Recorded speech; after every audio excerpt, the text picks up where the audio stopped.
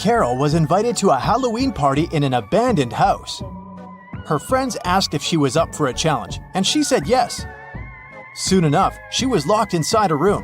In this room, there was one door and 3 light switches next to it. Behind the door, there was an empty closet with nothing but a light bulb. Her task was to figure out which switch controlled the light bulb inside the closet. She could flip the switches however she wanted, but once she opened the door, she couldn't touch the switches anymore. Sometime later, she managed to get it right. How did Carol do it?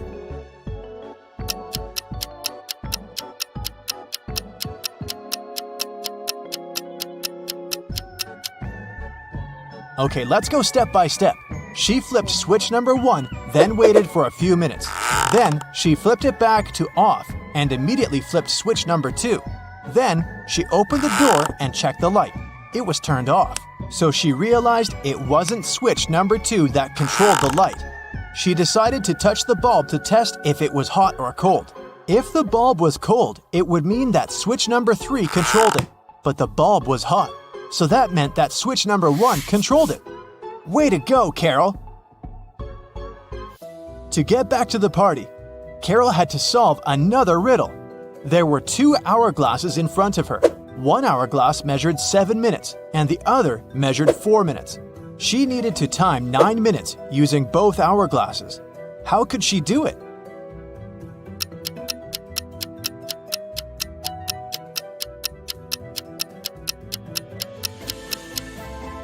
First, she turned over both hourglasses at the same time. By the time the 4-minute hourglass was done, the other one still had 3 minutes left. Carol flipped the 4-minute hourglass over again. By the time the 7-minute hourglass was empty, there was 1 minute left on the other hourglass. And by the time the 4-minute hourglass emptied again, there was 1 minute's worth of sand in the bottom half of the 7-minute timer. She flipped it over again, so there was 1 minute's worth of sand in the top part of the hourglass. And when the 7-minute timer finally emptied again, 9 minutes had passed in total. Phew, that took some work. Someone stole a rare diamond from Mrs. Monica Fraser's house. Mrs. Fraser claimed she'd walked into her bedroom one morning and found that the glass box in her dressing room had been broken and the diamond had been gone. She called a detective, who soon arrived at her place and asked some questions. Based on his inquiries, he gathered 3 suspects. Mrs. Fraser's gardener, Steve, had the key to the house. Her cousin Sophia was staying with her for the week, and the cleaning lady Adeline cleaned the house every day. Steve said he was on holiday that week, so he wasn't anywhere near the house when it had happened. Sophia said she didn't even know her cousin had a diamond hidden in her house. And Adeline said that she'd been cleaning the house at around 10 p.m. the previous night. Everything had seemed all right. Who stole the jewelry?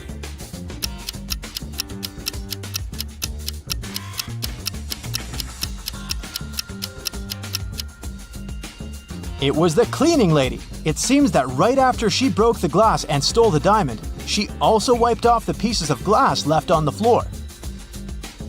On a cold winter day, Jason woke up after a medical procedure.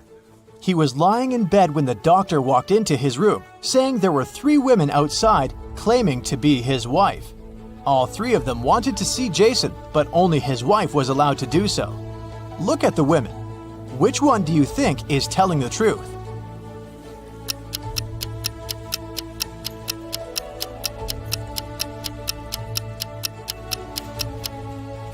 The woman wearing a white shirt is the only one that has a ring on her left finger. She's the wife. It was a lazy Sunday morning, and John was having breakfast in the kitchen. Suddenly, he heard glass shattering. He walked into the living room and saw that someone had just broken one of his windows. He was mad and decided to go outside to see if he could find the culprit. There were only 3 people in the street, so he talked to each of them. The first was one of his neighbor's children. He was coming back from his football practice, holding a ball in his hands. He said he'd been going home at the time of the incident. The second person was Stephen, John's neighbor and longtime friend. He was carrying a toolbox. The man said he decided to come home to fix John's window. The last person was Julio, a mailman.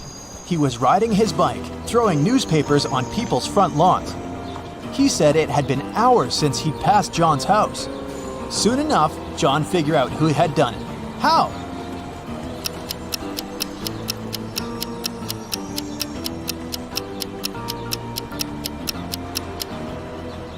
It was the mailman. If you look at the lawn, the newspaper is lying on the grass beneath the window.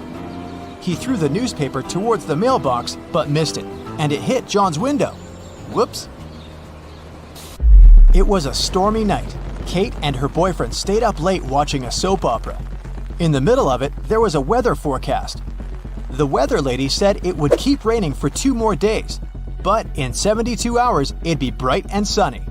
Kate turned to her boyfriend and said that the weather lady was wrong, and the girl was right. Why?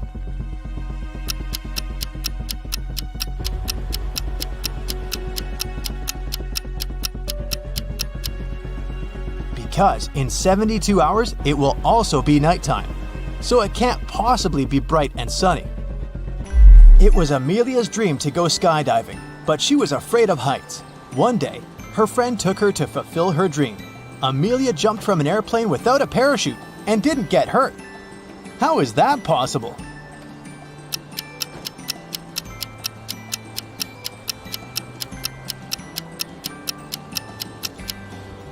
The plane wasn't flying, it was still on the ground. Duh. Dave, an archaeologist, traveled to Egypt on a very special mission. He spent days excavating ruins hidden under the sand, and the only thing he found was a coin marked 10 BCE. When he showed it to his colleagues, they told him the coin was a fake. Why?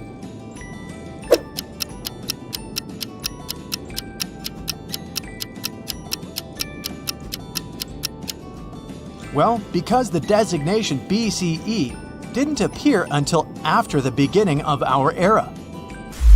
It was raining when Mrs. Moore called the police. She said someone had just bumped into her car and driven away. When the police arrived, the only person next to the place of the incident was a man fixing his tire. Mrs. Moore said that that was the car that had bumped into hers. However, the gentleman said that it couldn't be true because he'd been busy fixing his car the whole time. Can you tell who's lying?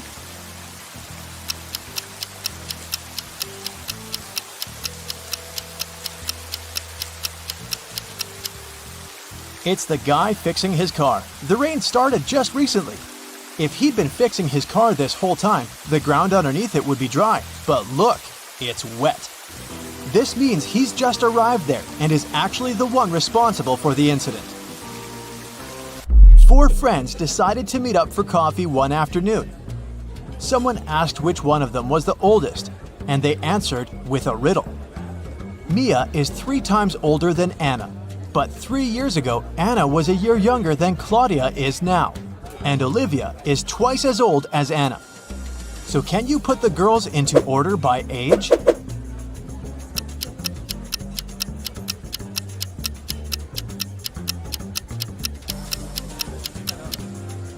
The correct order is Mia, Olivia, Anna, and Claudia.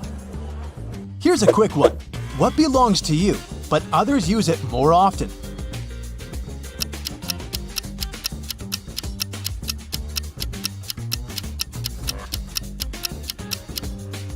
Your name. Outside a fancy palace, 2 sentinels were guarding the main gate. They were standing, looking in different directions, one towards the west and the other towards the east. At some point, one of the sentinels asked the other, "What are you smiling about?" How could he know that his colleague was smiling?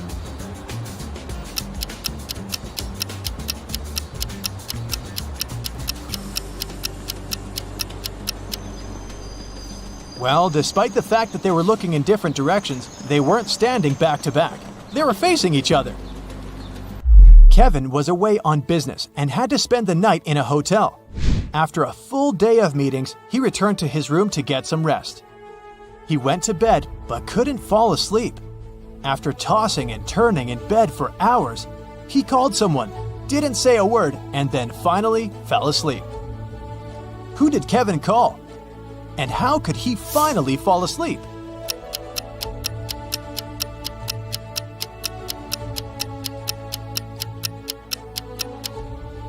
He called the room next door, as his neighbor was snoring very loudly.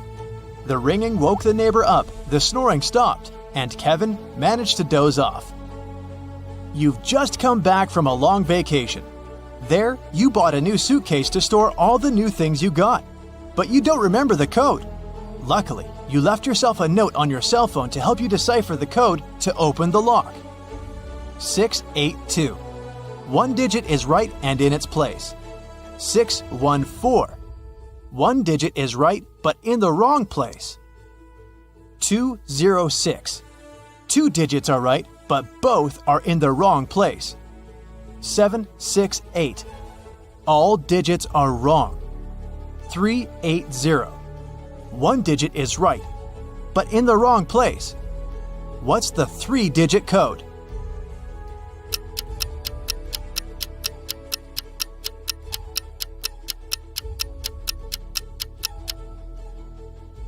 Zero, 4, 2.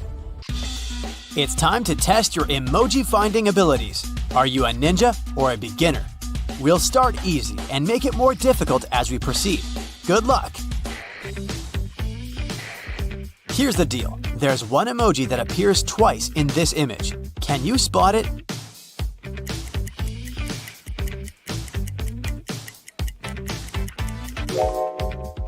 Looks like it's surfing time, huh? I almost couldn't spot this surfing lady. Okay, this test is supposed to check your ability to spot similar colors. What's the repeated emoji in this image?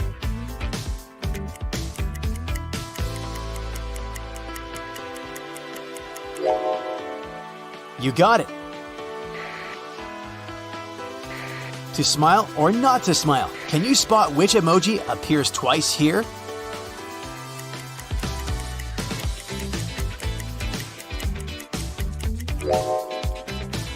It's this grinning face with big eyes. You got it. Just FYI, we're still on the easy round, but it's going to get tougher by the minute. Can you say which emojis appear twice here?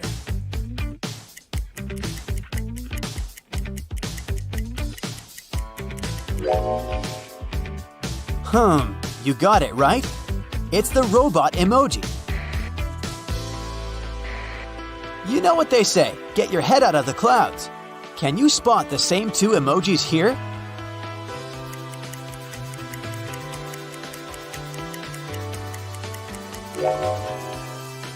Here they are. Which of the cat emojis are the same here?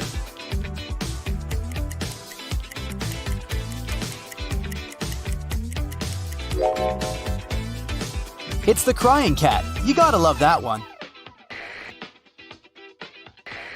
Okay, it's heating up now. Which heart emoji is the same shade of orange?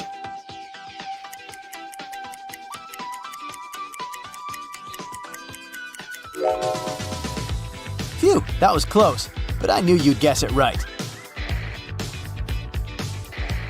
Welcome to Level 2. If you've gotten this far, this means you have an eye for detail. But can you spot which two cyclists are the same?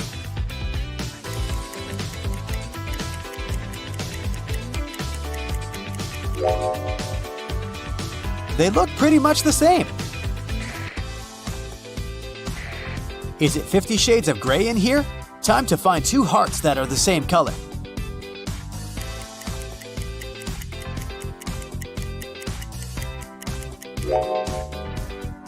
Wow, this level is hard. Have you got it right?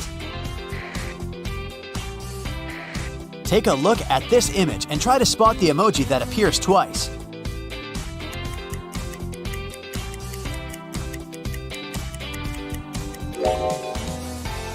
Wow, I almost didn't see that second speech balloon. Can you spot the repeated hand gesture here?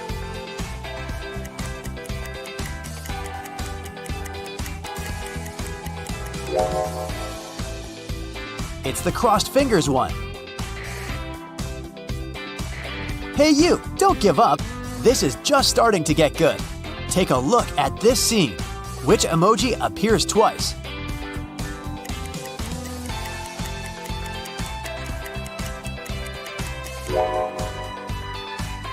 You got it, it's the snowboarder. Now, look at all these IT people. Which emojis are the same?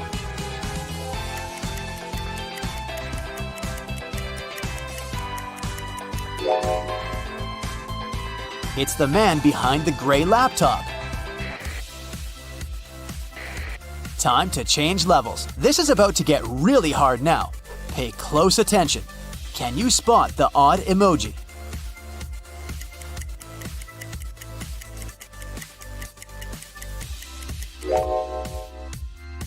Hey, what's that brown heart-eyed emoji doing here? The hearts are supposed to be red. Ice cream, or should I say gelato. Try to find the odd one here.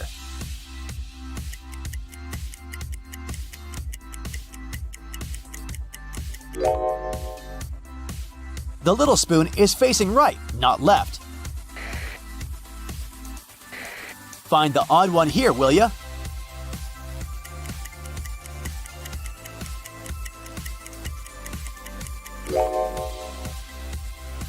I guess that emoji doesn't usually have its tongue sticking out, does it? Can you spot which thumbs up is not the same as the other ones?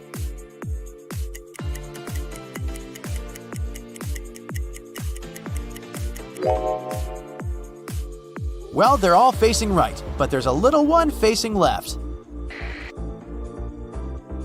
Okay, this one is really tricky. I dare you to find the odd one here.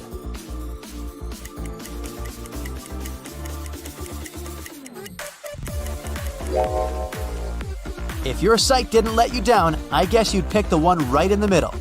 Its petals are facing the left instead of the right.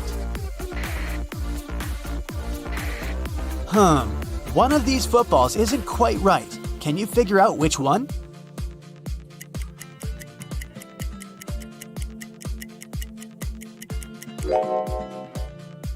Yeah, the pattern is different.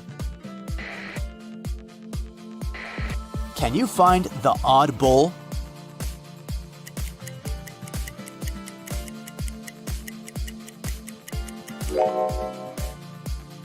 They do kind of look the same, but the shading on that one is just a tad different. Are you acing this quiz? We're switching levels, so buckle up. Only emoji experts will be thriving from now on. Guess movie titles based on these emojis.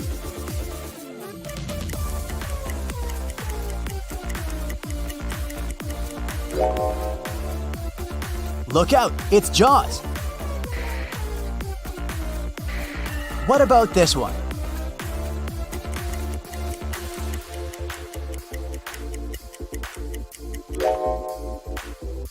Who you gonna call? Ghostbusters, of course. Check out this one.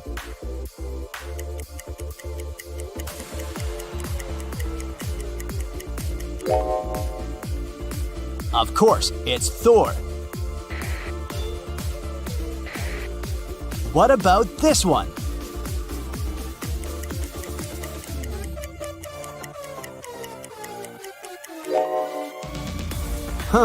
A baby, a suitcase, and a shirt. It's the Boss Baby. Duh. It's getting tougher. What movie is this?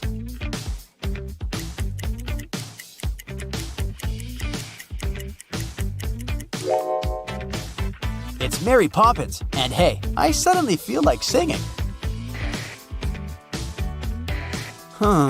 This one isn't obvious.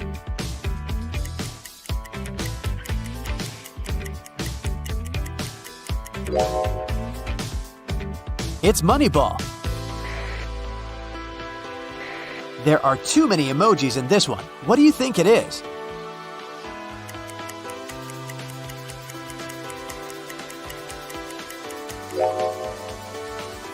It's Fantastic Beasts and Where to Find Them. How about this one?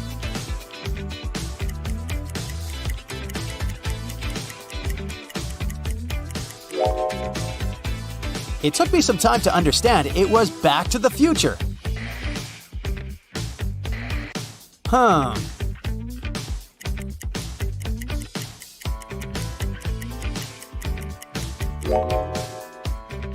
Surely you recognized Twilight. These are getting more complicated by the minute.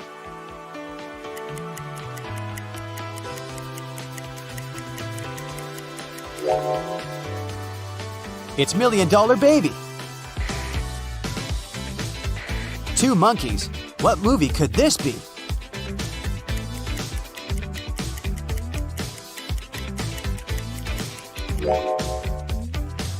Ah, Planet of the Apes, of course. How about this one?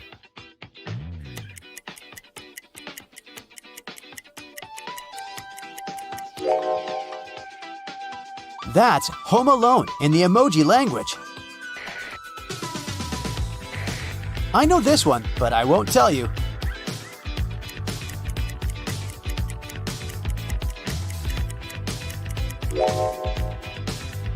It's Finding Nemo. You have to think literally to crack this one.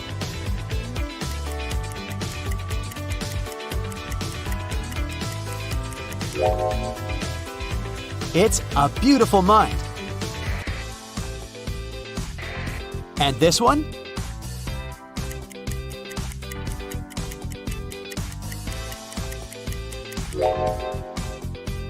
I know, the flag instantly gave it away. It's the Pirates of the Caribbean. Dumplings. What movie could this be?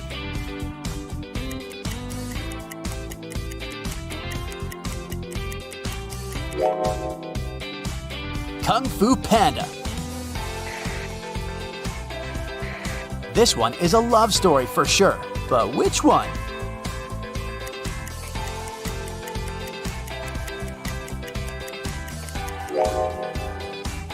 The Notebook. If you haven't seen it yet, you don't know what you're missing. Don't overcomplicate it.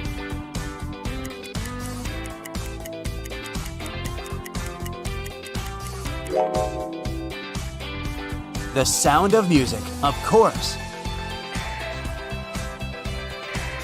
This one's a bit tricky.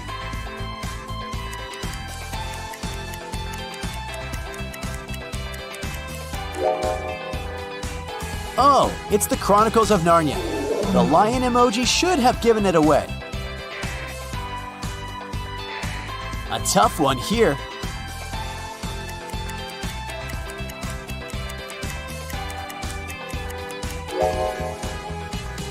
But if you're a fan of musicals, you must have got it right. It's Mamma Mia! What could these two palm trees and a book stand for?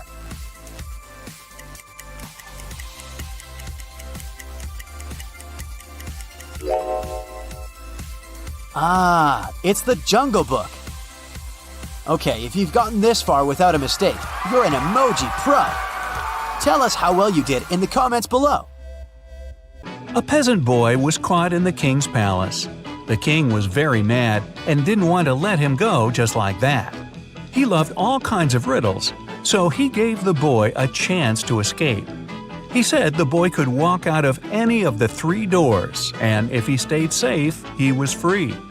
Behind the first door, there were lions that hadn't eaten in 3 years. Behind the second door, there were 3 trained assassins. Behind the third door, there was poisonous gas. The boy made his choice and managed to leave. Which door did he walk out of?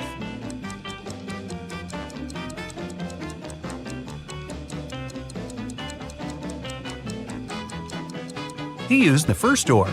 If lions hadn't eaten in 3 years, they couldn't have survived. They were just skin and bones. A young woman, Julia, drank a spiked tea and left a note. The note was saying, "I just can't live like this anymore, and so I won't. Nobody's guilty." However, the officer didn't think she drank the tea willingly. He suggested that someone had staged everything and made her do it.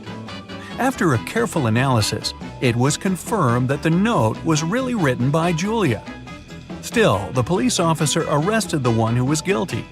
There were only 3 people in the house: Julia's boyfriend, Ian, her older sister, Kate, and her lab partner, Mia. Can you guess who's guilty?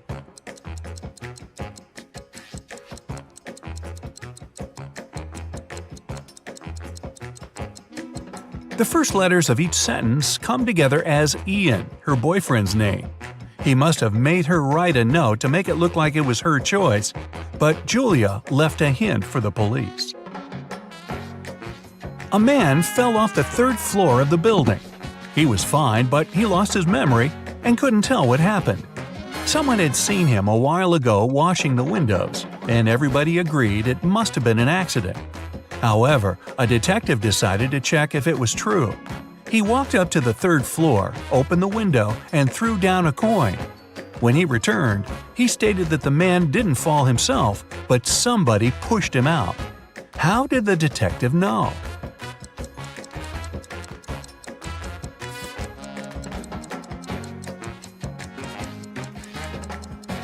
The detective opened the window. It means it had been closed before. If the man had fallen by accident, the window would have remained open. You're locked in a dungeon. There are 3 ways out, but none of them seem safe. Behind the first door, there's a huge and strong guard. Behind the second, there's 3 big and hungry dogs. Behind the third door, there's 2 sharp spinning cogwheels. Which way should you follow to get out and stay safe?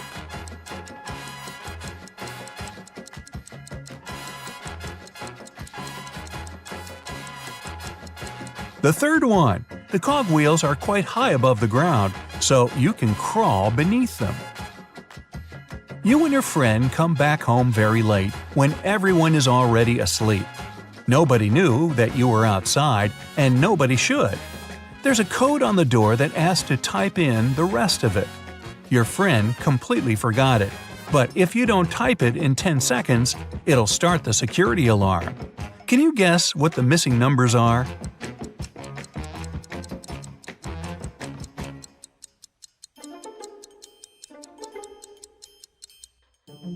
The combination is just a set of 2-digit numbers: 10, 11, 12, 13, 14, and 15. So the other 6 digits are 1, 6, 1, 7, 1, 8 that make the remaining 16, 17, and 18. James is a single father of triplet daughters. He stayed late at work and got a call from a friend who just saw one of his daughters at a party in a different neighborhood. However, the friend couldn't tell which of the daughters it was. When James came home, he asked his daughters who had been at the party. Autumn said she had been doing her homework all evening. Serena said she spent the day outside reading. Emily said she'd been playing Uno.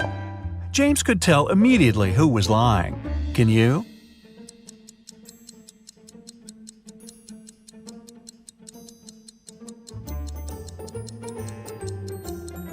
Emily. She couldn't play Uno alone. She would need a partner for that. You're lost in a deep forest. It's getting dark, and you have to get out immediately, unless you want to spend the night in the woods. Luckily, you come across a little shack where a witch lives. She promises to show you a way out if you solve her riddle. So, here it is. Ava's mom has 3 daughters. The oldest daughter's name is April. The second daughter's name is May. Can you guess what's the name of the youngest daughter?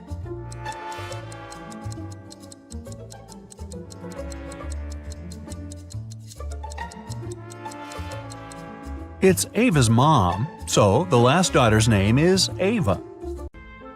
Time to go to your room and get some rest. But uh-oh, the elevator you entered is a trap. It takes you to the hotel's basement, where 3 doors appear in front of you. The first door takes you to the Amazon rainforest, with green anacondas, electric eels, and poison dart frogs. The second takes you to the Antarctic circumpolar current, the largest and most potent current globally. The third takes you to the top of Mauna Kea in Hawaii. It's the tallest mountain and largest volcano in the world that goes below sea level. Only one of them takes you to a safe place. Which one? You've got 6 seconds.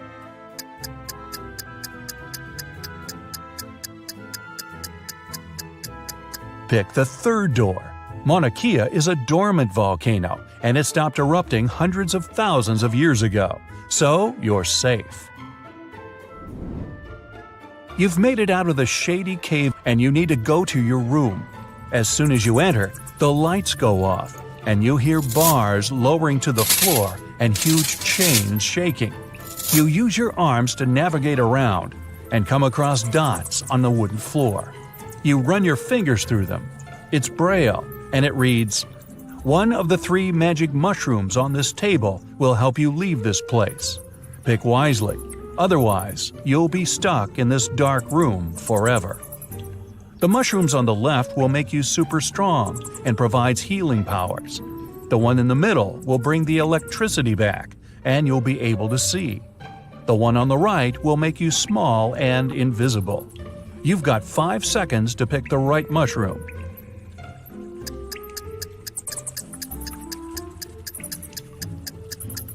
Turning the lights on won't free you, and becoming invisible doesn't mean you won't bump into walls. The best option is the strength and healing mushroom. You can bang on the walls and bars until you break them. The next day rolls around. You head into the parking lot to pick up your car, but the car seems to be locked. There's a 3-digit PIN code lock on the passenger side door. On the side of the device, you read a clue. ABC equals 123. On the ground, there's a piece of paper that reads BAD. Use the clue to find PIN code numbers. Here are your 4 seconds.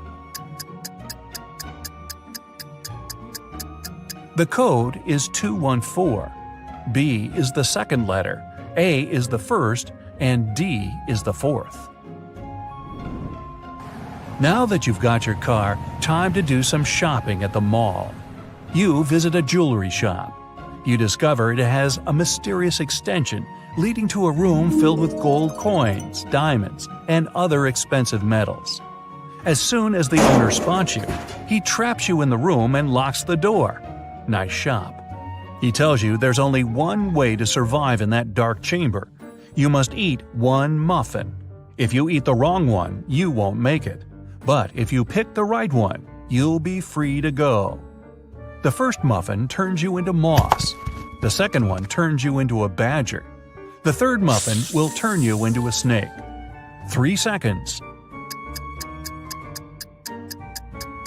Moss can't survive without the sun for long, and snakes need the sun to regulate their body's temperature. The correct answer is the muffin that turns you into a badger. These creatures spend long periods in the dark. The mayor of the town calls you into his office. He politely ignores the fact that you're now a badger.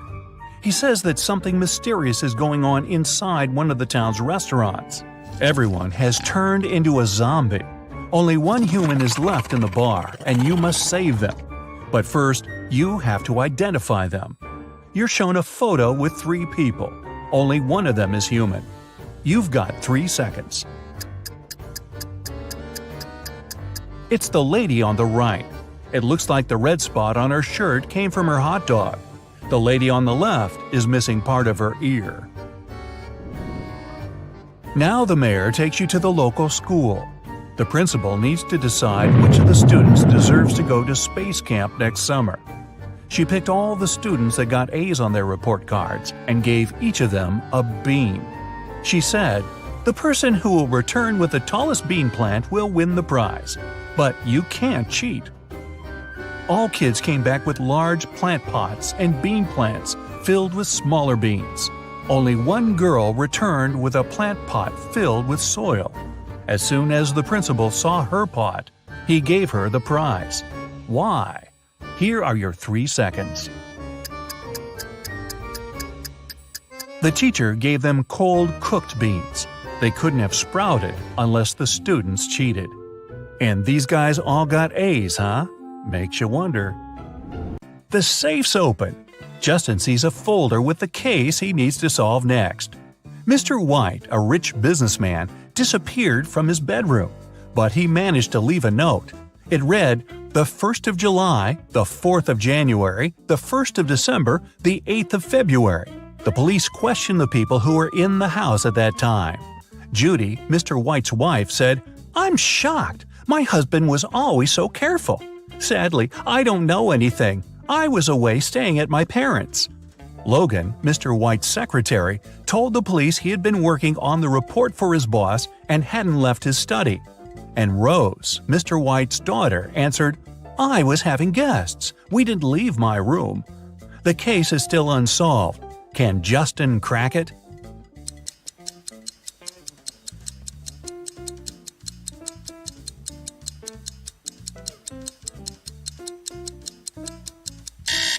The one behind Mr. White's disappearance is his wife. The 1st of July means the letter J, the 4th of January, U, the 1st of December, D, and the 8th of February, Y. Altogether, it's Judy. The next day, Justin was questioning Mary, a suspect in a tricky smuggling case. The girl refused to talk. At some moment, she shouted, "Right now, I'd drown my phone in this cup filled with coffee and you'll never find out the truth." But Justin was totally unbothered by her threat. Why?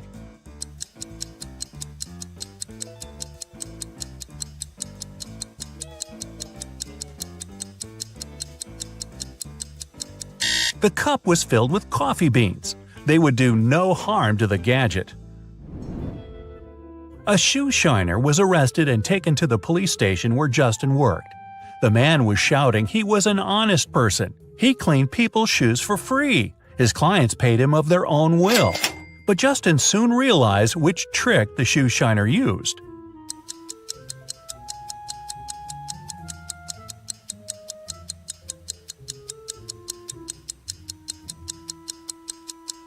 The man cleaned one shoe for free.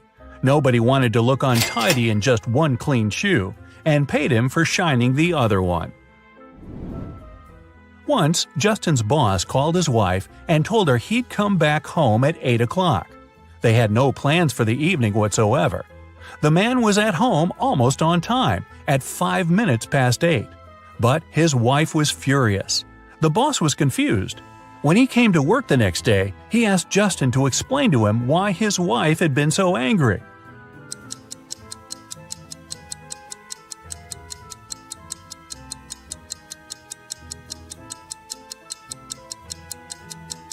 Justin told his boss, "Well, your wife expected you to come home at 8 p.m., but you came at 8 in the morning." Justin was sent to patrol the streets. While walking, he saw a weird picture. A man went out of a house with a bucket of water, shouted, and poured this water on the sidewalk. It took Justin some time to figure out why he had done it.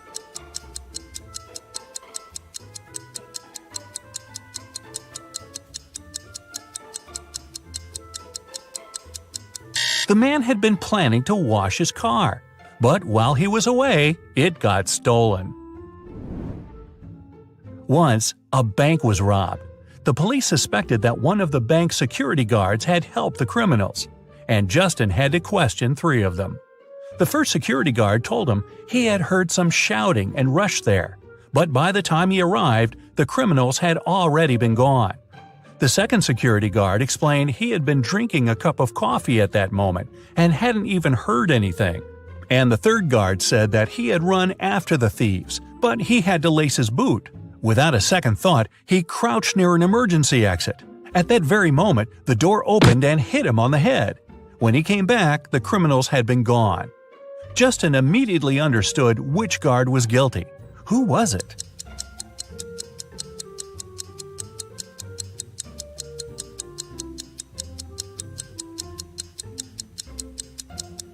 It was the third security guard. All emergency doors open outwards for safety reasons. Justin's next suspect was a young woman. The guy hadn't seen her yet, but he had her photo. When he was looking at this picture, he felt something was wrong, but couldn't figure out what exactly. Then, all of a sudden, it dawned on him. What did Justin realize?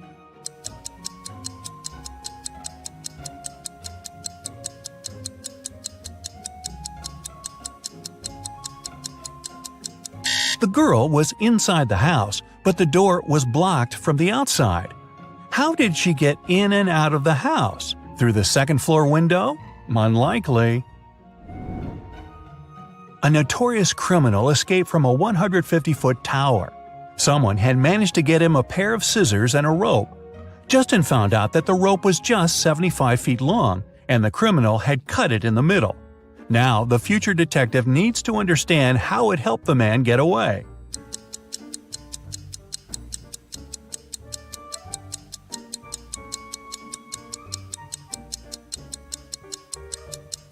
The criminal indeed cut the rope in the middle, but not across. He made the cut along the rope, tied its two parts together, and got down to the ground without any problems. Amy's elder sister Vicky gave her this shopping list and asked her to get some groceries. Amy took the list without even looking at it, but when she arrived at the supermarket, she realized that her sister had pranked her. Vicky has encoded the names of the products she needed. Can you help Amy figure out what she's supposed to buy?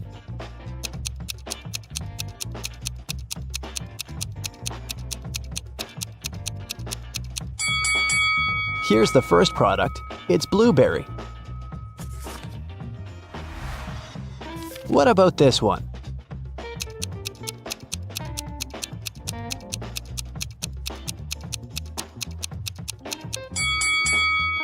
Watermelon. Can you recognize this food?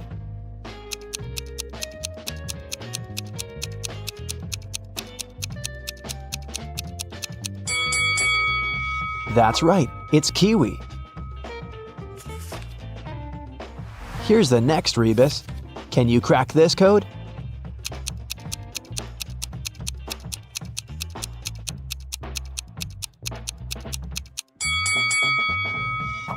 Grape. What about this one?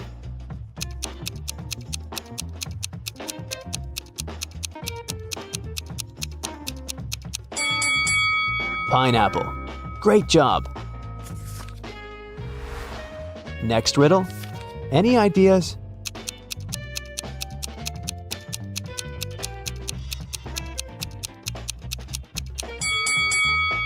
Vicky needs some bananas. And how about this food?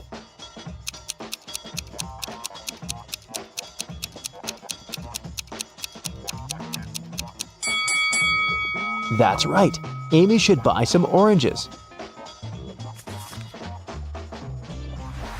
And here's the final product. Can you figure out what it is?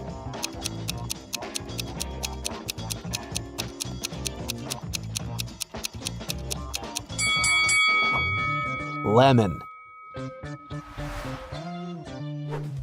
Amy took everything she needed and headed to the cashier. He said, "I'll give you a 90% discount if you manage to solve my riddle." Amy agreed. Here's the riddle. If you had 3 apples and 4 oranges in one hand, and 4 apples and 3 oranges in the other hand, what would you have? Can you help Amy crack this riddle to save some money? Try to think outside the box.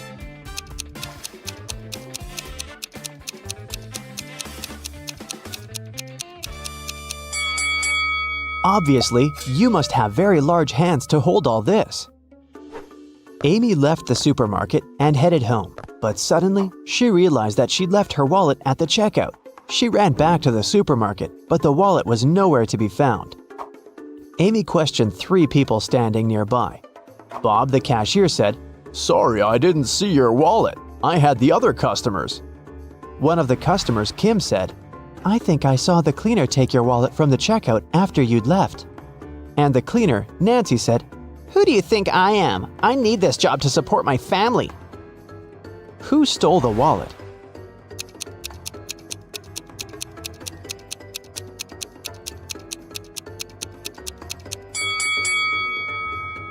It was Kim. She's holding her own wallet in her hand, but there's also Amy's wallet hidden in her boot. Amy didn't want to waste her time, so she told Kim, "I won't call the police if you give me back my wallet and crack my riddle." Kim agreed. Here's the riddle. Can you name 4 days which start with the letter T? It was Kim's lucky day because she managed to solve this riddle. What was her reply?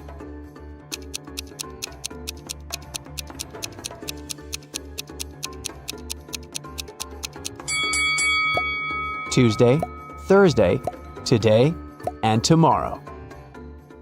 Amy, Vicky, and their boyfriends Josh and Greg went hiking and got lost. They wandered around the forest for a few hours and found this sign. There were 3 paths through the forest. The first one would take them to a toxic swamp. No one has ever returned from that swamp alive. Hungry tigers were blocking the second road, and to use the third path, the guys had to cross an ice-cold mountain river. Which way is the safest?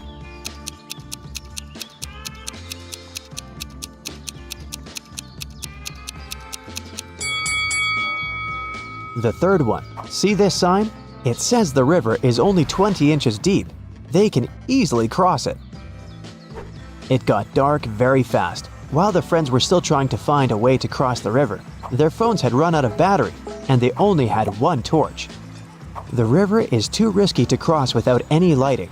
If all 4 people started crossing the river at the same time, the torchlight wouldn't be enough. Plus, each person would be crossing the river at a different speed.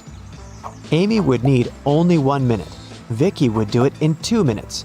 Josh would need 7 minutes, and Greg, 10 minutes.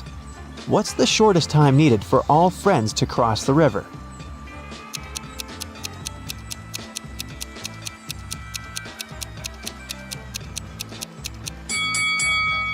Usually, people jump to the conclusion that the fastest person should guide everyone.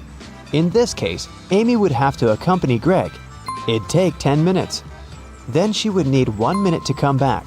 She'd guide Josh across the river. It'd take 7 minutes. Then Amy would spend 1 minute to return for Vicky and make the final 2-minute walk across the river. In this case, the entire process would take 21 minutes. But our task is to minimize the time. That's why we should find a way for the slowest people to walk together. So here's the correct order. Amy and Vicky cross the river, which takes them 2 minutes. Then Vicky comes back. That's another 2 minutes. Greg and Josh take the torch from Vicky and go across the river. It takes them 10 minutes. Then Amy comes back with the torch, takes Vicky, and they cross the river together. That's 3 minutes. In this case, the total time will be 17 minutes. After crossing the river, the guys meet a woodsman. He promises to guide them out of the forest if they solved his riddle. What do an island and the letter T have in common? After the friends answered, the woodsman explained to them how to find the bus stop and disappeared. What did they say?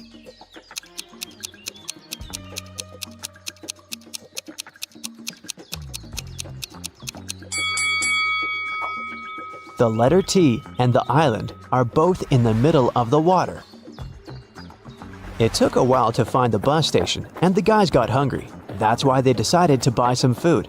But only one of these vending machines is safe to use. Can you tell which one?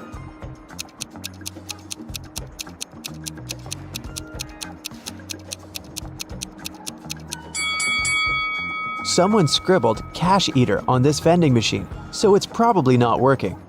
Cockroaches are crawling all over the food inside this machine. The guys should use the second vending machine.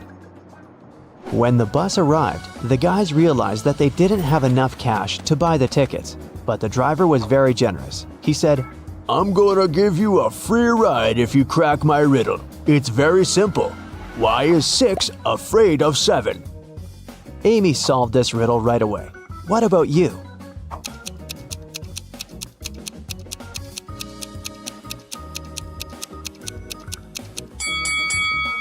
Because when it was hungry, 7 ate 9. The guys took their seats on the bus. Can you find anything weird here?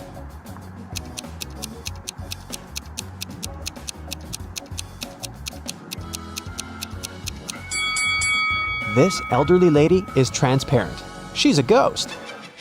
When Amy and Vicky returned home, they discovered that someone had robbed their house. The girls called the police. Detectives questioned 3 neighbors. Mary said, "Last week my husband Rick and I were sunbathing in the Maldives. Rick got sunburned and we had to go back home earlier. We've just come from the airport." Love said, "I think I saw a suspicious guy in a hoodie near your house a few hours ago." Joanna said, "My boyfriend and I celebrated our anniversary in a restaurant. We've just returned home." Who's lying?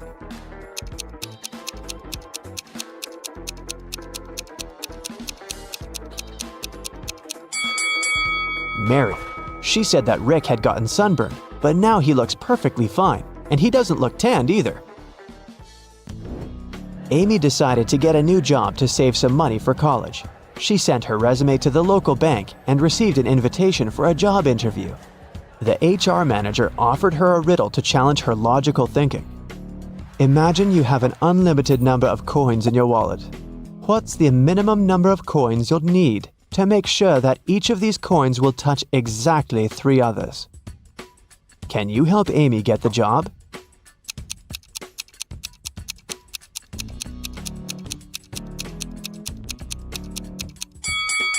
The correct answer is 4. She should place 3 coins flat on the table so that they form a triangle and their edges touch each other. And then she can put the 4th coin in the middle on top of the rest. Amy got the job in the bank. After her first day at work was over, she went home. But on her way home, she realized she'd forgotten her phone in the bank. So she went back and took her phone. Suddenly, the girl heard some weird noise coming from the bank vault. She went there and saw these 3 men inside the room. She noticed that one of them was an imposter right away. What about you? Can you spot him?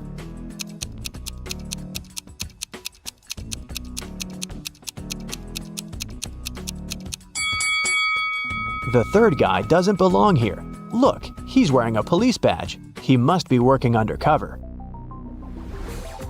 The robbers ran away and locked Amy and the police officers inside the vault. Now they have to solve this riddle to unlock the door. They have to find a way to connect these 9 stars by using just 4 lines, all without lifting their hand even once. Can you help them find the right way?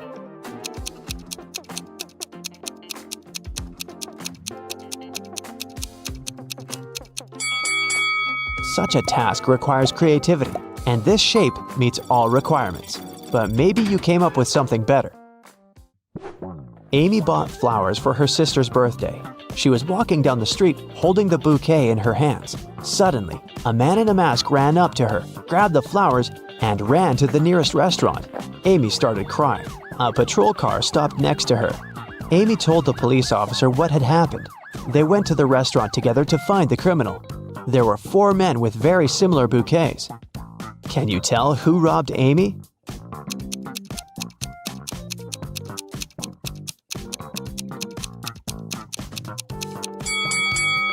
This guy. Amy's bouquet was tied with purple ribbon.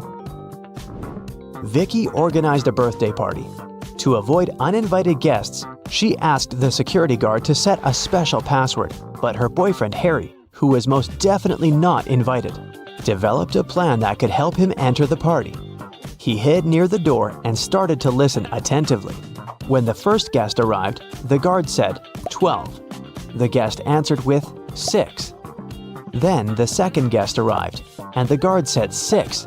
The guest replied with 3. Harry thought he'd heard enough and walked up to the guard. The man said 8, and Harry replied with 4. After hearing this answer, the guard asked Harry to leave. Why?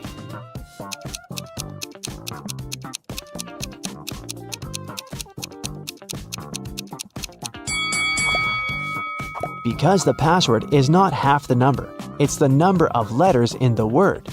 He should have said 5 because the word 8 consists of 5 letters.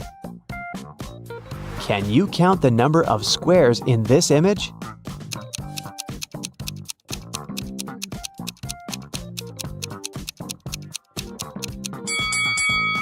The correct answer is 40.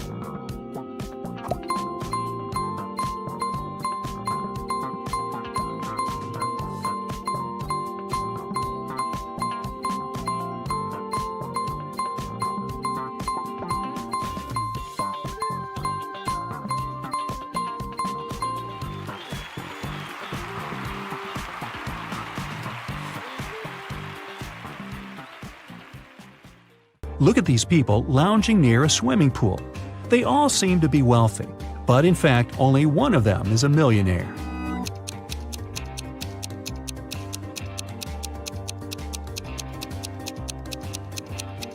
The girl sitting under the palm tree is wearing a lot of gold jewelry. But all this gold is fake. It leaves greenish marks on her body. The girl walking past the swimming pool is wearing sandals with a large logo on them. But the name of this brand is written wrong, so it's fake.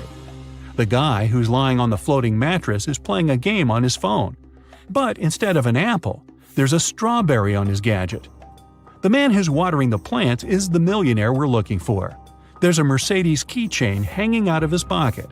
He also left a $100 tip for the waiter. Ethan and his girlfriend Anne went to explore a cave and got lost. After some time, they came across two people, a man and a woman. The man, bearded and rough-looking, had a shovel in his hands. "I've been stuck here for a week. I know how to get to the surface, but I need your help. Come with me." The young woman exclaimed, "Don't trust him. He's a criminal. Follow me. I've been here longer than him. I know where the exit is." Who should the guys believe?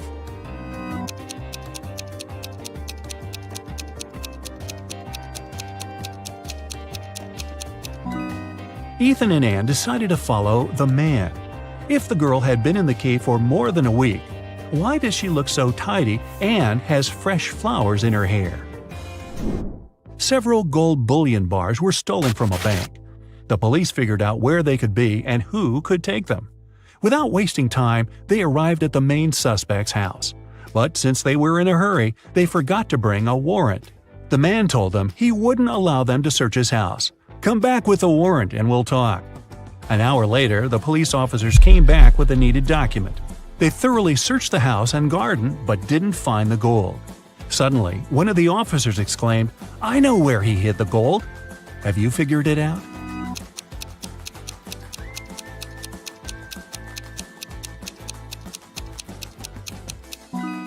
The gold is in the swimming pool. When the police visited the man for the first time, the level of water in it was lower. A man shaves every day, but still has a long and thick beard. How is it possible?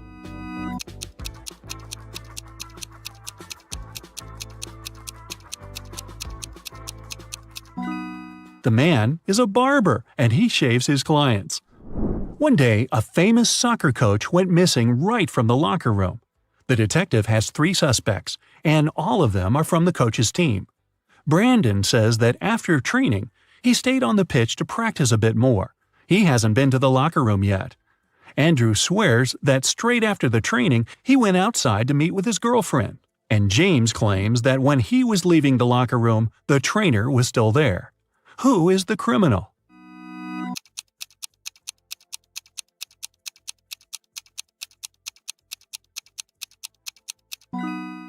It's Andrew. He said he hadn't been to the locker room yet, but he's wearing not the uniform, but his street clothes. 5 people were asked to step over a pencil that was lying on the floor, but for some reason, none of them managed to do it. Have you figured out why?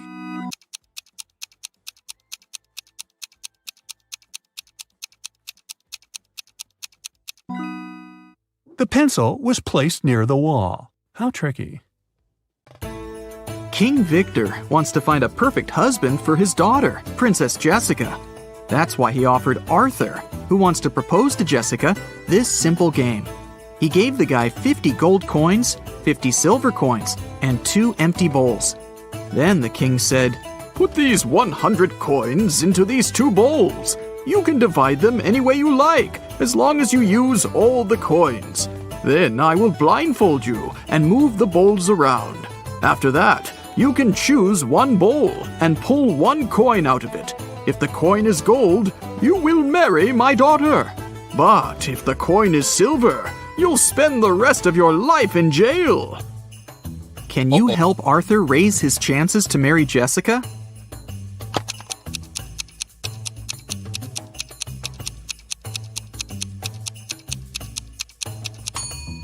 He should place 1 gold coin in 1 bowl and the rest of the coins in the other bowl. This way, he'll begin with a 50-50 chance of choosing the bowl with the gold coin. But even if he chooses the other bowl, he'll still have almost a 50-50 chance of picking one of the 49 gold coins. So, this strategy will give him a 2 in 3 chance of getting engaged with Jessica. Josh is at his first job interview. The interviewer, Nancy, decided to check his logical thinking and offered him this task. You have a large tank of water and 3 buckets with a capacity of 4, 8, and 10 gallons respectively. You have to measure 3 gallons of water precisely using these buckets. How will you do it? Can you help Josh pass this test?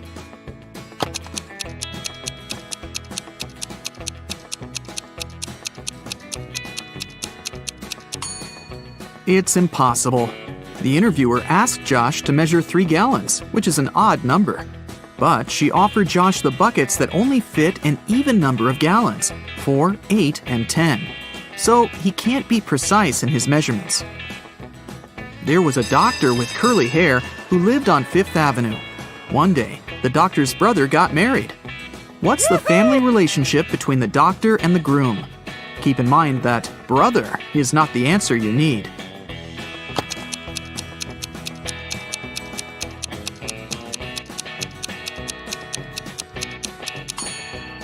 The doctor with curly hair is the sister of the man who got married.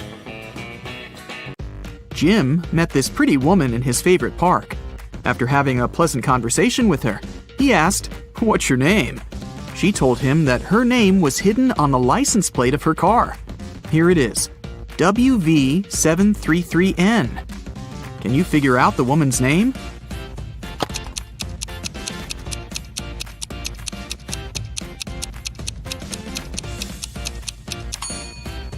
Look at the symbols upside down. The lady's name is Neelam. A kind-looking elderly woman came up to Mia in a restaurant. The woman said, "You look exactly like my younger daughter. We argued and haven't been speaking for many years. Could you do me a favor and say, 'Goodbye, Mother,' with a smile on your face when I leave?" Mia felt very sorry for the poor woman and agreed. So she said, "Goodbye, Mother," when the old woman left. Soon after that, Oh, no. Mia got the biggest shock of her life. Can you guess what happened?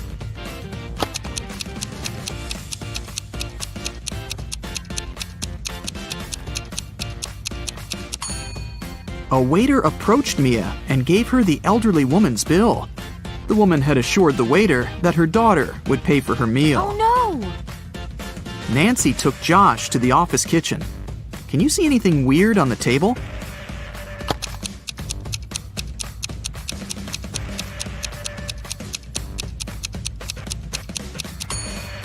Take a look at the electric kettle. Min and Max are on the opposite sides. Look at this cute little rabbit rotating the gear. Can you predict which mark the arrow will point at? Number 1 or number 2?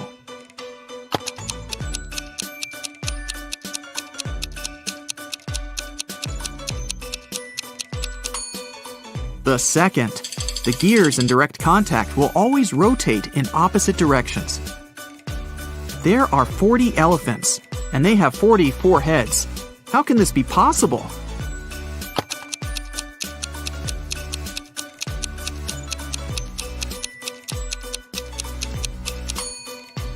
It's a play on words. The 40 elephants have 44 heads. Get it? Kate and Pam are liars. They both lie on specific days. Pam lies on Tuesdays, Wednesdays, and Thursdays. She speaks the truth the rest of the time. And Kate lies on Fridays, Saturdays, and Sundays. As for all other days, she speaks only the truth. Can you figure out that one day of the week when both Kate and Pam can say, "Tomorrow I'll lie"?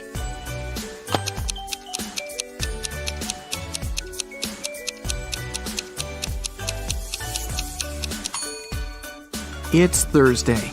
Let's suppose that any girl is telling the truth when she says, "Tomorrow I'll lie." She will have to keep her promise and lie the next day. But if her statement was false, then she'd have to speak the truth the next day. Anyway, in each case, the girls will have to change their behavior the next day. Now, it's pretty clear that Kate can only say that on Thursday or Sunday, and Pam can say that on Monday or Thursday. So, the only day which fits the conditions of the riddle is Thursday.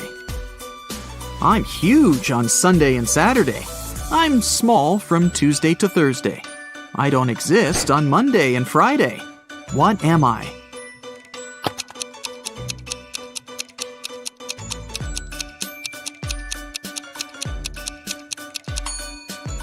The letter S. Mike is a famous treasure hunter. He is stuck in a cave with 4 doors. Unfortunately, each door hides some serious danger. The room behind the first one is filled with ice. Anyone who enters it gets frozen in seconds. There are 2 hungry sharks waiting behind the second door. The third door opens to a room filled with the world's most poisonous gas. And the fourth door leads to a room filled with giant magnifying lenses that increase the heat from the sun. Anyone and anything that enters gets burned in no time. Can you help Mike escape?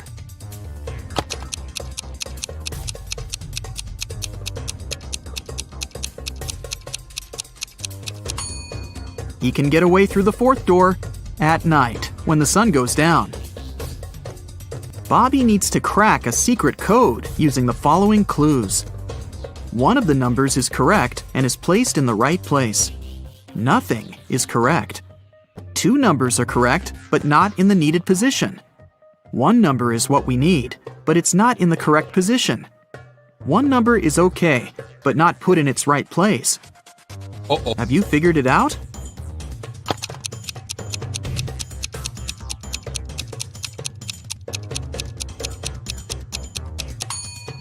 Let's begin with statement 2. We can exclude 0, 3, and 2 from the final code. Now, according to statement 3, we can conclude that numbers 1 and 8 are correct. Statements 1 and 4 help us to learn that 9 is in the final code, and it comes third. Now it's time to identify the right places for 1 and 8. Let's take a look at statements 3 and 5. 8 can't go third because this place is already occupied by 9, and it can't go first because it contradicts the third condition. So, the correct code is 819. Take a look at these matchsticks. There are 5 identical squares. Can you form 6 identical squares by moving just 3 matchsticks? Keep in mind that you're not allowed to let them overlap or break the matchsticks.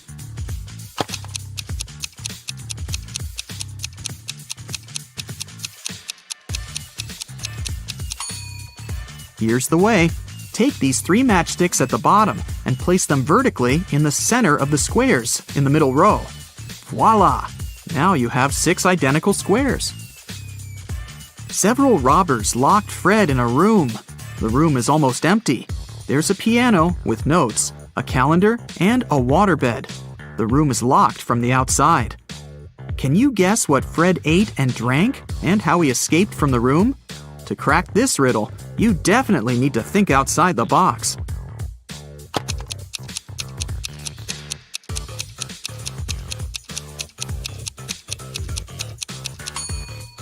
Fred ate the dates on the calendar, got water from the waterbed, and used a piano key to escape. Fiona can eat 27 chocolates in an hour. Alex can eat 2 chocolates in 10 minutes. And Kitty can eat 7 chocolates in 20 minutes. How long will it take them all to eat a large box of 120 chocolates?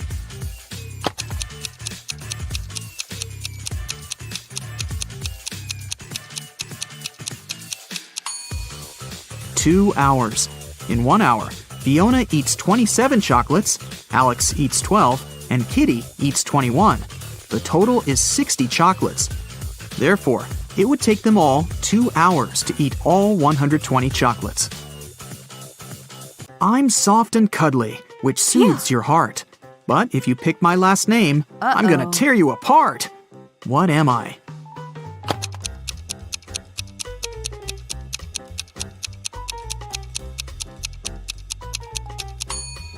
I'm a teddy bear. There are 2 sand hourglasses. The small one can measure 5 hours, and the large one can measure 7 hours.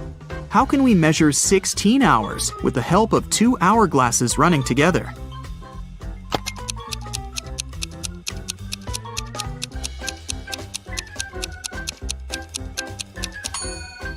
First of all, start both hourglasses at the same time. 5 hours later, flip over the small hourglass. Then wait for 2 hours and flip over the large hourglass as soon as it finishes its first 7-hour cycle. When the small hourglass finishes the second cycle, this will mean that 10 hours have passed. At this point, the large hourglass will have been running for 3 hours. So now, you should flip over both the small and large hourglasses. This way, you'll make the large hourglass run for 3 hours. When the large hourglass finishes its 3-hour cycle, this will mean that 13 hours have passed. Now, flip both the small and large hourglasses over again. When the small hourglass runs out of sand, it will mark another 3 hours. You've just measured 16 hours, and the mission is accomplished. Can you guess which color should be added to the top of this tree?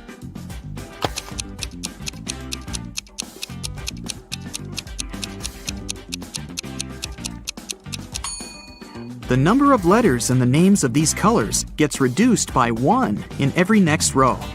Scarlet is made up of 7 letters. Orange and yellow have 6 letters. Green, brown, and black contain 5 letters. Gray and blue have just 4. So, the missing color should be made up of 3 letters. For example, red. Amy entered her favorite fast food place to get some fries. She saw these 4 people inside. Can you tell who's not poor?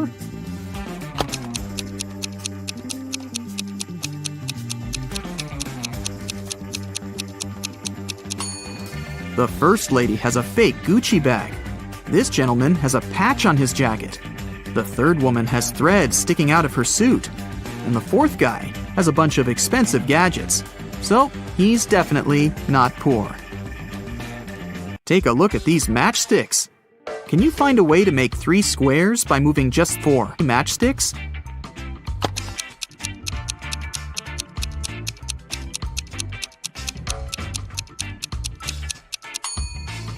Here's the right way. The accountant says, "The attorney is my brother." But the attorney claims he doesn't have a brother. Who's lying?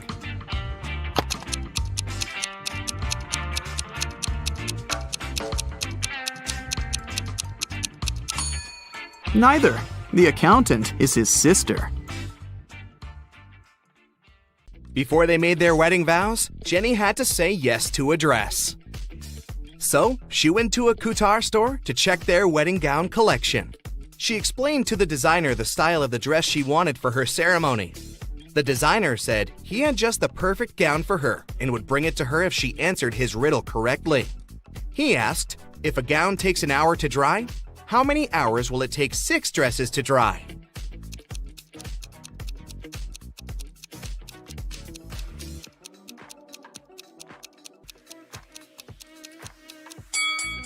It'll still take 1 hour because they'll all dry at the same time. Ben had one last item to buy on his wedding shopping list, and it was what fastens 2 people yet touches only 1. Can you figure out what it is?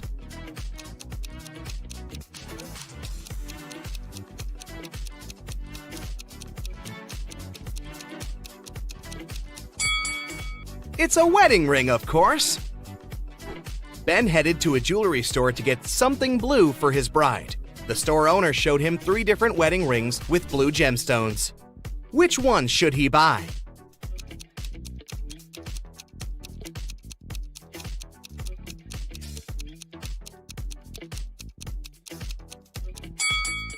The second ring has an engraving inside, so it must have belonged to someone else before. The gemstone on the third ring has a tiny crack in it. That can only mean it's made of glass or even plastic. So, Ben should buy the first ring with a sapphire. Next, Ben and Jenny were going to send out invitations. One print shop offered them 3 different versions of invitations. Which one should they choose?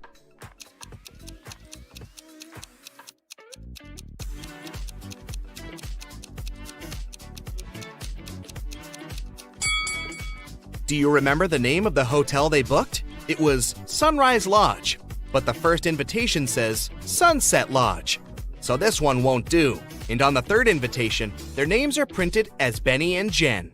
That's not our couple, so they should choose the second invitation. Before the wedding, 3 of their friends paid them a visit. One of them brought a painting as a wedding gift, but all 3 claimed that they were the artist who had created it. 2 of them must be lying. Can you figure out who the actual artist is?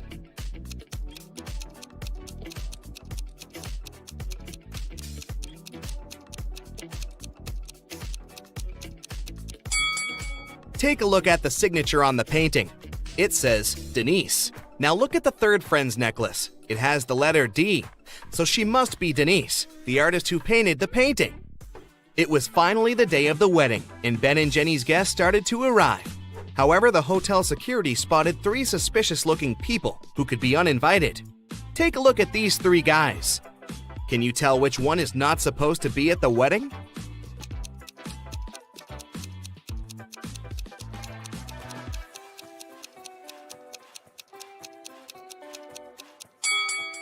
Do you see the hotel wristbands that say Ben and Jenny that the 2nd and the 3rd guys are wearing? That can only mean they are actually invited. So it's the 1st guy who's crushing the wedding. Sorry, dude, no free drinks for you. After the vows were exchanged, it was time to party. As Ben and Jenny were dancing, someone spilled their drink on Jenny's dress, but no one saw who it was. Jenny spotted 3 people who could have done it. Take a look at them. Can you tell who ruined her dress?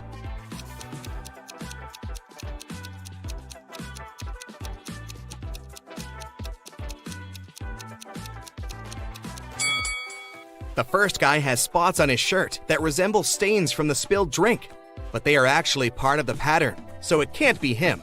The 3rd lady looks clean, but the hem of the 2nd lady's skirt looks dirty, so it must be her who did it. After the ceremony ended, Ben and Jenny wanted to take a photo to capture the moment forever.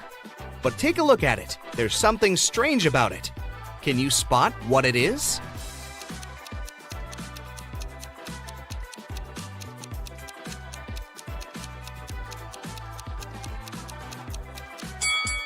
Can you see a woman hiding behind the trees watching them?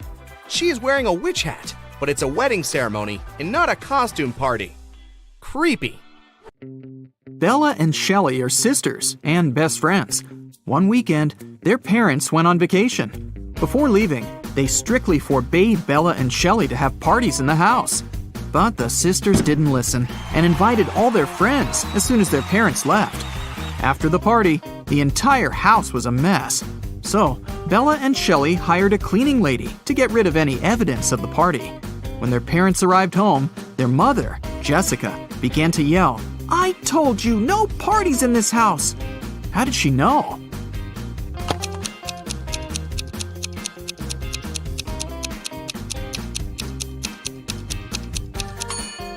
The house is too clean. There was dust on this glass vase when the parents left, but now it's fresh and clean. Jessica asked Bella and Shelley to mow the backyard lawn. None of the sisters wanted to do this annoying task. So, Shelley offered an easy way out. She put 2 cards in a hat and said, "I wrote mow on the first card and chill on the second. Pull a card and choose your destiny." Bella wasn't so naive. She suspected that Shelley was cheating and put both cards with mow written on them. But no one would believe her if she just tried to expose Shelley. And no one would look at the other card once her fate was decided. What should she do?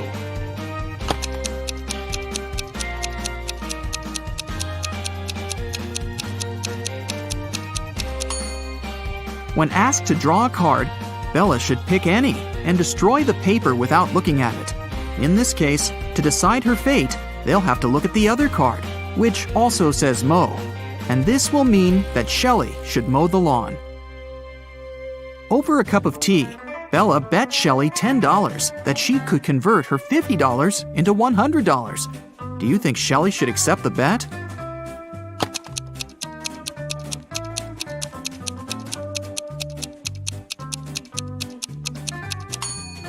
There's no logical reason behind accepting it. If Bella isn't able to convert the money, she'll lose the bet.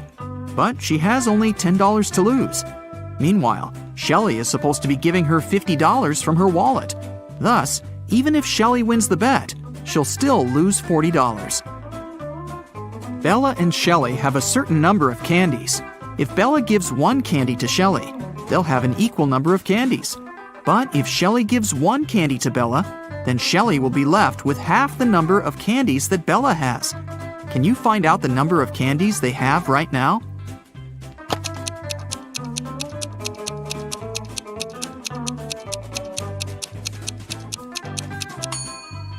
Let's use some math to figure it out. Right now, Shelley has X candies and Bella has Z candies. Now we can sum it up in these equations. X plus 1 equals Z minus 1. Therefore, Z minus X equals 2. Also, X minus 1 equals Z plus 1 divided by 2. Now we know that 2X minus Z equals 3. So, if we equate these two conclusions, we'll get the following. X plus 2 equals 2X minus 3. Now we know that X equals 5 and Z equals 7. Therefore, Shelley has 5 candies and Bella has 7 candies. Shelley was doing laundry and found out that her favorite t-shirt got torn. Can you count the exact number of holes in her t-shirt?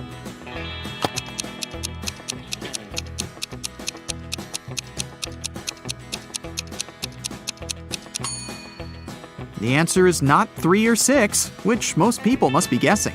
The correct number of holes is 10. 1 hole for the neck, 2 holes for the arms, 1 hole for the torso, 3 holes in the front, and 3 holes in the back. Bella went to the basement to find her old books. Suddenly, the bulb burned out. Bella took the new bulb to replace it, but the wires are very tangled. Can you find the correct switch that will turn on the bulb?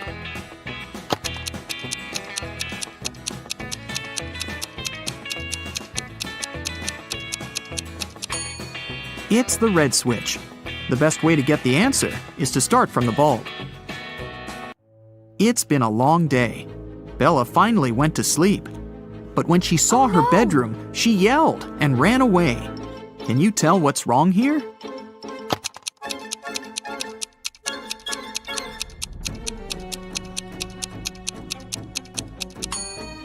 Did you notice this zombie? Bella ran to the living room and shut the door. Is she safe here?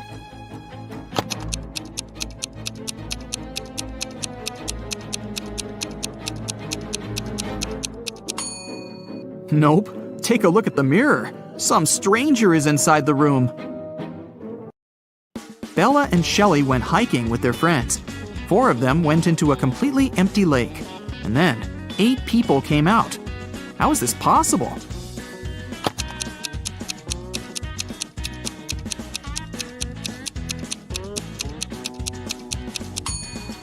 Four people were sitting on the shoulders of the other 4 when they were getting inside the lake. The guys made a stop to have a picnic. They began to play football. During their play, Bella's boyfriend, Rob, busted his lips and ears and broke a couple of ribs and thighs. However, he still managed to play a professional match the very next day. How can this be possible?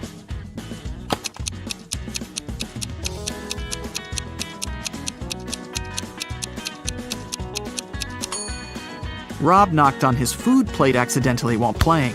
He had pig lips, ears, and ribs, along with chicken thighs. When he knocked on his plate, he busted his food. On the way home, the guys went through a field. They saw a cow. It walked 30 feet north, 30 feet east, 30 feet south, and finally walked 30 feet west. All this time, where was its tail pointing? Can you solve this mystery?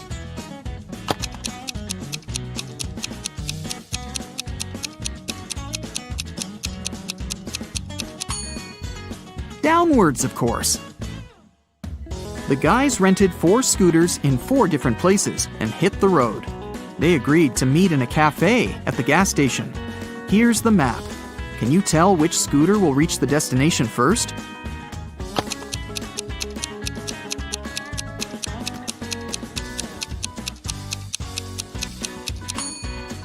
The third one. Bella and Shelley were trying to get the perfect gift for their father's birthday. Finally, they found this beautiful vintage watch, but they couldn't afford it. The seller offered them a deal. "Solve my riddle, and I'll make a 90% discount." The sisters agreed. The seller took out a $50 bill and asked, "What's the easiest way to double my money?" Can you help them solve this mystery?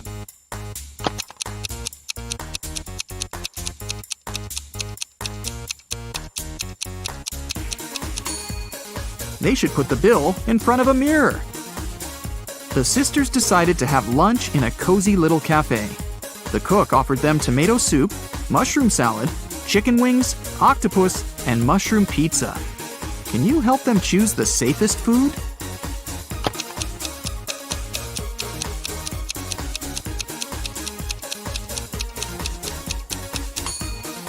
There are mirror shards in these chicken wings. Probably not the healthiest option. I'm pretty sure those mushrooms are poisonous too. This octopus is still alive, and this soup must be several weeks old. So, Bella and Shelley should choose the mushroom pizza. After lunch, the local barista offered the sisters free coffee if they managed to solve his tricky riddle. Here's the task. Name a 10-letter word in English that can be typed using only the top rows of your computer keyboard. Can you help the ladies get their free coffee?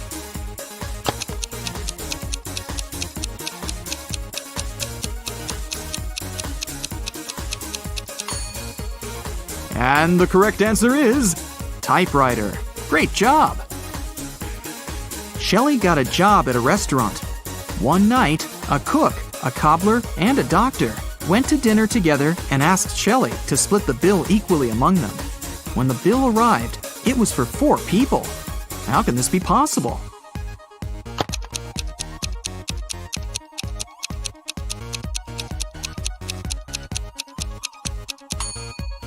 The 4th person was the knight. It was just misspelled as night. Shelley and Bella were walking down the street. Suddenly, they saw this creepy shadow. Can you guess what's going on here? Should they be worried?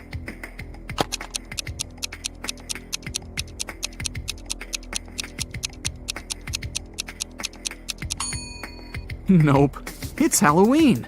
The guy is just walking around and scaring people in his witch costume. See, he's wearing sneakers. Shelley and Bella saw this mysterious magic shop sign and decided to go get some tarot readings.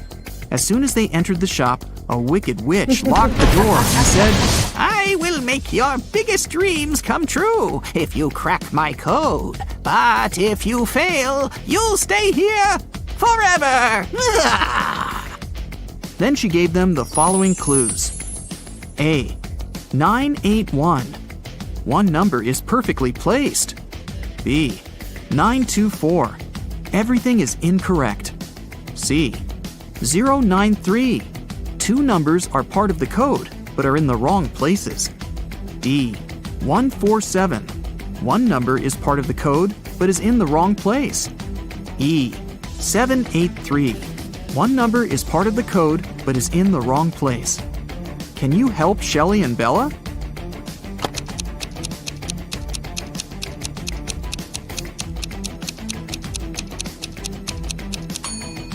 From clues A and B, we learned that 9 is not in the code. It also means that 8 or 1 is in the code for sure. According to clue B, we know that 9, 2, and 4 are not in the code. From clue C, we know that 0 and 3 are in the final code. Clue E tells us that 7 and 8 are not in the final code because we already know that 3 is. And clue D tells us that 1 is also in the code because 4 and 7 are not. So, the correct code is 301. The witch has fulfilled Shelley and Bella's wishes. They wanted to thank her and decided to prepare her favorite drink from a recipe book. Unfortunately, the last ingredient was encrypted. Can you help them crack the code?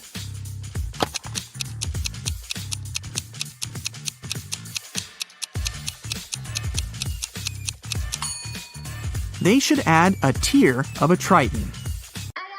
After visiting the witch, Shelley met a handsome guy, Tom. They had a perfect date. Shelley couldn't believe that he was real. She thought it was an illusion created by the witch's spell.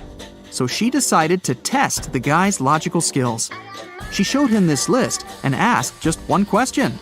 What do these words have in common? Can you help Tom?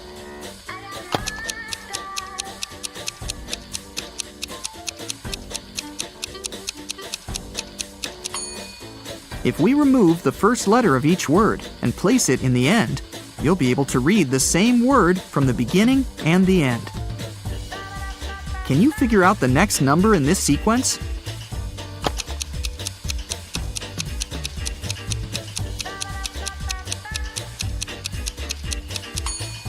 It's 2. To make the puzzle seem harder, all digits are placed apart. In fact, the sequence consists of 2 different sequences. The first one is 2, 3, 4, 5, and so on. And the second sequence is 9, 18, 36, 72, and so on. Now it's obvious that the next digit should be 2. Hey there! Are you ready for another brain workout today? Because I have 30 new riddles for you. I'll show you a pair of people for each one, and you'll have to decide which person doesn't behave wisely. You'll have 7 seconds per riddle to make your decision. Every right answer will award you 1 point. Ready? Grab a pencil and a piece of paper, and let's get started. Charlotte and Elizabeth are doing some homework. Charlotte is going to iron some clothes, and Elizabeth is about to cook. Who's not being smart?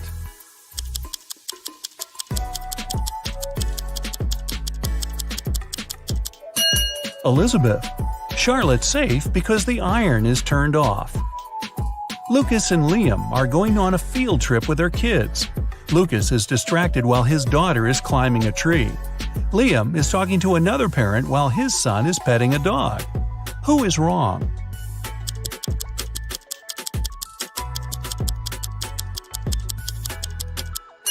Lucas. The branch his daughter is climbing is cracking, and she is about to fall. Ava and Olivia are finally leaving home for their first night out after maternity leave.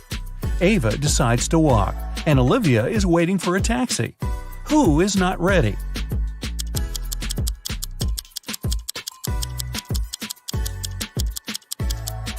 Olivia. She forgot to finish her makeup. Michael and Logan are bloggers who take selfies in dangerous places. This time, Michael is taking a selfie while surfing on a huge wave, and Logan is taking one standing on the edge of a bridge. Who is not smart?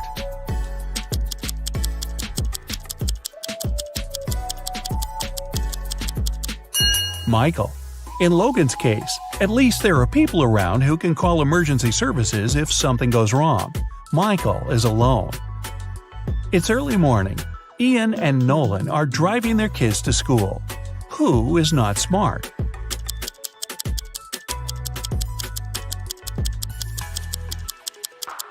Nolan. His child is not in the car.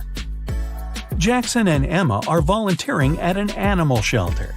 Jackson is feeding the cats, and Emma is washing the dogs. Who is wrong?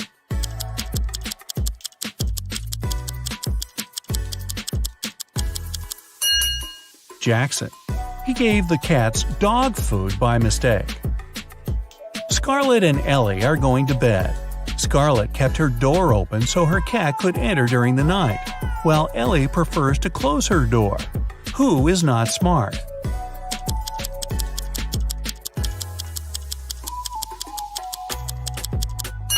Scarlett. You should always close your bedroom door at night. In case of fire, it'll stop the flames for a while and give you more time. Riley and Isabella are taking their kids to kindergarten. Riley is riding a bike with her daughter, and Isabella and her son are going by car. Who is wrong?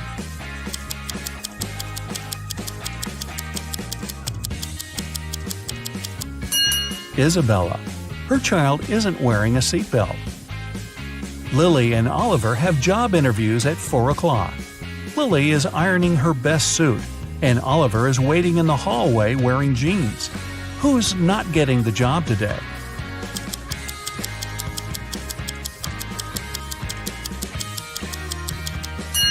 Lily. She must have forgotten the time. The interview is in 5 minutes, and she's still at home. Sophia and Aiden are working in the garden.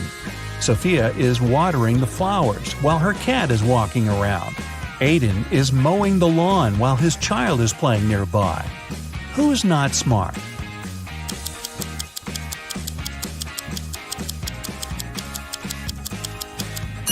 Aiden. It's dangerous to use the lawnmower when children are close by. John and Brandon are making breakfast for their kids. John is making sandwiches, and Brandon is making eggs with bacon. Who is wrong?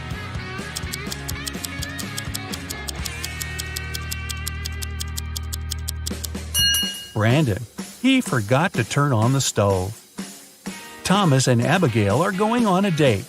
Thomas arrived a half an hour early and decided to buy some flowers. Abigail just returned from London and is driving to meet him. Who is wrong?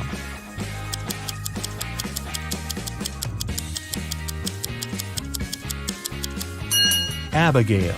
She's driving on the left side of the road. Ryan and Kaylee are having fun outside during their Christmas break. Ryan is learning how to skate on the lake, and Kaylee is skiing in the forest. Who is not smart?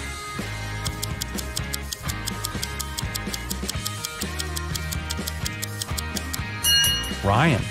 The ice on the lake is cracking, and there's no one around to help him. Asher and Haley are enjoying their vacations. Asher is chilling at the beach, and Haley is climbing the highest mountain around. Who is not behaving wisely?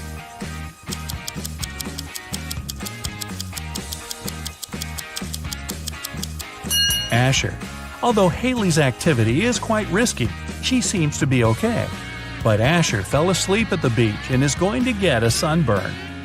Chloe and Avery are having some quality time on Friday. Chloe is reading a book, and Avery is watching a documentary. Who is missing something?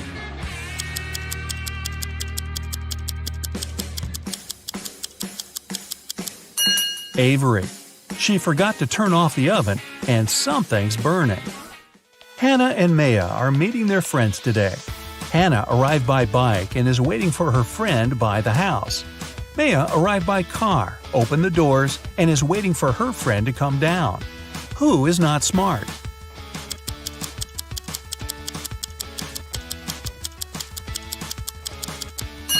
Maya. It's not safe to stay in the car with unlocked doors. A stranger can quickly get in the car and she wouldn't be able to do anything from the front seat. Mason and Jacob are going on a trip to the desert, where they'll spend the whole day. Who is not adequately prepared?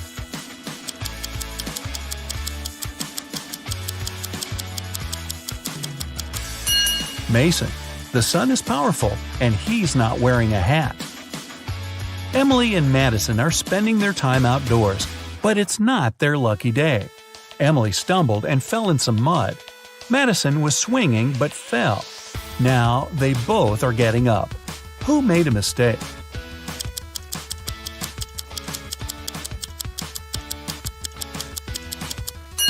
Madison. The swing is still moving, and it may hit her head if she gets up. Aubrey and James are cleaning the house. Aubrey is listening to music while vacuuming the living room, and James is washing the windows. Who is not being smart?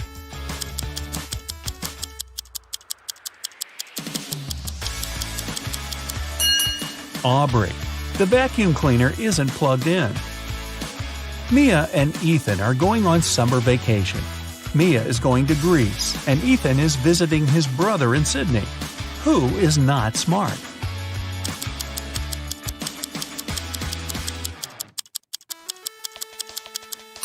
Ethan. He's packed shorts and swimwear, but he won't need them because it's winter in Australia. Carter and Layla are in a hurry for work. Carter is walking while talking on his phone, and Layla is running while texting. Who's going to be late?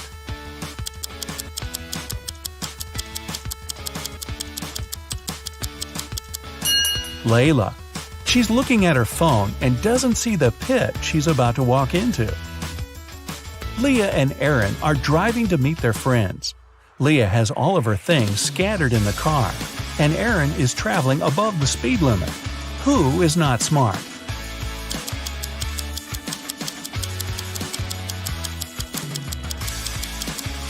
Leah. It's not safe to keep unprotected things inside the car. In case she stops suddenly, something can hit her very hard. William and Daniel are driving and are late for work. Who is wrong?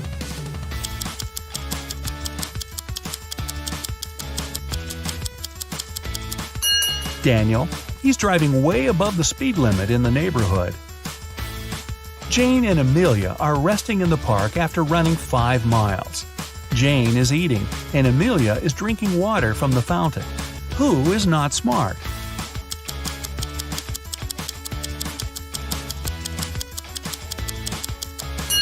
Amelia. The warning sign says that the water isn't drinkable. Max and Ezra were driving around the desert and got stuck in the middle of nowhere.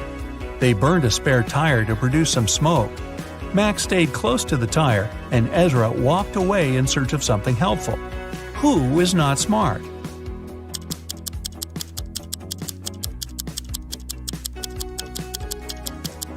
Ezra. You should never leave the vehicle. Chances are the rescuers will notice the smoke and find you. But if you go, you might miss them. Both Jonathan and Savannah didn't sleep well and are starting their morning. While Savannah is preparing some coffee, Jonathan is taking out the trash. Who is doing something wrong?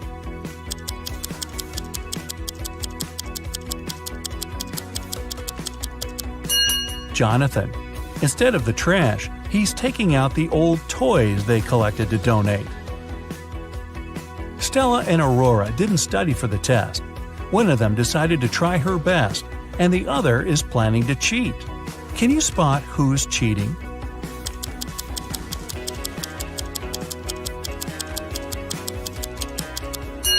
Stella. She has a lot of bags surrounding her, so she must be trying to hide something. Miles and Cooper were walking in a park when a sudden storm erupted. Lightning struck a tree, and Miles decided to hide under it. Cooper entered a little shack nearby. Who is wrong?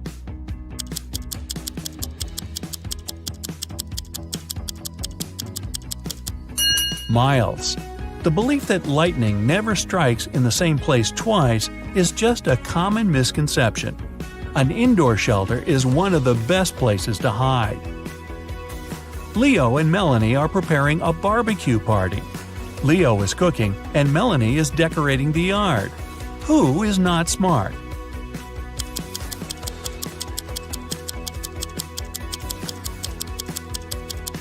Leo. While he's cooking, the meat is spoiling in the direct sun. Congrats! That's it for today. Now, sum up your points. If you got 10 points or less, you scored below average. Don't be sad, it's just the beginning.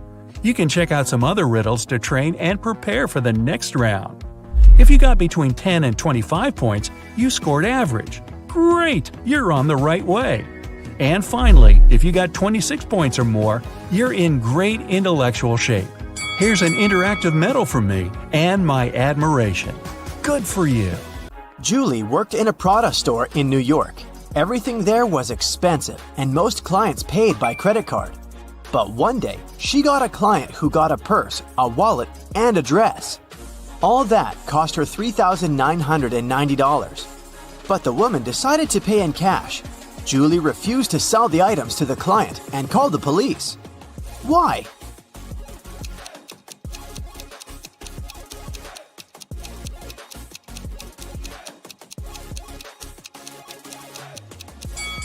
Tried to use to pay. They are two $2,000 bills, which don't exist.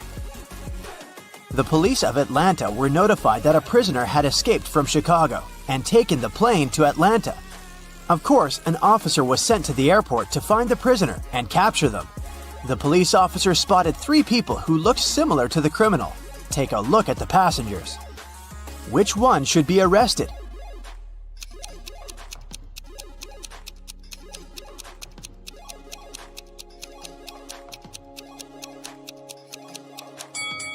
The prisoner must be this guy. He's the only one who doesn't have any luggage with him. Probably because he was running away and had none. In a small town, a grand robbery happened. Someone robbed a jewelry store in the local mall. At 6:03 p.m., the lights in the whole mall went off for 8 minutes. When the lights came back on, the most expensive jewelry pieces were missing from the shelves. The police interrogated 3 main suspects. Jack said, I was picking out a present for my son in an electronics store when the lights went off. I was so confused as anyone else. Fred said, I wasn't even in the mall at the time. I have no idea what you're talking about. And Stacy said, I was in the bathroom fixing my makeup. I didn't even notice the lights went out. Who is the main suspect?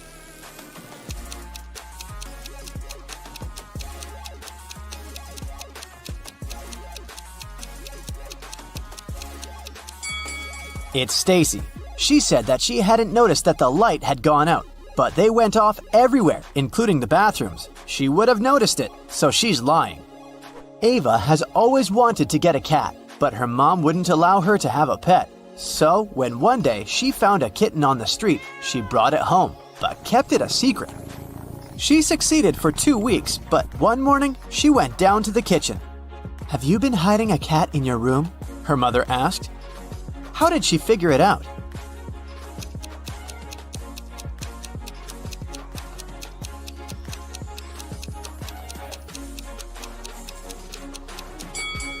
Ava is wearing shorts. Her legs are all scratched, and these scratches are what gave her away.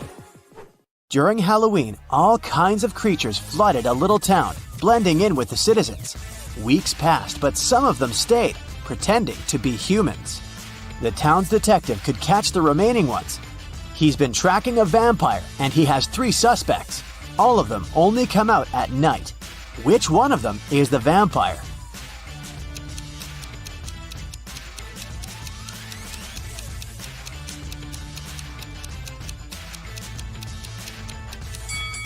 This guy is pale, but it doesn't necessarily mean that he's a vampire.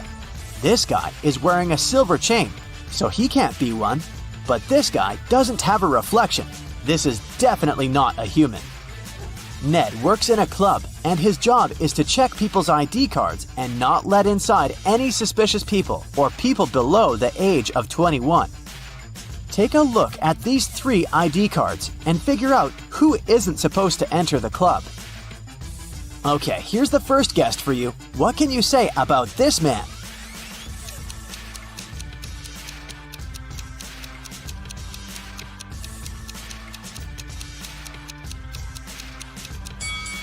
Don't let him in. The person in the photo is totally different. It's not this guy's ID card. Okay, here's the next one. Keep your eyes wide open. Do you see anything suspicious?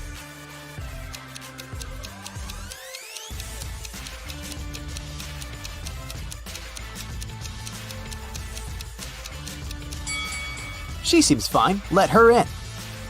Okay, the next one. Check it out and make your decision. In or out?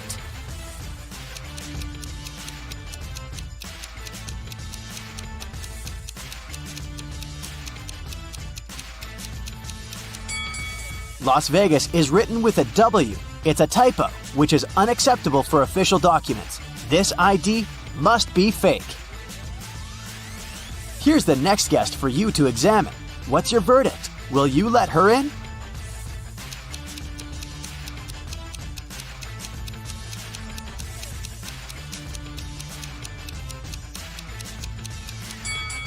She seems fine to me. It must be safe to let her in. What about this girl? Is anything off here?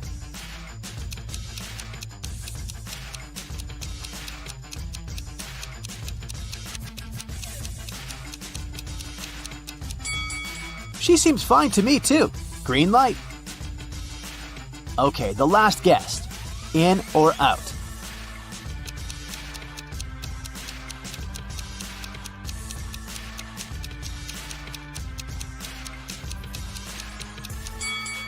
Look, the woman in the photo has a brown right eye and a green left eye. The real woman has a brown left eye and a green right eye. This is too suspicious. I wouldn't let her in. Amelia is a huge modern art enthusiast, and she wants to take her siblings to a new exhibition. A ticket for one person costs $18. A ticket for 2 costs $30. and a ticket for 3 costs $45. If she wants to pay as little as possible, should she invite her 2 siblings at once or go with each of them separately?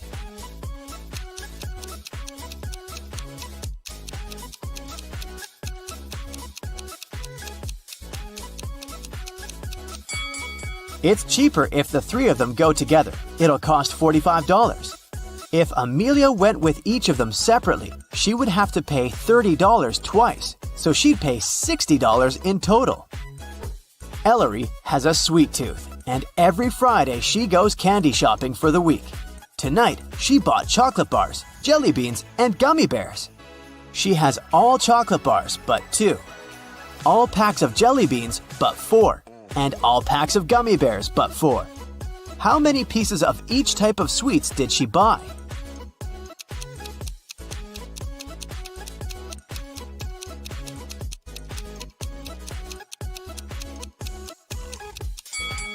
Chocolate bars are all but 2, which means that there are 2 packs of jelly beans and gummy bears together. So there's 1 pack of jelly beans and 1 pack of gummy bears. Chocolate and gummy bears are 4 together, so there are 3 chocolate bars. Ailu is a fairy living in her magical forest. Every day, she takes the same route for a morning flight to the lake. One Friday, she was flying to the lake when she met some other creatures moving towards her. There were 2 elves, 3 fairies, and a gnome. How many creatures were going to the lake that Friday morning?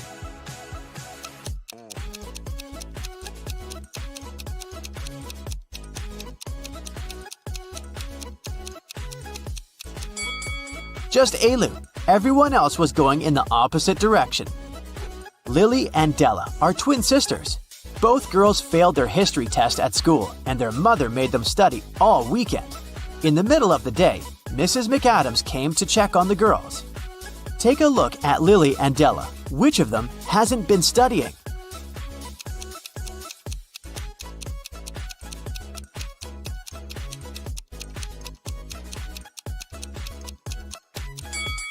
Della, the book she's reading isn't a history book, it's physics. She must have grabbed the closest book as soon as she heard her mother's footsteps. A rich lady was booking into one of the best hotels in the city. When she got her key, she noticed that her bags had been stolen. The police interrogated 3 main suspects. Mr. Collins said, "I wouldn't steal anything. I'm rich. I live in the penthouse on the 20th floor." Mrs. Jones said, "I've just returned to the hotel. I've been out all day." And Mrs. Smith said, "I wouldn't steal anything. I have too much stuff myself."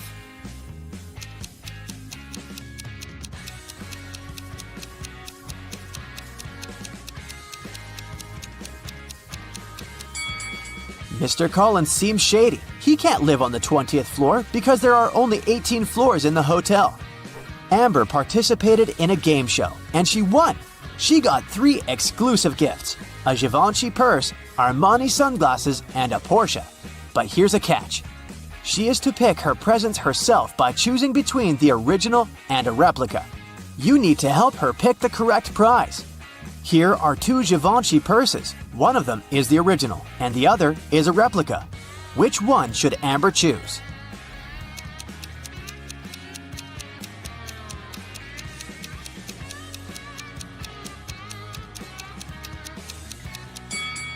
This one. It has the correct logo, so it must be the original. Now, there are 2 seemingly identical pairs of sunglasses, but only one of them is the original from Giorgio Armani. Which one?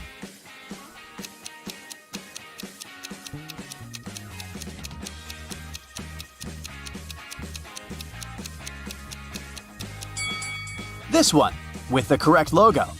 And finally, the Porsche. Let's see if you remember their logo.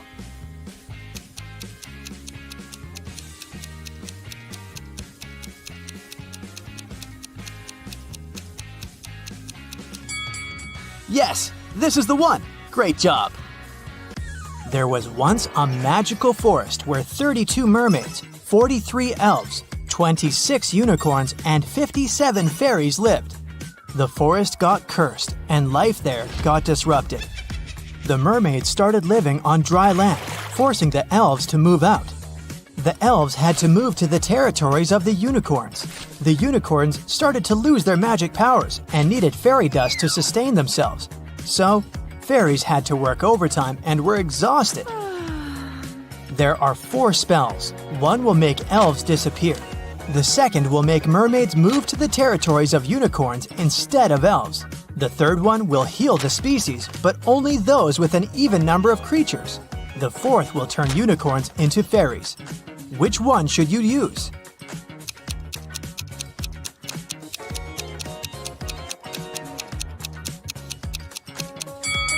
You should use the third one. The mermaids and unicorns are the species that need to be healed, and both have an even number of creatures. Mrs. Collins has 5 daughters: Hannah, Elle, Eve, Anna, and Ava. What is special about their names?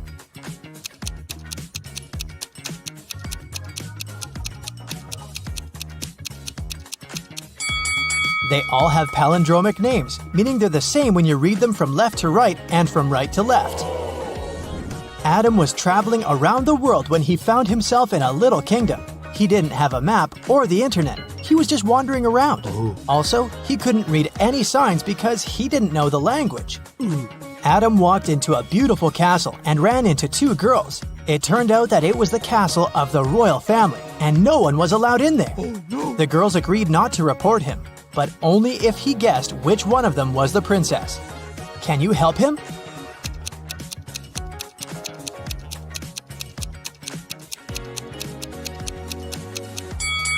Look at the wall. There's a painting of the queen and her daughter. She looks exactly like the girl on the right. I bet she's the princess. Genevieve is a time traveler, and she got to ancient Greece. The girl was so mesmerized by everything that she forgot to be careful and blend in. So, she was captured and taken to the emperor. He could tell that Genevieve wasn't from his land, so he started to interrogate her but didn't believe a single word. Still, he was a nice person, so he gave Genevieve a chance to escape. Yes! There were 3 young women in front of her. If she guessed which one of them was his daughter, she'd be set free. Can you help Genevieve?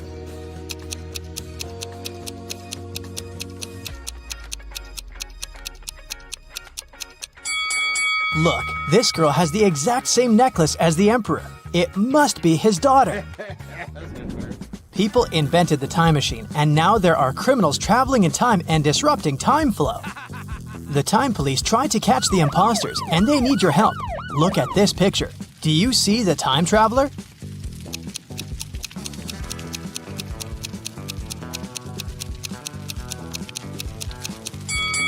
It's this dude here. Look at his fancy modern haircut. Back in that era, people didn't have barbershops. Yeah. Moving on to the Wild West. Do you see the time traveler here?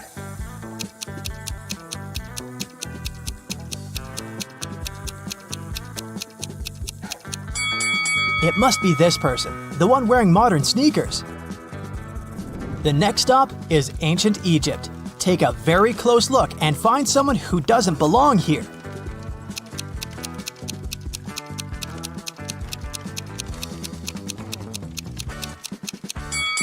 What is this girl wearing? A tank top and shorts? No, she's not from here.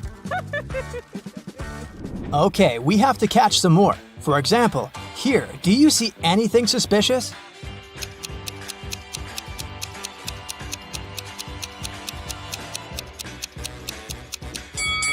I don't think people had cell phones back then. This is the imposter. Okay, another Stone Age image for you. Who doesn't fit in here?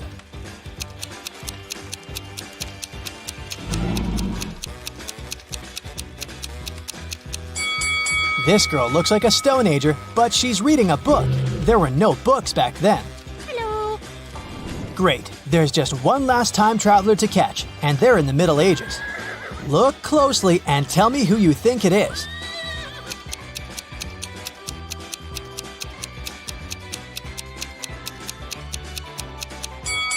This guy is wearing headphones. Yeah, that's him. Oh my god! Mr. Thompson was in his house reading a newspaper when he heard some noise outside. He walked out and saw that someone had crashed into his car. He asked his neighbors what they'd been doing. Scarlett said that she'd been at home playing video games. Charles said that he'd just come back after a walk with his dog. Tessa said that she'd been gardening behind her house. Who lied?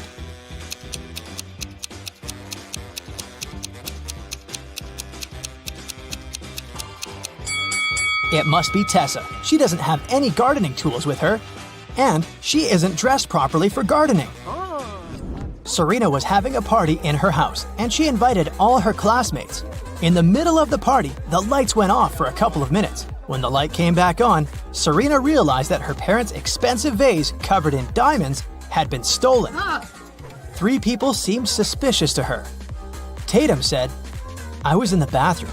Quinn said, "I didn't steal anything. I didn't even know the vase was so expensive." Dean said, "When the lights went off, I fell into the pool and I was pretty busy getting out." Who lied?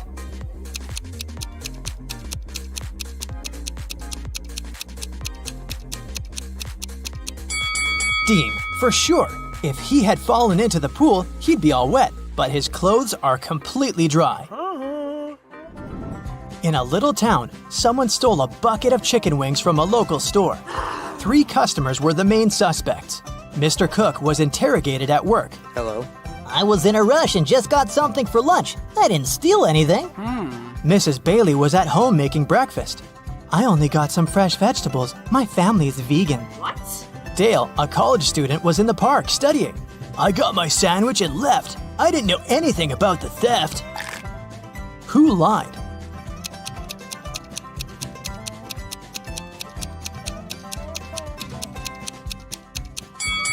Mrs. Bailey. She said her family was vegan, but she has cheese and cow milk on the table. Vegans don't eat any of that.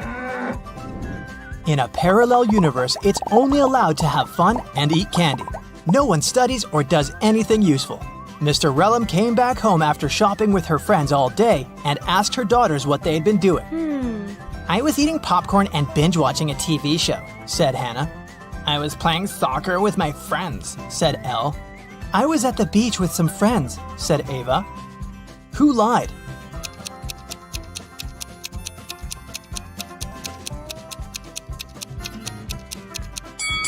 It must be Hannah. Look, she hasn't even started her popcorn, and there's also a book under her bed.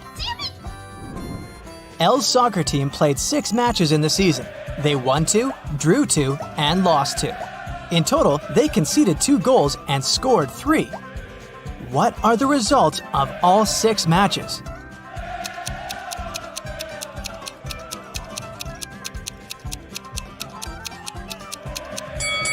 Every time they lost, they must have conceded at least 1 goal.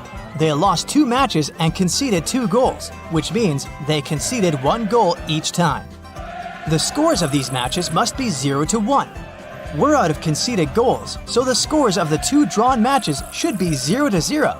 Now, we're only left with 3 goals and 2 winning games. So, in one game, they must have won with a score of 1-0, and in the other, with a score of 2-0. Ava was out partying with her friend all week, so her room is a complete mess now. It's Friday, and she's planning to go on a picnic with her best friend. She needs her bag, her sunglasses, and her cell phone. Can you help her find them?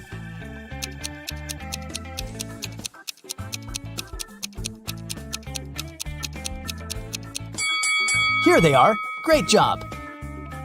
It's Saturday, and Ava still hasn't had time to clean. Now she's heading to her classmate's place for a pool party. She needs her swimsuit, her necklace, and her heels. Can you find them?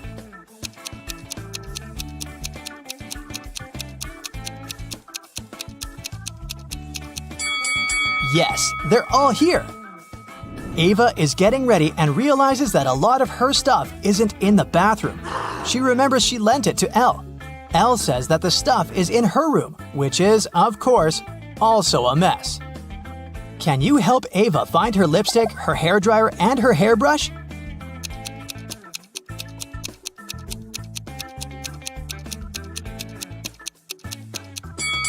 Here they are. Did you find them all?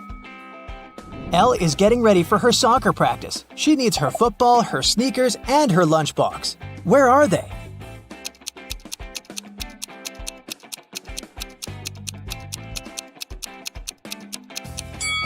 They're all right here. Hannah returned home after a short walk and immediately noticed that her favorite bracelet was gone. She knew that Ava loved it and that she was getting ready for a party, so she was the main suspect.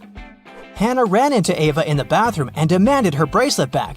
"I was taking a shower while you were gone and then getting dressed without leaving the bathroom. I wouldn't have had any time to take your bracelet." Hannah knew that Ava lied. How?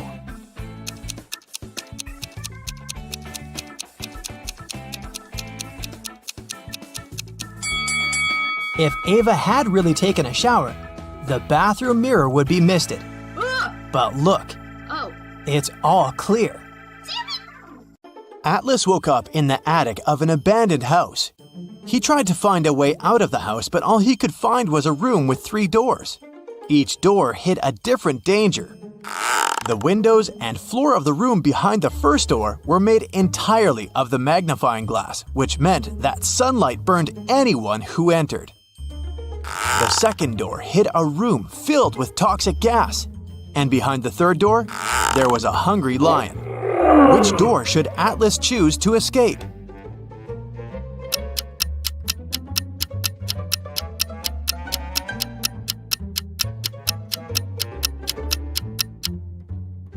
He should wait for the night to fall and walk through the first door. Sarah accidentally pulled a lever in a science lab and set free a group of mutant zombies. There were 4 people inside, and they needed to escape before the zombies caught up with them. They had 17 minutes to cross the bridge. Sarah was the fastest one. She could cross it in 1 minute. Lab assistant Dawn could get to the other side in 2 minutes. But the janitor and the professor needed 5 and 10 minutes to cross the bridge. How can they get to the other side if the bridge can only hold 2 people at a time? And each group needs to carry the only lantern they have to illuminate the way.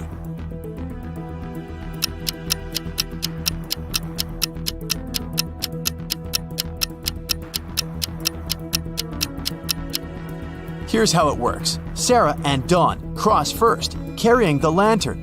It takes them 2 minutes. Then, Sarah runs back with the lantern. She hands the lantern to the professor and the janitor. They cross the bridge together in 10 minutes. That makes 13 minutes. Dawn grabs the lantern and dashes across the bridge to help Sarah get across. It takes him 2 minutes to get her, and then they need 2 minutes to return. Sarah and Dawn arrive safely, just in time to cut the rope. One evening, Beth called the police to report a crime. She told the officer that she had just been robbed and asked the police to come to her house straight away. When the police arrived at Beth's place, they found her tied up in a chair in the middle of her living room. They asked her what happened, and she told them that a masked guy had broken into her house, stolen all her money, and tied her up in a chair. The police immediately arrested Beth for misreporting. Why?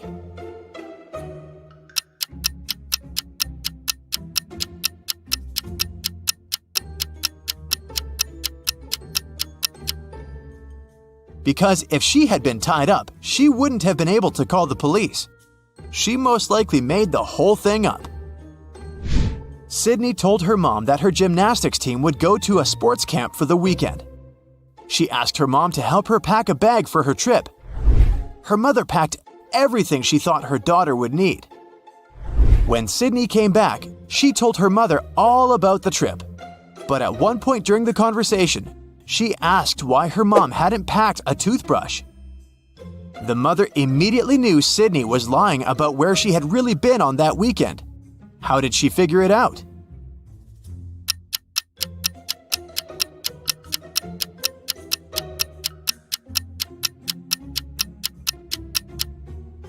Because Sydney's mother did actually pack a toothbrush, but she put it under Sydney's gymnastics clothes.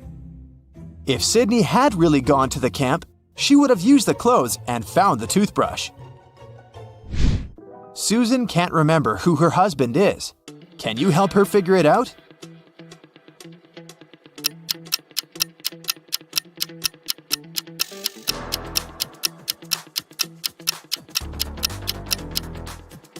Well, it must be the guy on the left. Look, they're wearing matching rings. Kimberly discovered 3 bags in an old attic. There was also a note. It said that there was $1 million inside one of the bags. It also added that the other 2 bags were empty. Kimberly only had one chance to figure out which bag had the cash. And only one of the messages written on the bags was true.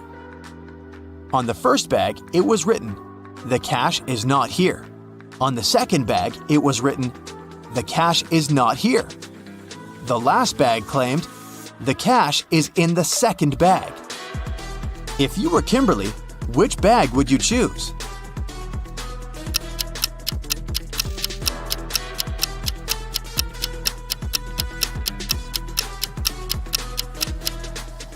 You should choose the first bag. If only one of the inscriptions is true, then the money can't be in the second or third bag.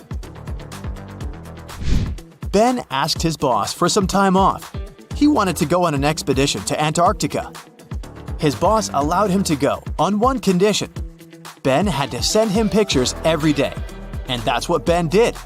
He sent his boss many different pictures on his icy adventure. On Ben's first day back at work, his boss fired him, saying Ben had lied to him and he had never been to Antarctica. How did the boss know?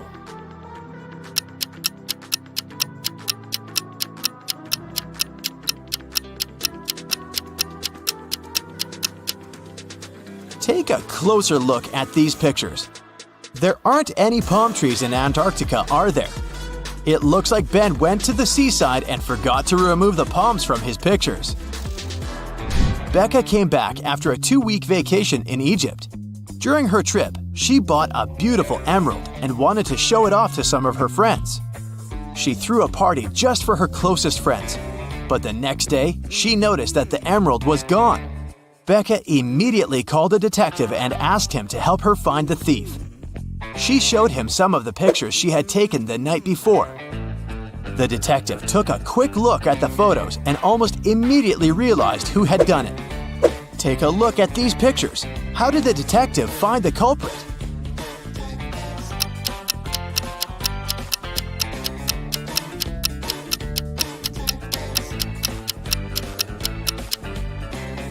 Look at the girl wearing a hat. At 1 a.m., her hat is flat.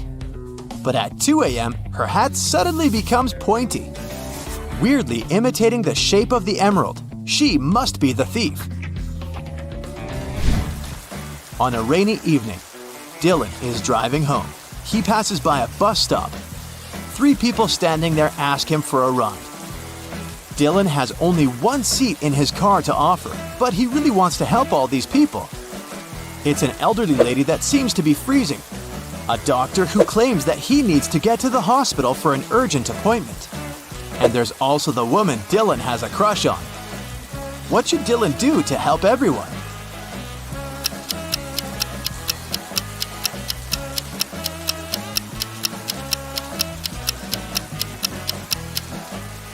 Dylan can offer the doctor to borrow his car, but he should also ask him to drive the elderly lady home first. As for the guy himself, he can wait at the bus stop with the girl he has a crush on until the doctor comes back and returns his car. Lily was the manager of a men's clothing store.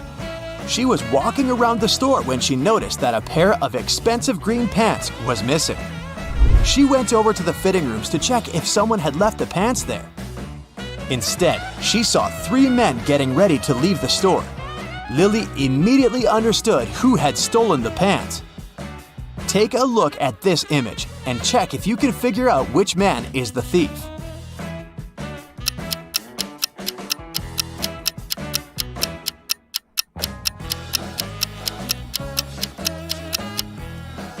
It's the man on the right. He's wearing black pants, but you can see something green peeking from under his pant legs. He must be wearing the stolen pants under his own. Josh was walking through a forest at night and came across an old castle. Pretty soon, he met 3 cloaked figures. When Josh asked them who they were, they answered that they were 2 werewolves and 1 vampire. The trio told Josh that he had made a bad decision when he entered the castle. They also said they wouldn't let him leave unless Josh outsmarted them. Josh had to guess which one of them was the vampire. The guy was only allowed to ask each one of them one question. And it couldn't be, "Are you a vampire?" After a few minutes of thinking, Josh asked, "What's your eye color?" He guessed who the vampire was and was allowed to leave the castle. Why did he ask this? And how did that question help him?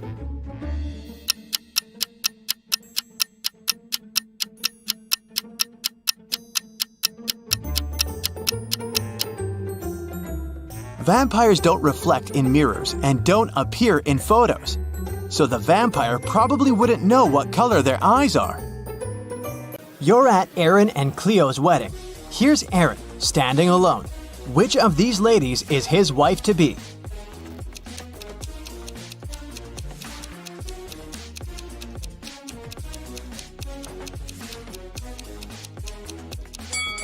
It's this one. Look, there's her name, Cleo, on her bracelet.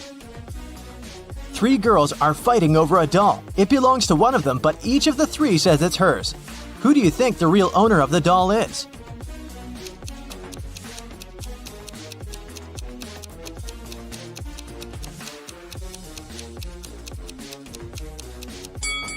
It must be this girl.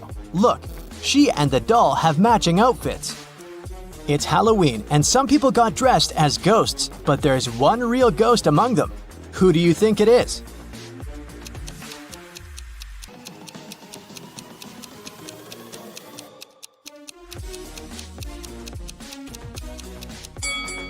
Look, this person doesn't cast a shadow. 3 friends went camping. 2 of them are real people, and 1 is a robot. Take a closer look at the photo of them and tell me who you think the robot is.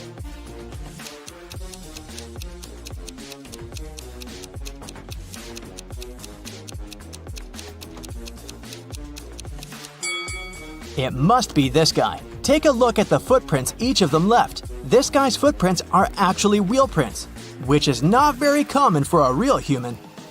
Amanda and her mom are participating in a game show. It's the final round, and Amanda's task is to figure out which of these 2 women is her mom.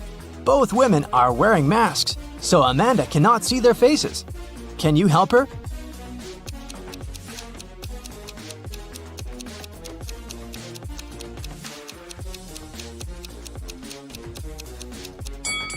Pay attention to the woman's hair color. Amanda is redheaded. This woman has red hair too, so I'd bet it's her mom. In any case, Amanda must know what color her mom's hair is, so she's safe here. Local police got information that their little town had been invaded. Officers started walking around asking for people's ID cards. I'll show them to you one by one, and you must decide who looks suspicious. For example, this one. What's your verdict?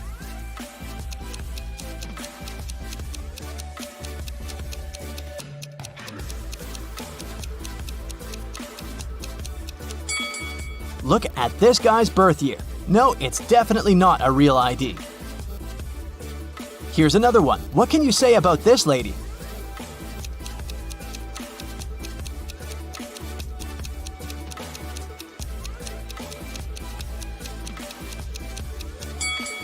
Look at her place of residence. It's just the name of some place. There's no mention of a state or country. Nope, this person is suspicious too. The next person is this young lady, and here's her ID card. Do you see anything suspicious?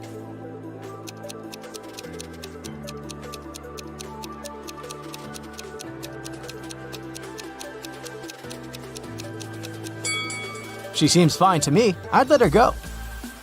Another one. What about this person?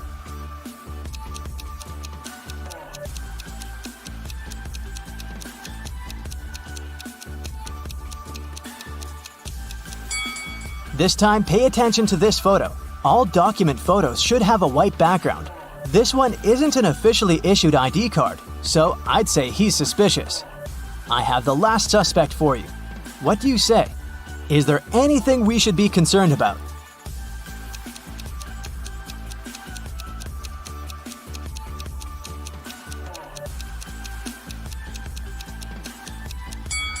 No, he's okay. Let him go.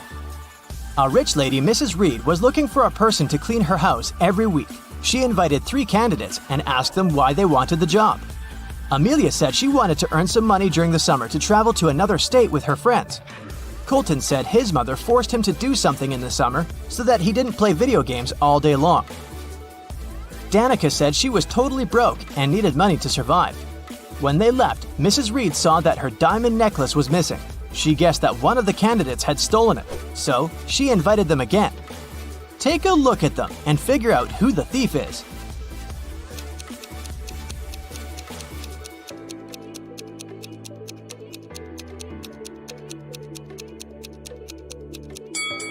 It's Danica. She said she was broke. The last time she was there, she was wearing old clothes. But look at her now. She has new clothes, gold earrings, and an iPhone. She must have stolen the necklace and sold it. On a snowy winter day, police got a call that one of the houses in the neighborhood had been robbed. A detective visited people living there, but everyone said that they'd been staying at home because of the weather. Still, the detective understood who was lying. This person became the main suspect. Who is it?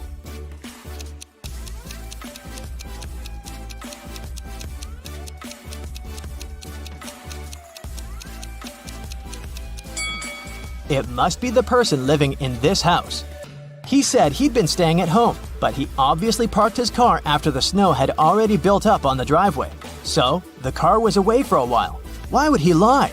Another day, another crime. Mr. Spencer, a businessman, was robbed. He said he'd had a heavy safe full of cash in his bedroom. Now it was gone, and he was worried that he didn't have any proof that he'd ever possessed it. Still, a detective said that he believed the man and asked for details. How did the detective know the businessman wasn't a liar?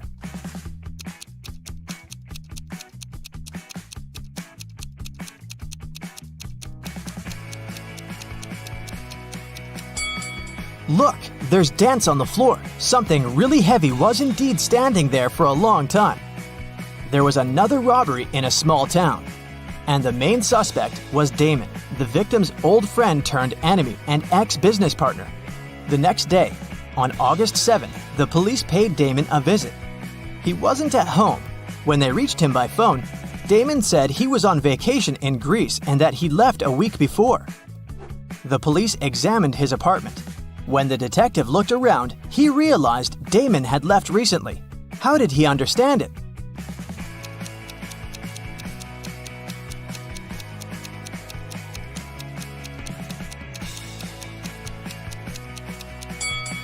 Look at the calendar on the wall. It says August 6th, which is the day of the crime.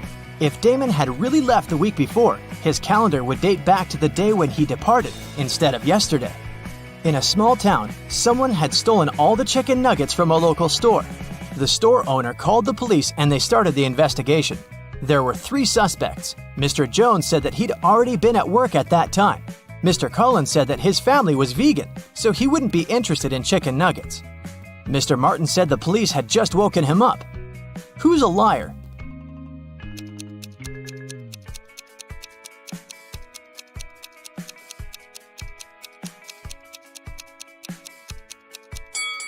The thief is Mr. Collins. He said his family was vegan, but look, they keep chickens. That's suspicious.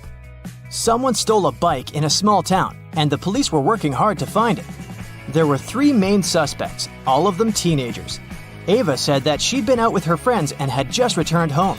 Brian said that his mom had made him paint a fence, and that's what he'd been doing. Caleb said he'd been playing with his brother in the garden. Who lied?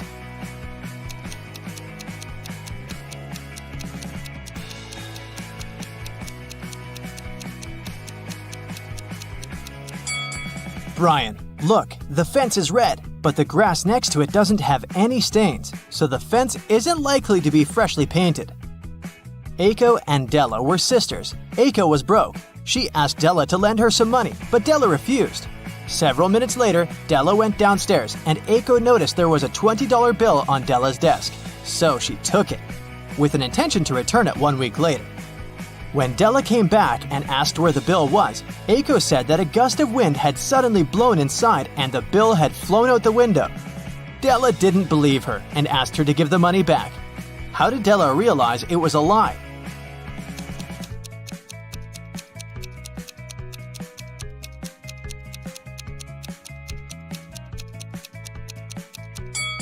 If a gust of wind had blown into the room, nothing would have flown out of the window. It would have been swept from the table to the floor, but not the other way around. Cora gets a new job and moves into a luxury apartment in Manhattan. Her condo has 13 floors. 5 people are living on the ground floor, and each floor has 2 more people on it compared to the previous one. Which floor calls the elevator the most?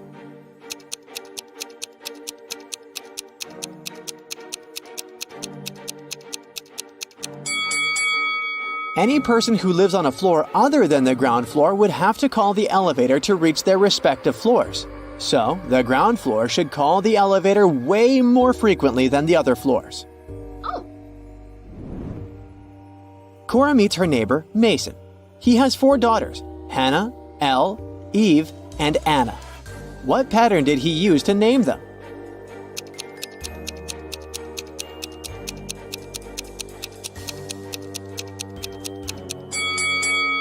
His daughters have palindromic names. You can read them from left to right and from right to left, but they'll remain the same. Oh. Cora takes the elevator to the 13th floor where she lives. The elevator takes her to the desired floor. She comes out and freaks out right away. Why?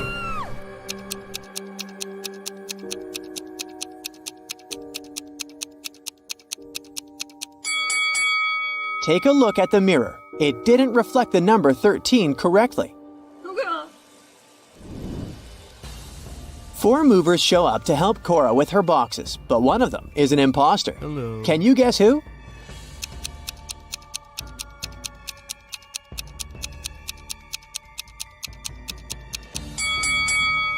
The third guy carries the only box that doesn't have Cora's name on it. Also, one of his arms is in a cast. He hid it under his gloves and sleeves, but Cora cannot be tricked so easily. The next day, Cora receives 4 welcome baskets from her neighbors. One of them isn't safe. Can you guess which one?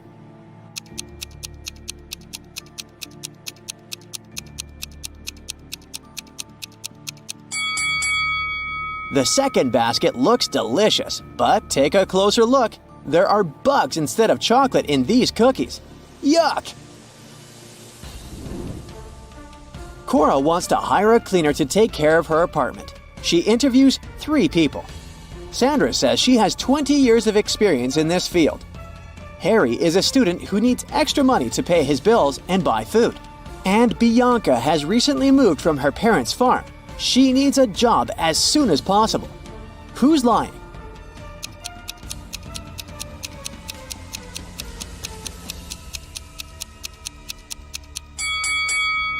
Harry. Take a closer look. He's too transparent to be a real human. Ghosts don't need to pay bills and buy food. Liar. Oh no. There's a swimming pool on the roof of Cora's condo. She goes there and meets 3 neighbors in the shower. One of them is not from this planet. Can you guess who?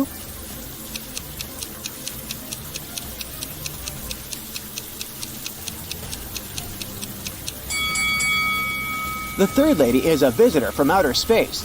She has 7 toes instead of 5. Also, she lacks a belly button. And it seems like the shower steam goes through her body. Cora comes back home and finds out that someone stole one of her expensive paintings and replaced it with a cheap copy. What? How did she know?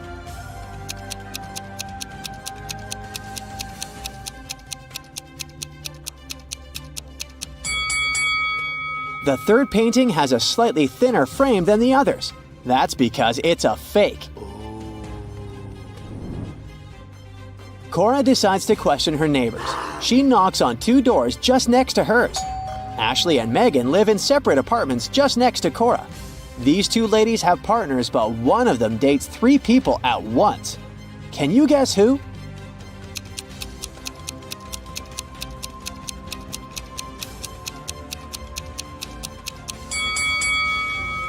Ashley has 3 different cakes in her fridge, so she probably had 3 different guests recently. Cora wants to find the thief who stole her painting, so she calls the police. Officers examine the crime scene and arrest 3 suspects right away. Can you tell who's guilty by just looking at this picture?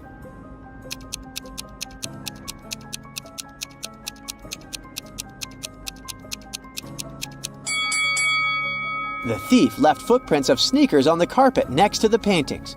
Only the first suspect has the matching shoes and size. The next morning, Cora goes hiking in the woods, and eventually she gets lost. There are 3 routes that she can take. One has animal footprints, the second one has human footprints, and the third route is along the river. Which path is the most reliable?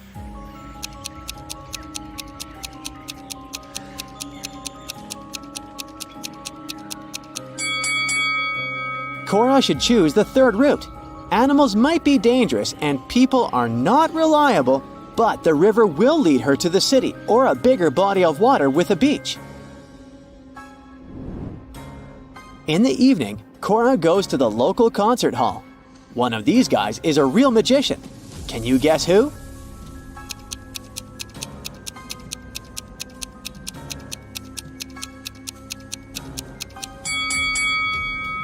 The first guy is hiding a card under his sleeve. The second one makes his card levitate with the help of teeny tiny strings.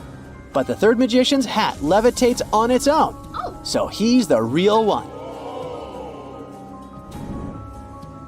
Cora is watching an opera set in ancient Egypt, so the actors are dressed in appropriate costumes. After the show, Cora goes backstage to meet them. But one of these people is not an actor. This person is a time traveler from the past. Can you spot the imposter?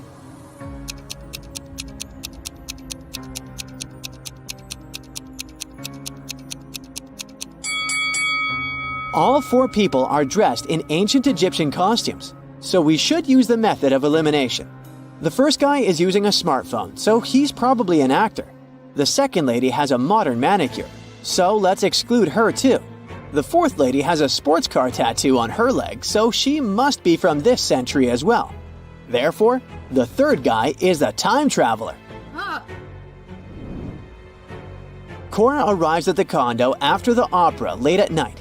She enters the empty lobby and suddenly hears weird sounds from the basement.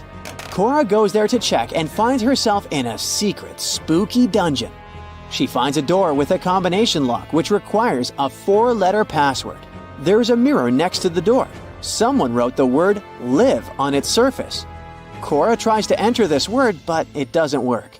Can you help her crack the code?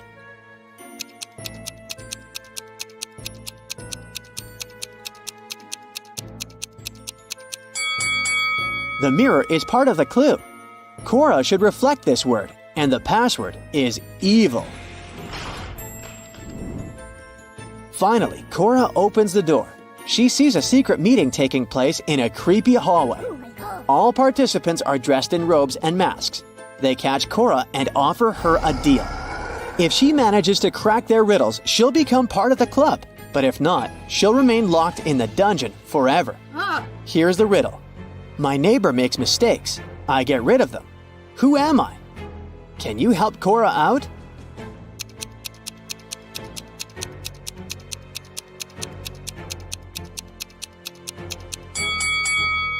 I'm an eraser. Cora nails it, and now she's invited to go into the Hall of Mirrors alone. Cora sees a bunch of fun reflections of herself in the weird mirrors, but suddenly she freaks out and screams. Why is that?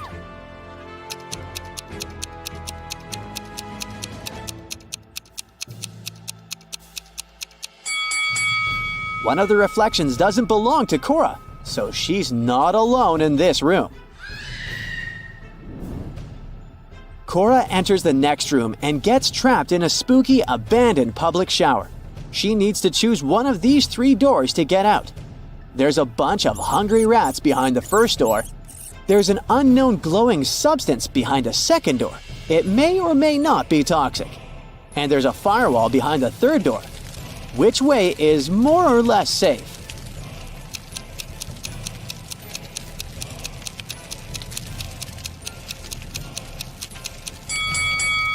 Cora should choose the third door. Look around. She's in the shower, remember? She can use a bucket and water to put out the fire. Now Cora needs to crack this twisted circle maze to find the way out. Ah. Can you help her?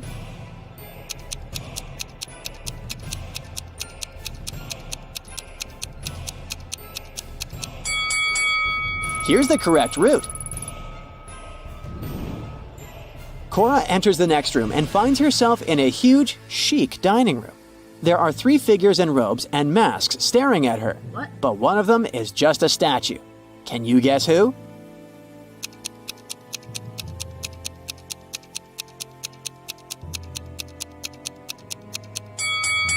The first figure is breathing deeply.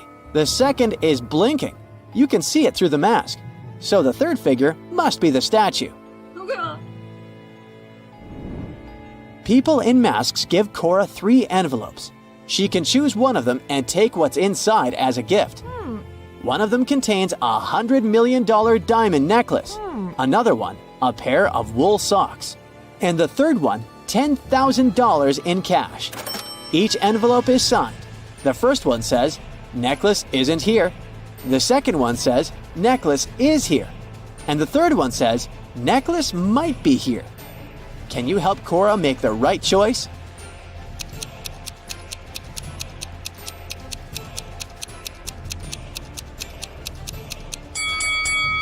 She should ignore the writings and simply weigh the envelopes. The desired one should be much heavier than the others. Oh, yes. Cora gets her necklace. The secret club members take off their robes and masks and turn on the lights. Cora recognizes her neighbors. That was just a welcoming prank. But still, something is odd here. Can you guess what?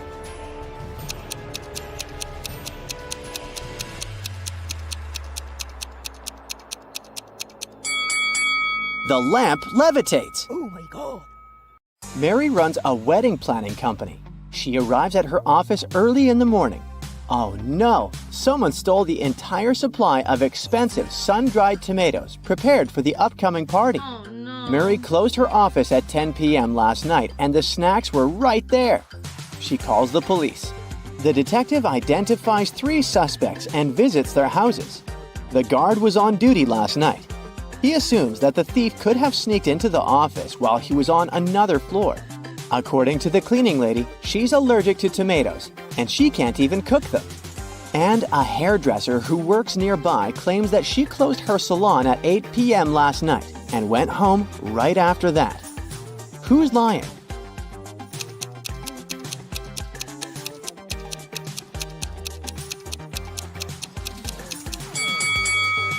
The cleaning lady.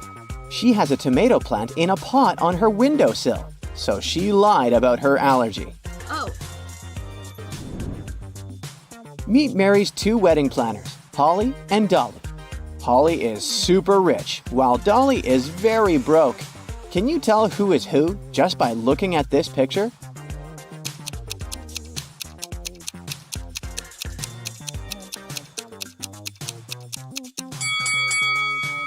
Take a look at the lady on the left. There's a lot of junk food in her fridge. Meanwhile, the one on the right has less food, but it's healthy and expensive. She chooses quality over quantity, so she must be Holly. And the other one is Dolly. Oh. Mary is scrolling her social media and comes across these 2 pictures. One of these families are billionaires. Can you guess who?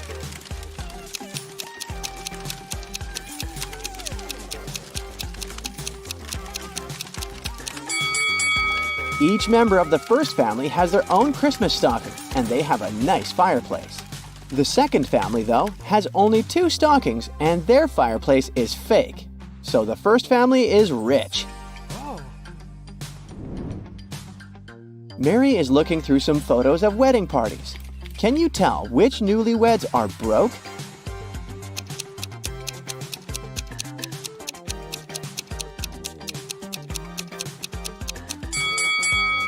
The second picture depicts some silky bows and expensive snacks. So the first couple is broke. They use cheap snacks and handmade garland for their wedding party. Take a look at these 2 wedding pictures of Mary's recent clients. One of these couples is very rich. Can you guess which one?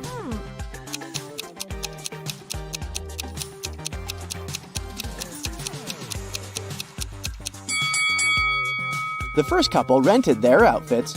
That's why the sizes don't quite suit them. Oh. Meanwhile, the second couple's outfits are more casual, but they're neat and expensive. Mary is visiting an expensive clothing store. She witnesses the following scene. One of these customers is broke, while the other one is a millionaire. Can you tell who is who?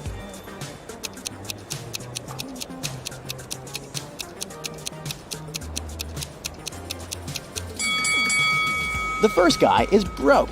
That's why he hesitates and feels shy while asking about this expensive t-shirt. Meanwhile, the rich guy feels free to ask questions about prices because he can afford everything.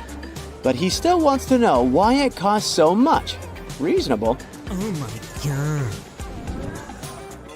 Mary is having lunch at her favorite diner. At the next table, she spots two pretty ladies. One of them is super rich. Can you figure out who?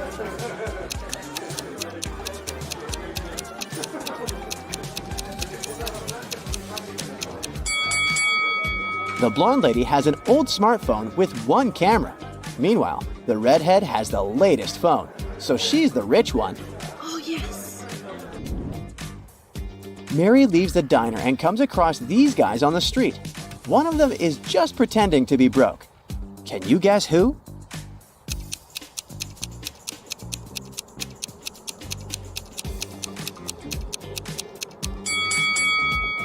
It's this guy. He's wearing an expensive smartwatch.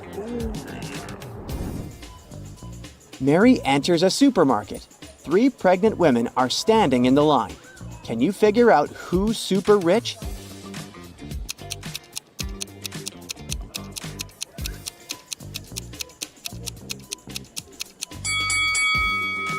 The first lady is very pregnant, but she keeps on working, which probably means that she needs the money. And the third one has too many credit cards and coupons. So the second lady, who has a bunch of organic products in her cart, is the one we're looking for. Mary is walking around the city and comes across an open-air concert. One of these musicians is a secret millionaire. Any idea who?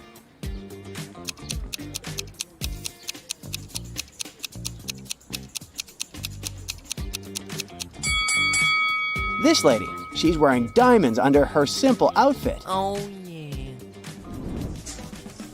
Mary brings a box of chocolates to the office to treat her coworkers.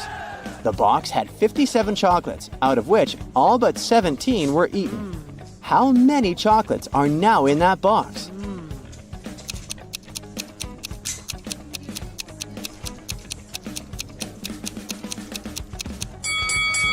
To solve this mystery, we should read the question carefully. The phrase, all but 17 were eaten, means that all except 17 were eaten. Therefore, 17 chocolates remain in the box. Mary attends a luxurious wedding ceremony. She meets these 2 guys in the parking lot. Can you guess who is a millionaire?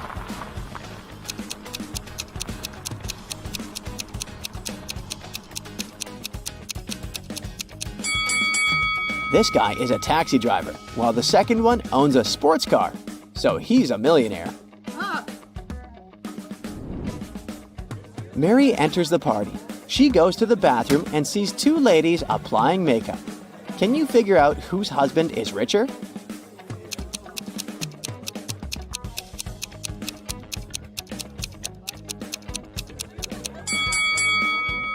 The woman on the right is using fake Gucci makeup. Therefore, the one on the left must have a richer husband. Oh my god. Mary takes a seat next to 3 guys. They want to impress her and start bragging about their money. Richard has just closed a 6-figure deal, so he's planning to buy a new penthouse. Harold has just returned from a round-the-world trip. He invites Mary to join him next time.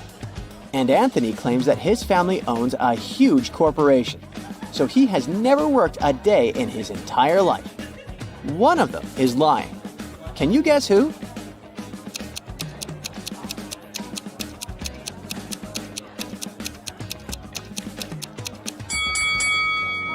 Richard. He stole a golden fork from the table and hid it in the pocket of his jacket. Why would he do that if he's rich? Oh no. Mary gets an emergency message from the kitchen. Someone ruined the wedding cake. She goes there and interrogates 3 suspects. The chef says, I left my workplace for 5 minutes to go to the toilet. When I left, everything was fine. When I returned, disaster. The cleaning lady says, I washed all the dishes in the kitchen. I had no time to even look at the cake. And the waiter says, I was dealing with one annoying guest, so I didn't pay attention to the cake. Sorry. Who's lying?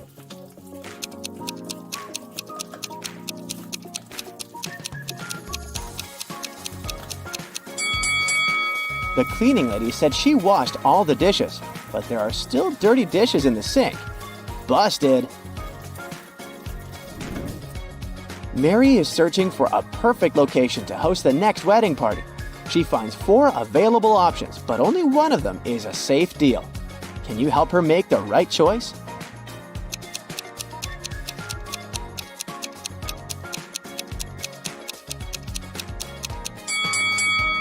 The first restaurant looks chic and fancy, but there are cockroaches on the ceiling. Ew. According to the info box, the second location will be built in the next century, but it looks pretty ancient, so it's probably a scam. Oh. The fourth restaurant is nice, but it has leaking pipes. No. Thus, Mary should choose the third option. Yes! Mary goes to see the location. She explores the basement and gets lost. Oh my god. Mary finds herself locked in a room without windows or ceiling. Oh god. The room starts filling up with water pretty fast. The walls are 15 feet above the floor. But Mary can't swim. There are 3 objects in this room. A wooden barrel that is 3 feet tall, a 4-foot-high bike, and a 5-foot-long rope. Mary is 6 feet tall. Can you help her find a way to survive?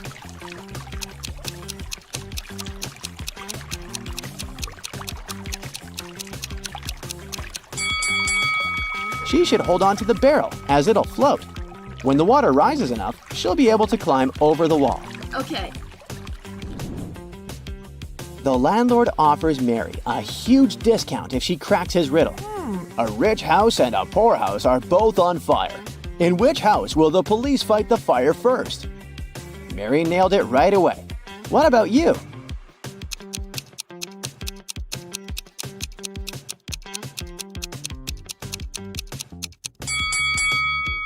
The police don't fight fires. The firefighters do. Mary's 2 besties send her selfies. They're both bragging about their new expensive dresses. One of them is broke, while the other one is a millionaire. Can you guess who is who?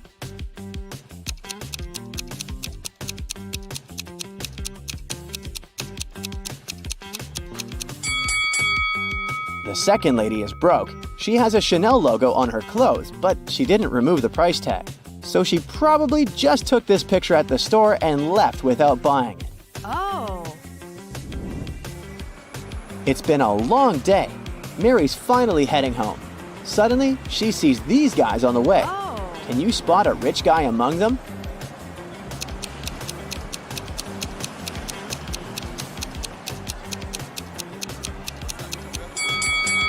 This guy has a car. Kitty runs a dance show. She arrives in Finland with the 3 best dancers to perform during the Christmas holidays. On the first day of their trip, Kitty was found unconscious in the hotel room. Doctors claim that someone had poisoned her. The police interrogate all the dancers. Kira says, "My colleagues and I left the hotel early in the morning to explore the city, and Kitty stayed in the room for a conference call. I had a date with my online boyfriend, Mikkel." Pam says, "I went to the beach to sunbathe and swim. When I returned, I saw Kitty on the floor." And April says, "I went to the museum alone. Nobody wanted to join me." Who's lying?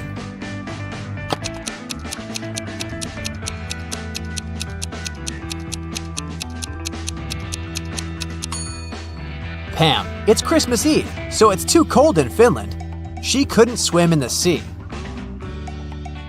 Oh no. The police arrested Pam, and now Kira and April urgently need to find a new dancer for their show.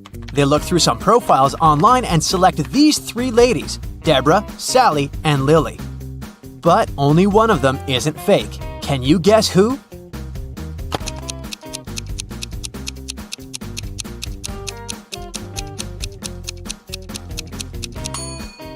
Deborah's profile looks good, but take a closer look at the shadow in her picture. Her head is photoshopped to a different person's body, therefore, she's fake. And according to the third lady's birth date, she hasn't been born yet, so they should choose Sally. April, Kira, and Sally are performing in a music hall, but first, they go to the dressing room to prepare. Suddenly, the local security guard comes in and announces, "Stay where you are! We have to recheck all the luggage! There's a runaway criminal among the actors!" Here's the luggage left by 4 guys who are playing Santas. Can you spot the criminal?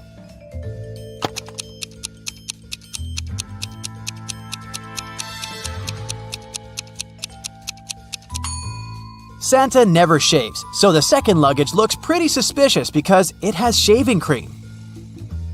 The remaining 3 Santas open their performance. They look absolutely identical in their costumes. After the show, they go backstage and take off their beards and hats to drink some coffee. This is Carl, Peter, and George. After the break, they put on the costumes again and go to the after party. Can you decide which one of them is Carl?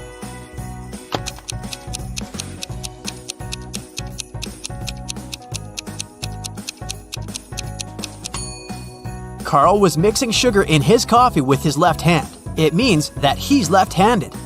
And this Santa signs an autograph with his left hand. Therefore, he's Carl. After work, Kira and April go to the local parade. Can you help them find a sheep among all these Santas?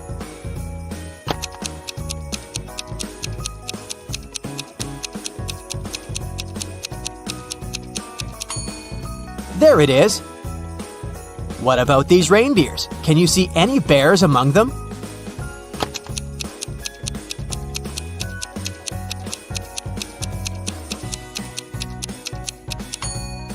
Hello?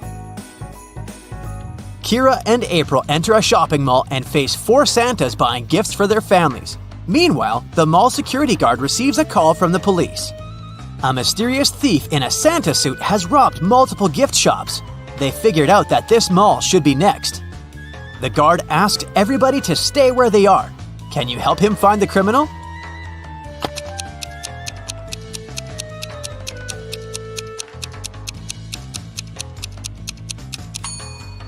It's the third Santa. He's hiding a couple of crowbars in his bag. Also, his beard and mustache are different from the other Santas. Kira and April decide to throw a party in the hotel room. April decorates the room and sets up the Christmas tree. Meanwhile, Kira cooks dinner and prepares gifts for 3 people: Thomas, Sally, and Mikkel. The guests arrive and the party begins. At some point, they notice that someone has stolen all the gifts. Kira believes it must be one of the guests, so she questions everyone. Every guest makes 2 statements, 1 truth and 1 lie. Thomas says, "I wasn't in the room when it happened. I know Mikkel stole the gifts."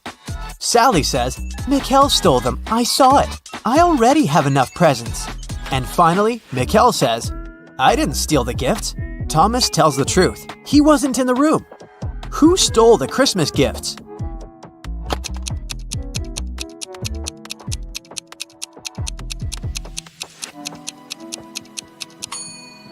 If Thomas is the thief, both of his statements would have been false, and if Mikkel is the thief, then all of Thomas's statements would have been true.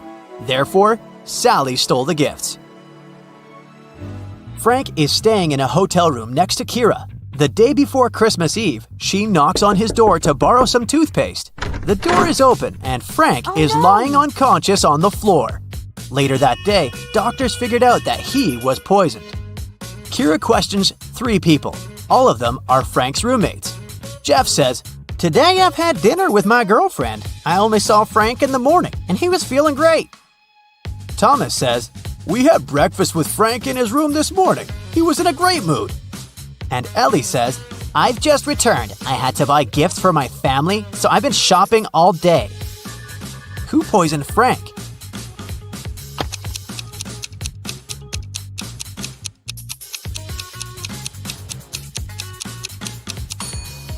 The screensaver is out of date.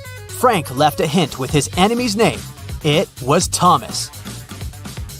Kira, April, Mikkel, and Frank rent a cozy country house to celebrate Christmas. April bakes gingerbread men cookies and leaves them to cool down on the kitchen table. She hasn't applied the frosting yet. So, she asks the others to stay away from the cookies. April goes upstairs to change. In 10 minutes, she returns and sees that someone took a bit off every cookie. April gets furious. She asks the others, "What were you doing within the last 10 minutes?" Mikkel replies, "I was building a snowman outside. I have no idea what was going on in the house." Frank says, "I was decorating the Christmas tree with these balls." And Kira replies, "I was watching my favorite movie in the bedroom. It was so loud that I didn't hear anything." April already knows who's lying. What about you?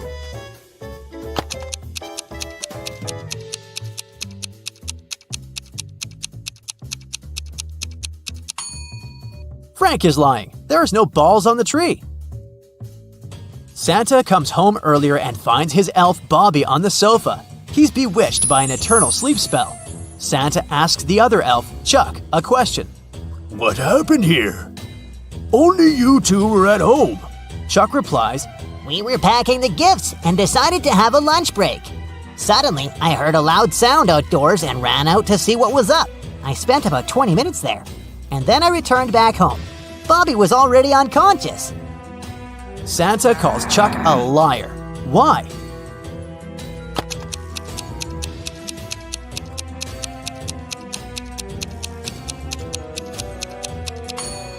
Chuck said he spent 20 minutes outdoors, but the coffee cups are still hot. He bewitched Bobby and staged the scene. Kira comes home to her family's house. She's looking forward to eating the walnut cookies she bought at the airport, but she has to eat them outside because her mother is allergic to all types of nuts. After a while, Kira looks inside her bag and sees that all the cookies are gone. Kira suspects her brothers, so she asks, "Who ate my cookies?" Dylan replies, "I was making apple pie with Mom." Paul says, "I was decorating the living room." Kevin says, "I was making a sandwich with peanut butter for Mom." And Ralph says, "I was just watching the TV and eating my popcorn." Now Kira knows who took her cookies. What about you?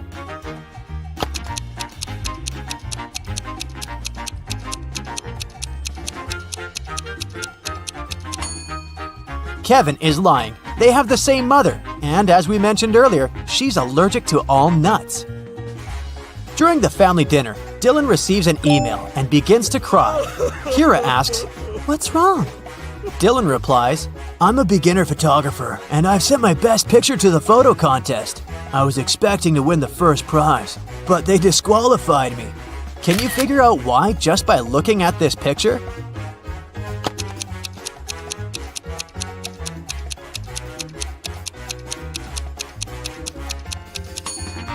The stars are over the moon. It's impossible. Kira is looking for her mother all over the house, but someone used black magic to turn her into a statue. There's a note nearby. It only has a question mark written with green pencil. Kira decides to question the Green family next door. Zelda says, "I was painting in the attic as usual." Oliver says, "I was cooking soup for my family." Mark says, "I was looking for my missing cat downtown." And Wanda says, "I was playing video games in the basement and heard nothing." Who cursed Kira's mom?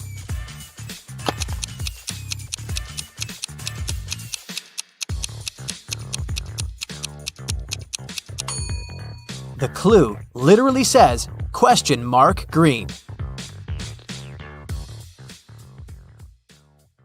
Now, Bella and Ella are preparing for an epic party. Can you figure out who's not very smart?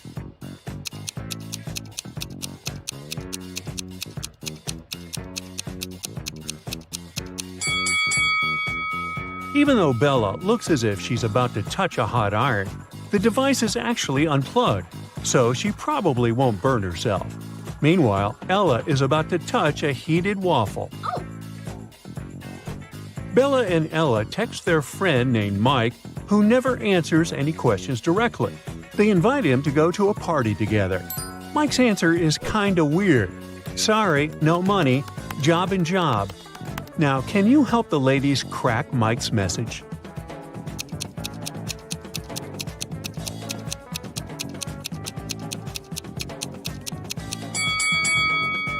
Mike said he had no money because he was in between jobs.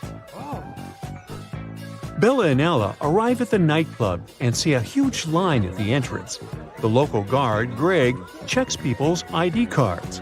His task is not to let in suspicious people and folks under 21 years old. Here's the first guest's ID card.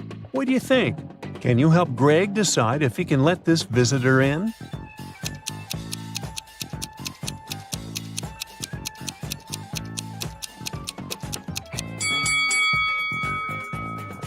She seems fine. Let her in. Yes! Here's the next guest. What do you say?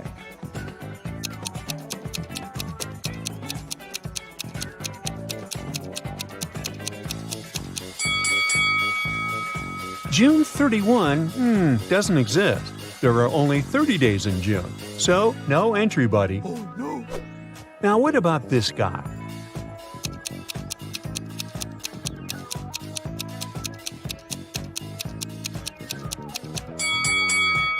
Something's wrong with his birth date as well. There was no February 29 in 1977. That wasn't a leap year. And what about this lady's ID?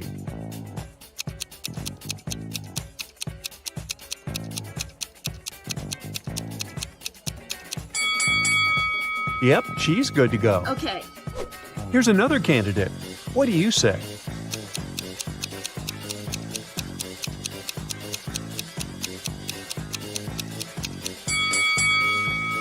Well, he's 22, so he seems fine. Finally, Bella and Ella enter the club building, but they take a wrong turn and get lost. Finally, they enter an old-fashioned two-story hallway with a beautiful fountain in the middle of the room. That's when Bella and Ella realize that they are not alone. There are many ghosts here. Can you figure out the exact number?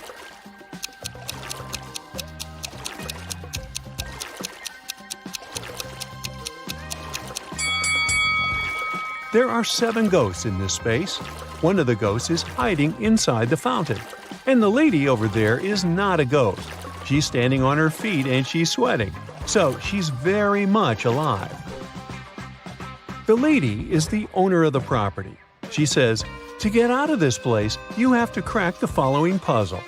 Can you help Bella and Ella figure out what number is hiding under the question mark?"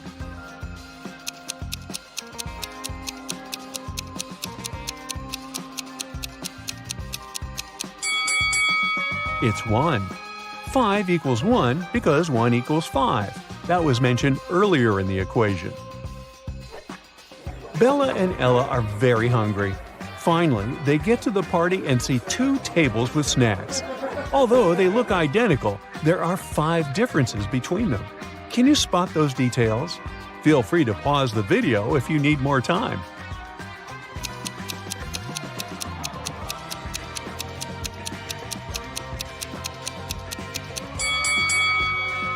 Here they are. Bella and Ella take a couple of selfies at the party. Can you spot 3 differences between these pictures?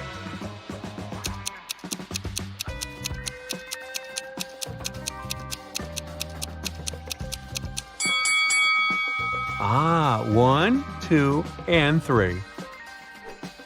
Bella goes to the dance floor, and Ella stays on the sofa. After a while, Bella returns and finds no Ella, only a creepy note on the sofa.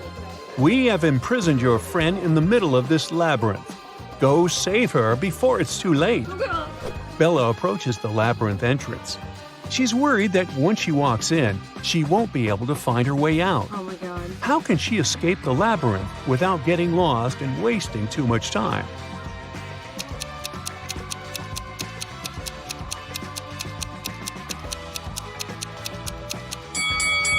She should put her right hand on the right wall and go forward, touching it at all times.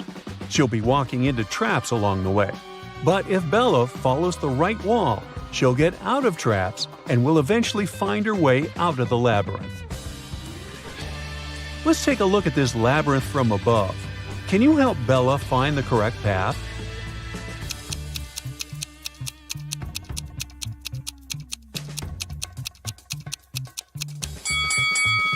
Here's the only route leading to the final destination. Bella manages to find Ella in the center of the maze. Suddenly, a secret door opens, and a creepy voice announces, "You can use this elevator to leave, but first, you have to enter a 4-number passcode to turn it on." Can you help the ladies crack the code?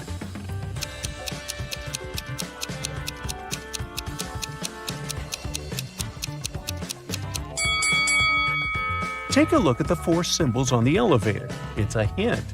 Each image implies a number. The word crown consists of 5 words, so it implies 5. Necklace implies 8, ring 4, and diamond 7. And the code is 5847. Oh. Bella and Ella want to return to the party, but they face a guard who says, "You'll have to crack my riddle if you want to come in." What is that thing that you have to break before you can use it? The ladies crack this mystery right away. What about you?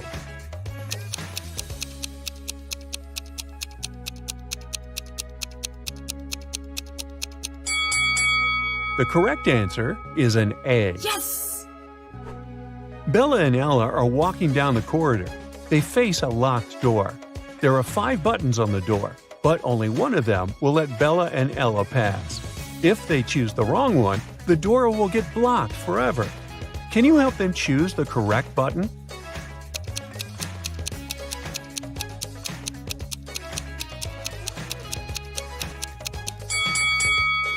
There's something special about almost all these buttons. The first one is unlike the others because it doesn't have an outline. The second one has a different shape. The third one has a different color. And the last one is smaller than all the others. The fourth button doesn't have any distinctions. That's what makes it so special. So Bella and Ella should press this one. Yay! The party goes on. 3 guys approach Ella and invite her to the dance floor. But only one of them is safe to dance with. Can you decide who?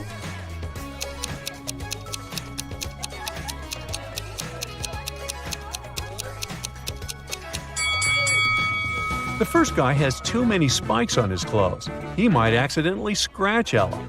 And the second guy is a sorcerer. He has a love potion in his pocket, so he can't be trusted either. Therefore, Ella should pick the third guy. Bella takes a picture of Ella on the dance floor. She freaks out right away. Oh my god. Why?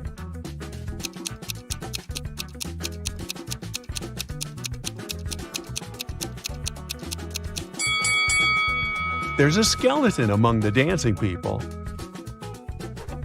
Ella gets very thirsty after dancing and approaches a waiter. He offers her an infinite supply of free drinks if she can crack his riddle. "I'll give you 1 glass of milk and 1 glass of water.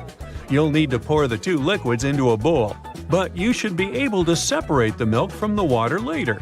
You can't use any kind of dividers." It took Ella a while, but she cracked this riddle. What did she do?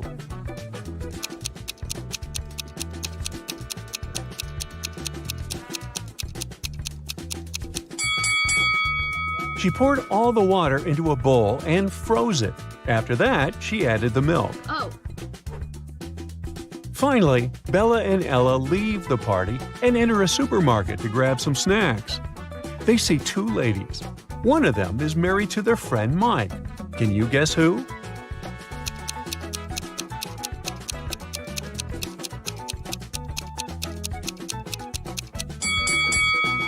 It's the lady on the left. Her shopping cart contains shampoo for men's hair and beard.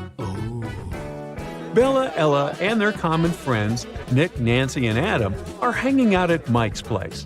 The next morning, they find Mike unconscious in the living room. None of the 5 friends know what happened to him. The police show up and they find a note next to Mike's calendar. It reads 4, 12, 8, and 3. The detective already knows who attacked Mike. What about you?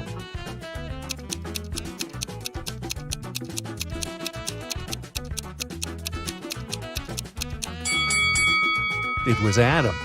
The note was next to a calendar. 4 implies April, 12 implies December, 8 August, and 3 March. Take the first 3 letters of each month, and you get the name Adam. The next day, Bella and Ella go skydiving. Oh no! Bella's parachute hasn't opened, and she's now plunging toward the ground. There are 2 places where she can land. Bella can either fall into the lake or into this large haystack. Can you help her choose the best option?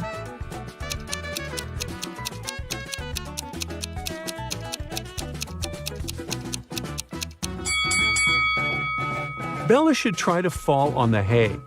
Can you see those creepy crocodiles hiding near the lake? Bella manages to land safely. She meets Ella and they go camping. Unfortunately, Ella gets bitten by a snake, and Bella is trying to suck the venom out of her leg. Mike is also on the trip. Suddenly, he spots a black widow spider on his arm. Who's in a bigger danger, Bella or Mike?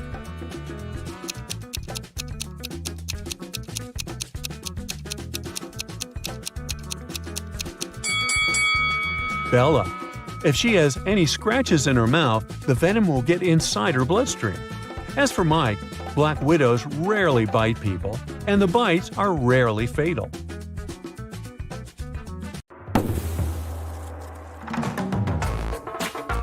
During a visit to an antique store, Rachel found a peculiar piece of gold. It turned out that the man who brought it to the shop mentioned it had once belonged to a pirate named Captain Benedict Jameson. He said he had hidden the rest of his treasures on an island. The map was hidden inside a cave that was located on a beach on the same island, but no one has managed to find the treasure yet. Rachel was intrigued, so she called her friend Jeremy and convinced him to set sail there to search for this treasure.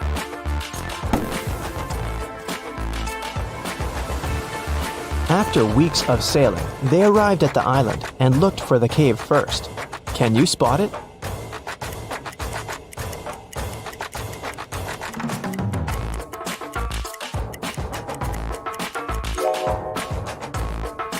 Here it is.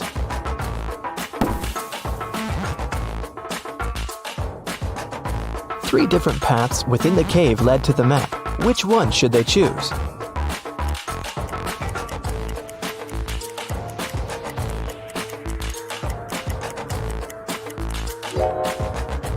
Notice the blinking eyes of a wild animal waiting for its prey in the shadows of the second path? There is a rather large spider web blocking the third path. That must only mean there's a large spider that made it. So, the safest option is the first path.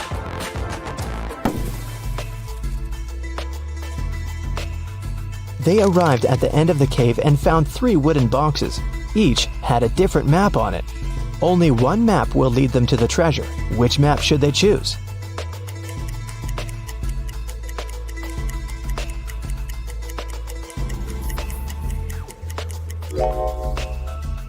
The area that the first map shows is surrounded by trees. The second map shows an area surrounded by the ocean. The area on the third map is surrounded by mountains. So, since they're on an island, they should choose the second map. On the back of the treasure map, they found a message written by Captain Benedict himself. Congratulations, traveler. You've picked the correct map. Now you're a step closer to finding the rest of my wealth. But I warn you, the journey ahead won't be simple. You'll have to solve every riddle that I have for you. And only then will you be able to find my treasure. According to the map, they had to enter the forest. Captain Benedict left another riddle on the map about it. My friend will accompany you from here on, but first, you have to find the tree that it lives on. Look for a fruitful palm tree. If you try to bite the fruit I'm talking about, you'll break your teeth. I guarantee. Take a look around. Which tree do you think that the captain is talking about?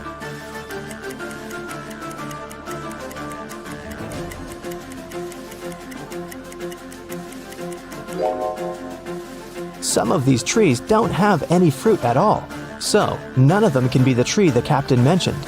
These trees have bananas on them, but you won't break your teeth if you eat bananas. Then it must be this tree with coconuts, because you'll definitely break your teeth if you try to bite a coconut. When they got closer to the tree, they noticed an engraving on it. It said, Look up and find my friend Jonathan the monkey. Take him with you on your journey, because he knows where I hid the key." Then Rachel and Jeremy looked up and saw 3 monkeys. Which monkey do you think Jonathan is?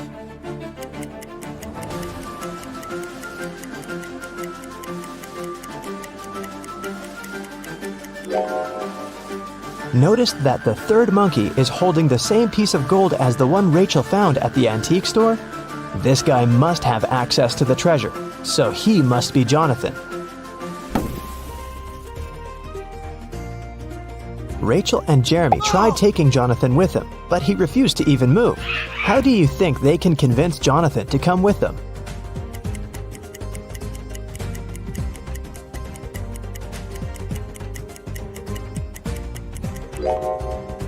Luckily, there's banana trees around, so they should just give him a banana to gain his trust. Jeremy wanted to climb one of the banana trees to pick a banana, but they were all very tall, and it seemed impossible to climb any of them. However, Rachel suddenly burst with excitement after seeing something that would help Jeremy. What did Rachel see?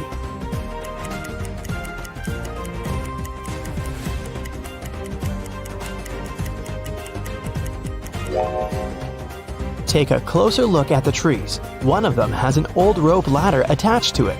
Jeremy can climb up there to get a banana. After Jeremy had picked a banana, Jonathan the monkey got down from the tree to get it. While he was eating his banana, Rachel and Jeremy felt hungry and decided to take a break to eat something too. However, when they reached for the food in their bags, everything was gone. Can you guess what happened?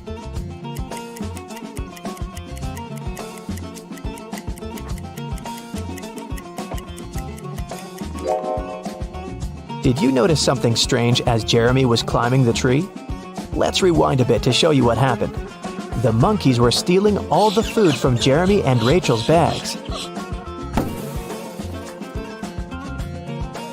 Rachel and Jeremy had nothing else to eat other than the bananas off of the trees. But when Jeremy tried to climb up the rope ladder again, the rope broke. Now that they wouldn't be able to pick any bananas, they had to find something else to eat. They walked around and came across a waterfall. Rachel suggested that they catch some fish. Jeremy then caught 3 different fish, but only one of them was safe to eat. Can you tell which one?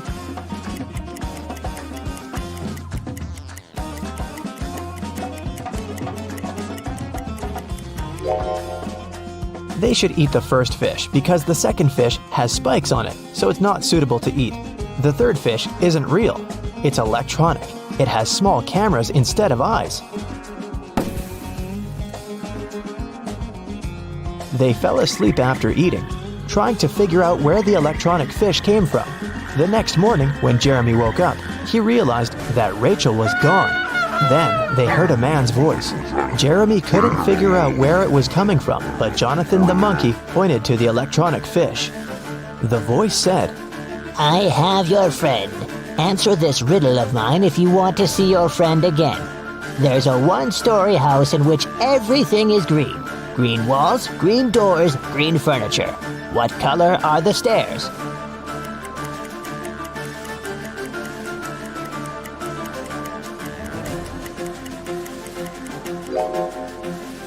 Since it's only a 1-story house, there aren't any stairs in it.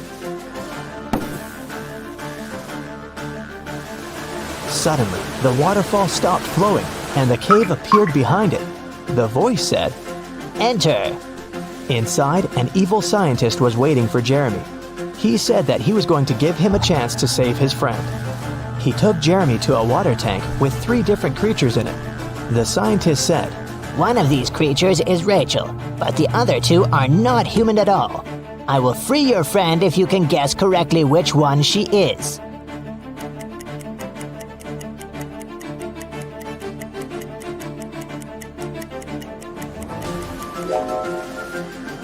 Take a closer look at the second creature. There are definitely human legs covered with seaweed.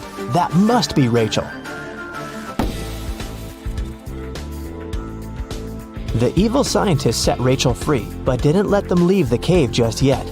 He showed them 3 gates. If they choose the right one, they'll be free to go. Behind the first gate, hundreds of poisonous snakes are waiting. Behind the second gate, there is a vicious vampire. Behind the third gate, there is a pack of hungry wolves. Which door should they choose?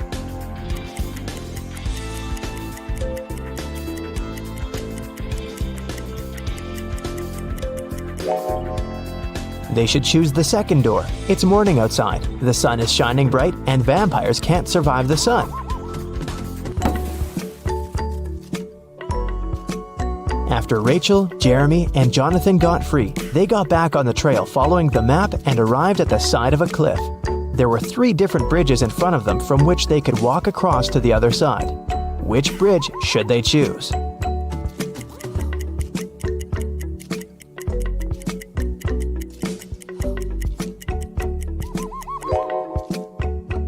The wooden bridge looks very old. It won't be able to hold their weight.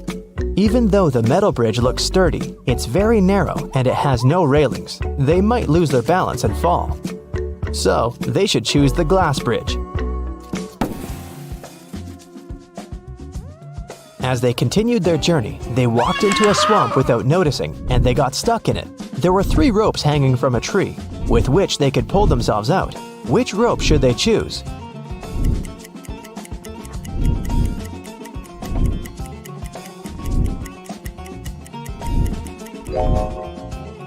The first and the third rope are no ropes at all. One of them is a snake and the other is a tiger's tail, so they should choose the second rope.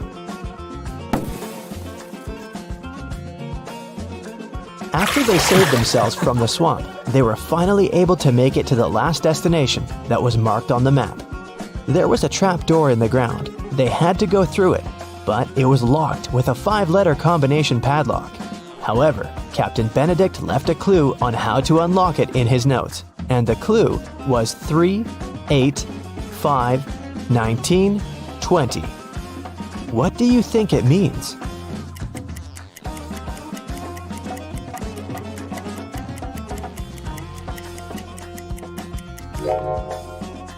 Each number represents its respective letter in the alphabet.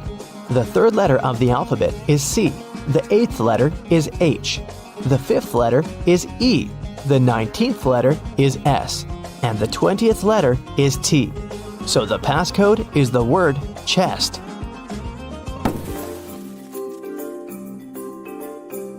Once they opened the door, they saw a staircase leading to an underground room. When they entered it, they found 3 different chests. Only one of them holds the treasure. Which one is it?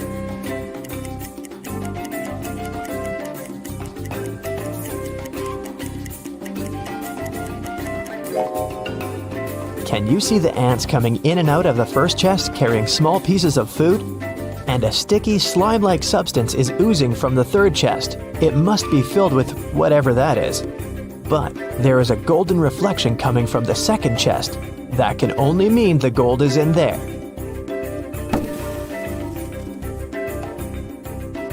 They left the room with the treasure chest. However, the chest was locked, and the map didn't have any more notes or directions on it. Jonathan started pulling Rachel's shirt as if he wanted to say something. Then, she remembered Captain Benedict's previous note. My friend Jonathan the monkey knows where I hid the key. So she and Jeremy started following Jonathan. They arrived at a beautiful garden with 3 statues. Each statue was holding a key, and only one of them would open the treasure chest. Which one should they choose?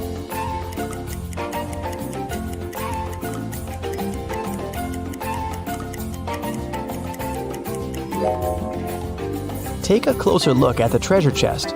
The lock of the chest has a little emerald on it. The first key has a ruby on it. The second key is decorated with an amethyst. And the third key has an emerald on it. Since it matches the lock, this must be the key they should choose. One day, Marcus was going home from work. There was a blackout in the city and everything was shrouded in darkness. Suddenly, he heard footsteps. Someone was rushing behind him. He started to turn around to check, and that's when the world around him went totally black. Marcus came to his senses in a basement, dimly lit by several candles. There were 3 doors before him. Behind the first door, Hungry zombies were waiting for their next meal. Behind the second door, a fire was raging.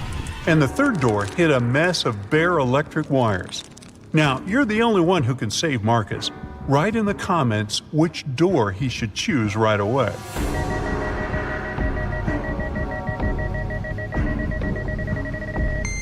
As you might remember, there's a blackout in the city, so electrical wires are totally harmless at the moment. Marcus should slip through the third door. Strangely enough, the guy found himself in a barber shop. After staring at the scene in front of his eyes for a moment, he realized that one of his clients was in grave danger. Write who it is in the comments below and prove yourself to be as smart as Marcus.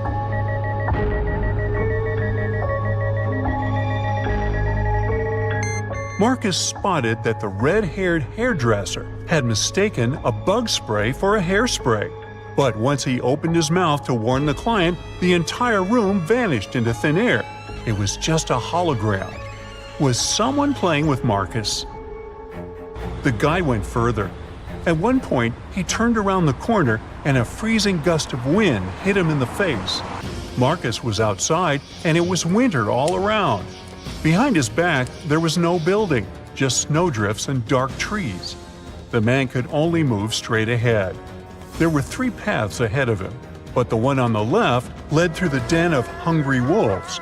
To follow the one in the middle, Marcus would have to pass by a family of bears. And the right path went over a frozen lake covered with thin ice. The guy is freezing. Help him in the comments as fast as you can.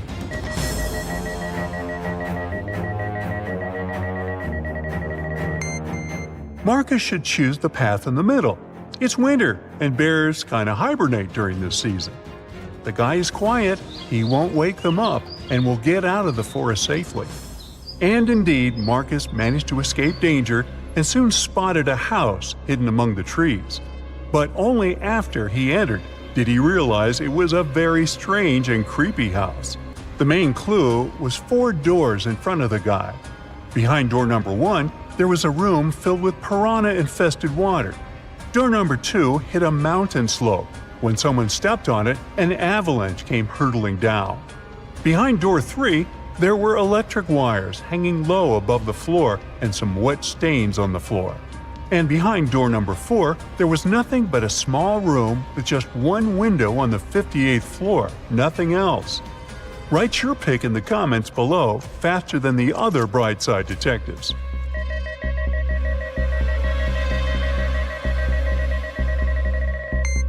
Marcus should walk through door 3. Since the wires don't actually touch the floor, the guy will be able to bend and crawl to the other exit. Unfortunately, whoever was testing Marcus's survival skills didn't want to make life easy for the guy. The door leading out of the room was locked and had 4 keyholes. There were also 4 keys hanging on the wall next to it. If Marcus wanted to get out of the room, he had to match the keyholes and the keys. If you can help him crack this tough test, comment "I can" below the video.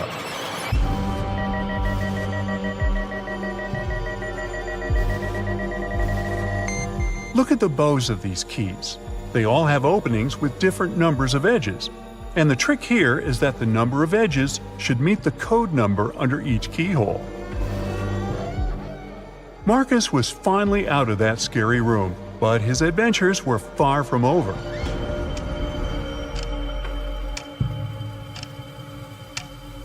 Of all places, he found himself in a jail canteen. To get past these inmates, he needed to figure out which of them was the wealthiest. Can you help Marcus?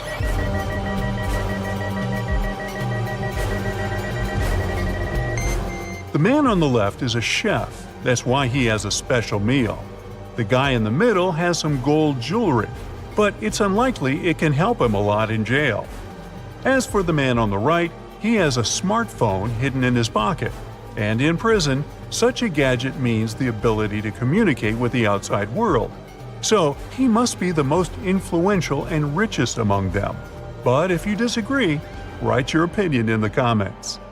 Poor Marcus. To get out of the jail canteen, he needed to choose the safest exit. but all of them seemed equally terrifying. The first one led to the den of a horrible dragon, the second to a room filled with boiling lava. And to get to the third room, Marcus would have to sneak through flesh-cutting laser beams. Well, that's a tough choice. Tell Marcus in the comments which way he should pick.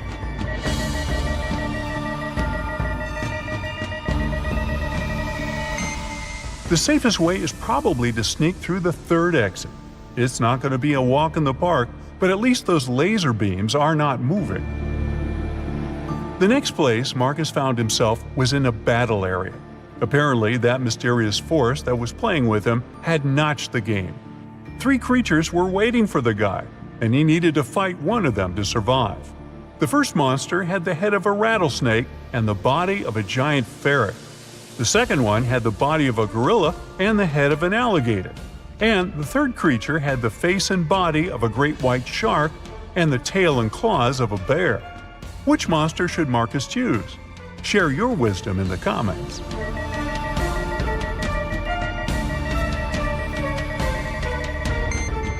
The first 2 monsters are likely to be extremely dangerous opponents.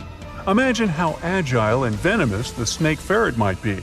And the gorilla gator is certainly too strong for Marcus to defeat. As for the shark bear, well, since sharks have gills and can't breathe on land, the guy will just need to wait a bit, and this opponent will get out of his way on his own. Once everything was over, Marcus was transported to a dimly lit room. A bizarre-looking family was in front of him. Marcus had to figure out which member of this family was possessed by a ghost. Being as observant as he was, he soon found the answer. And how observant are you? Write in the comments.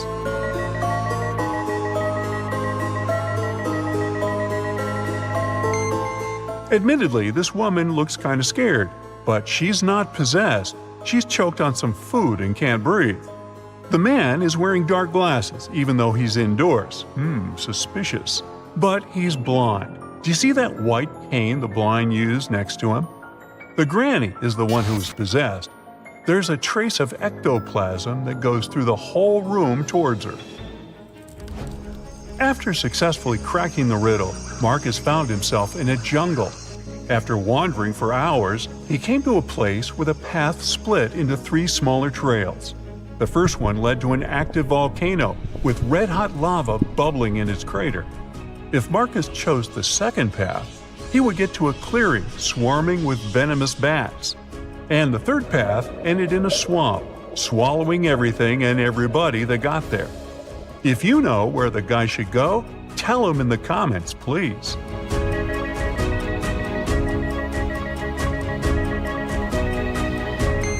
Marcus chose the second path, since most bats are only active at night, plus they almost never attack humans, and found himself at home in his own bed. Was it just a creepy, very detailed dream? Write what you think about it. Hey, dear detective! It's time you apply your skills to solve the toughest brain teasers we've got. Look at these hands. All of them seem to belong to wealthy people. But it's just an illusion. Your first case is to figure out which person is indeed rich.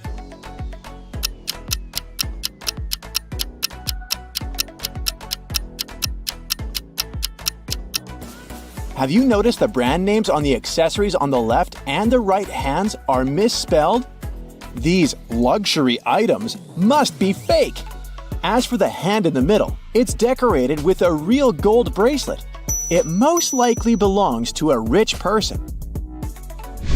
Now, look at these travelers and their bags very attentively. Can you spot a smuggler?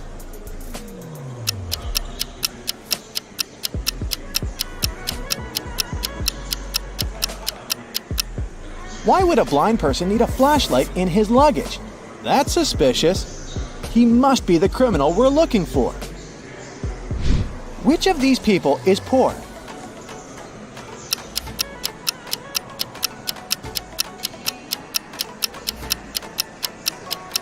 Pay attention to the guy with an iPhone.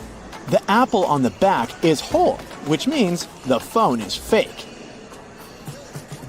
How about these people? Who is richer?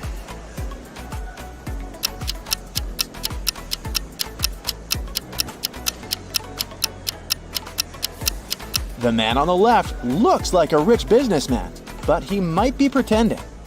At the same time, the guy with green hair looks very casual.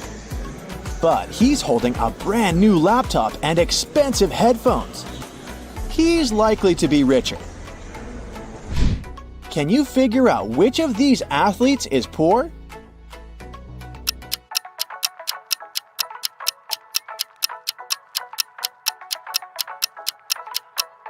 It must be the blonde guy who's wearing a fake Adidas shirt. Or should I say, a Bebas. You wake up in a room with 3 doors. Suddenly, someone starts knocking on each of them. You come up to each door in turn and sneak a peek through the peephole. Behind each door, there's a police officer. Do you know which door is safe to open?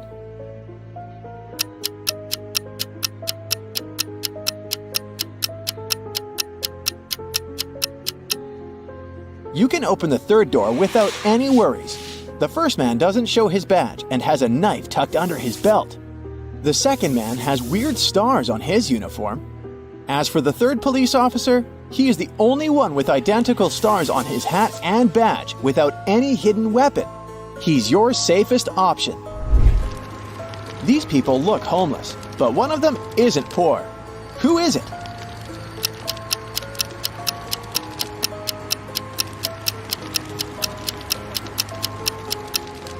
Look at the guy with a cart. He's got car keys. Now this task is tough.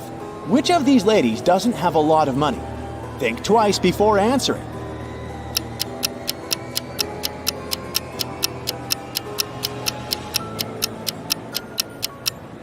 The lady in pink buys only those clothes that are on sale. She might be poor. Doris was having a beach vacation with her friend Teresa. One morning, the young women were sunbathing near the water. Teresa went to a cafe to get some lemonade while Doris went swimming. When she came back, she saw that her smartphone, which she had left on her beach towel, was gone. She asked a man sunbathing nearby if he had seen her smartphone. He answered that he'd been sleeping the whole time. At this moment, Teresa came back with the lemonade. She looked around and immediately understood where Doris's phone was. Who took it?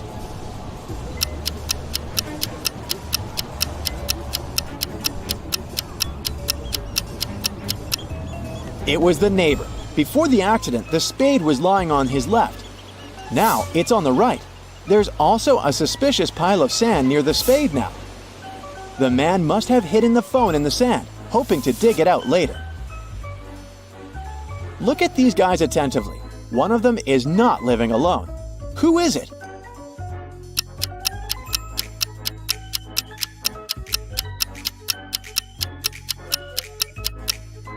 The man on the right. He's got 2 toothbrushes. Joe had a friend, Randy, who never answered questions directly. Once, Joe sent Randy a message inviting him to join their common friends in a cafe. Randy's answer was kinda weird. Sorry, no money. Job and job. Luckily, Joe knew his friend well enough to understand what he meant. But can you figure it out?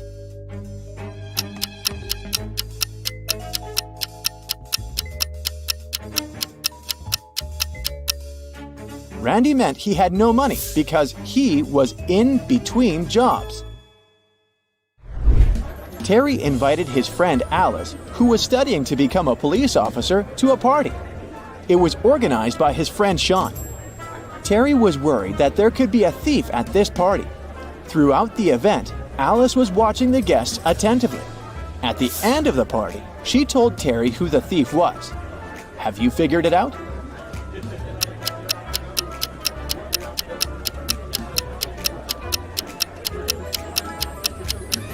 It's the host, Sean. At the beginning of the party, one of the guests had a watch on his wrist, and this woman had a beautiful necklace. But at the end of the party, the watch was already on Sean's wrist, and the necklace was in the flower pot.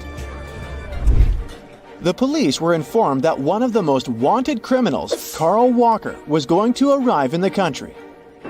According to this information, the man was going to come by plane. Unfortunately, the police knew very little about him.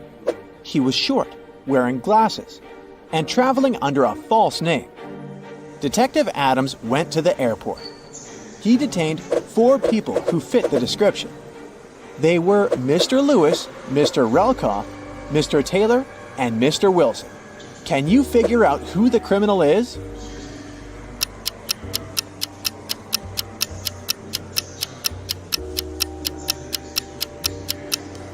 It's Mr. Relkoff. His last name is actually the criminal's last name, Walker, but with its letters mixed. Austin, a rich businessman, brought very important documents to his office. But he had a meeting and needed to leave for several hours. Austin asked his secretary to be super attentive. His competitors could try to break into his office to look at the documents. When he came back, his secretary told him everything had been quiet. But when the man looked around, he realized someone had been inside his office. The secretary eventually admitted having fallen asleep while Austin was away. How did the businessman understand someone had visited his office?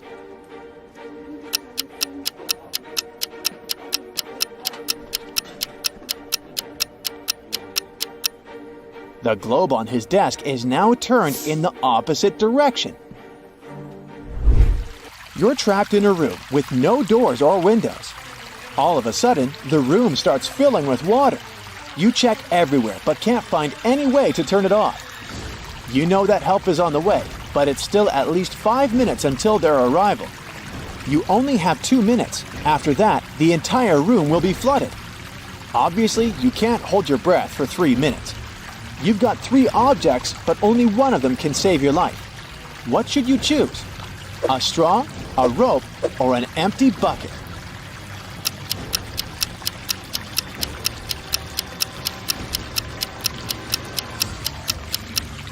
You should opt for the bucket. Put it on your head. This will create an air pocket, and you'll be able to breathe for a couple of minutes until help arrives. Carter had a fast and successfully developing company until his main investor went bankrupt. Upset, Carter went to visit his best friend Justin, who was a coffee shop owner. Justin told him that a rich businessman visited his cafe almost every day. He was there that day too.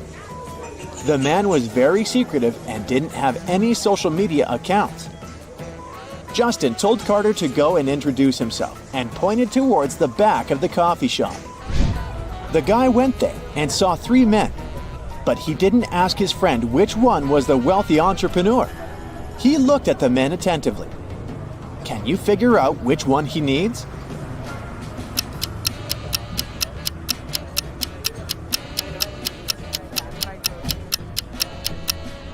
It isn't the guy in the middle. He has a dollar store bag. The one on the right could be rich, but he's recording an Instagram story. And the businessman isn't active on any social media. This means the man Carter needs is on the left. 3 friends agreed to hang out together on a Friday night. One of them, Brian, was tasked with bringing pizza. But the guy was running extremely late. His friends were starving. Strangely, Brian wasn't picking up their calls. But in an hour or so, he sent them a selfie. In the photo, he was standing next to his car. In the following message, he wrote he had run out of gas. He was at a gas station filling up his car. But his friends didn't believe Brian's excuses. Why?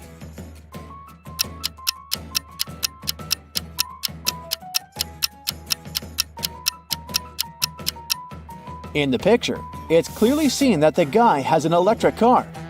It doesn't need gas. Jenny and Ben were about to get married. They wanted to book a hotel for their wedding ceremony in the party. So they went to a wedding planner to look at some options. She told them only 3 hotels were available for the day they wanted and showed them the pictures. Which one should they choose?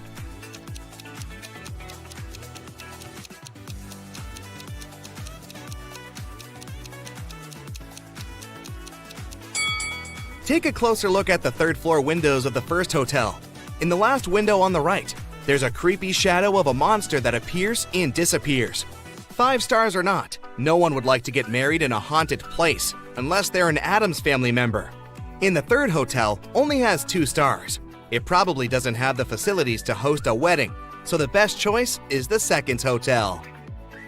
Great choice, the wedding planner said, and you're in luck because they actually have a great discount offer. If you can answer this riddle correctly, you won't have to pay for the ballroom rental. Here it is. Those who have it, do not say it. Those who take it, do not know it. Those who know it, do not want it. What is it? Do you know the answer?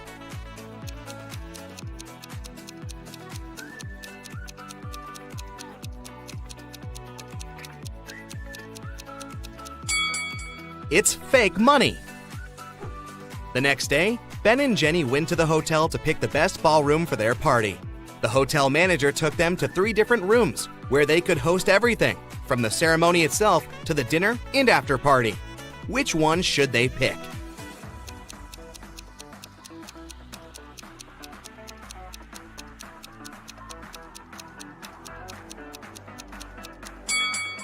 Do you see a little mouse hole in the corner of the first ballroom? The couple wouldn't want such uninvited guests at their party. As for the second ballroom, the chandelier looks like it might fall down any minute. Not the safest option, so they should pick the third ballroom. It was time for Ben and Jenny to pick the wedding menu. Since they were not paying for the venue, they wanted to spare no expense in serving food that the guests would never forget. That's why they called 3 different Michelin star chefs. Each of them prepared a different dish and presented them for a tasting. Which chef, and therefore which dish, should they go for?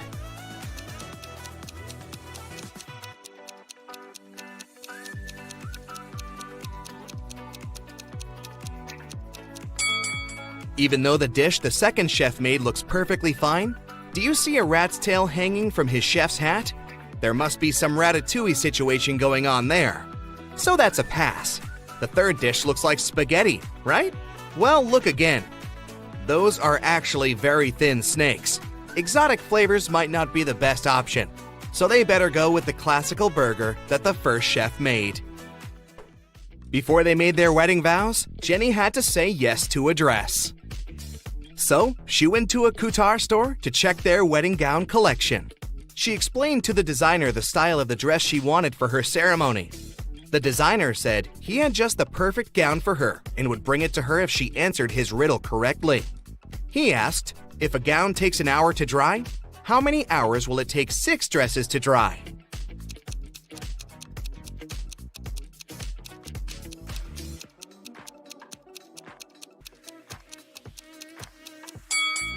It'll still take 1 hour because they'll all dry at the same time.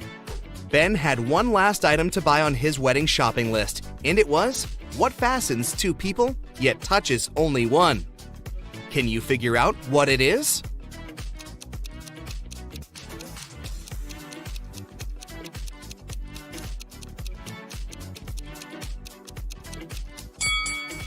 It's a wedding ring, of course.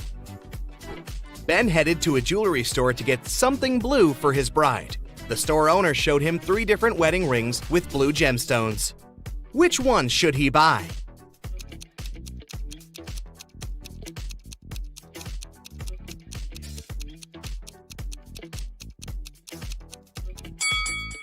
The second ring has an engraving inside, so it must have belonged to someone else before. The gemstone on the third ring has a tiny crack in it. That can only mean it's made of glass or even plastic. So, Ben should buy the first ring with a sapphire. Next, Ben and Jenny were going to send out invitations. One print shop offered them 3 different versions of invitations. Which one should they choose?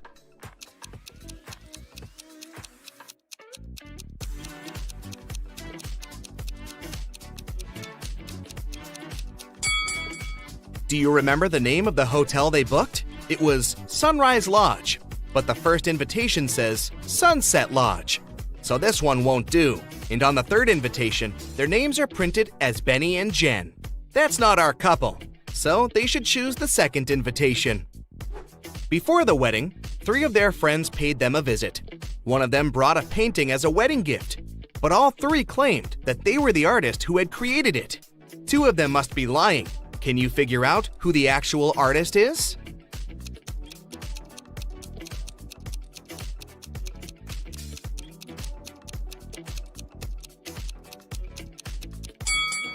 Take a look at the signature on the painting. It says Denise. Now look at the third friend's necklace. It has the letter D, so she must be Denise, the artist who painted the painting. It was finally the day of the wedding, and Ben and Jenny's guests started to arrive. However, the hotel security spotted 3 suspicious-looking people who could be uninvited. Take a look at these 3 guys. Can you tell which one is not supposed to be at the wedding?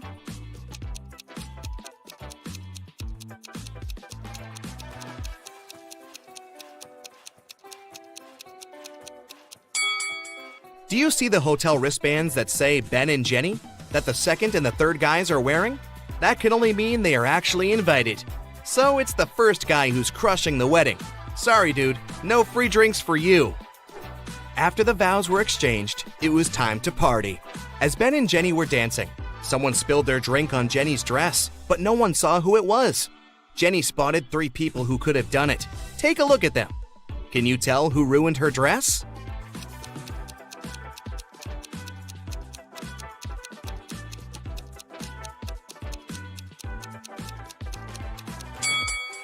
The first guy has spots on his shirt that resemble stains from the spilled drink, but they are actually part of the pattern, so it can't be him.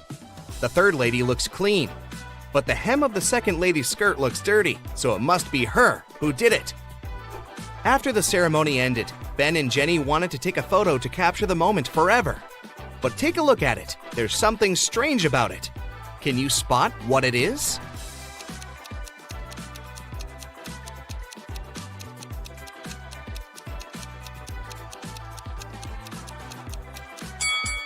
Can you see a woman hiding behind the trees watching them?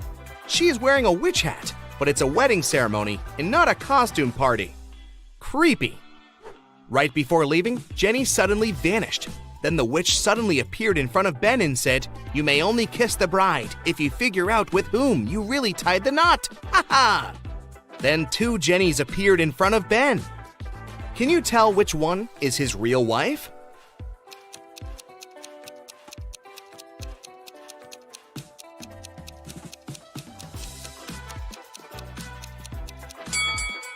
Remember the wedding photo?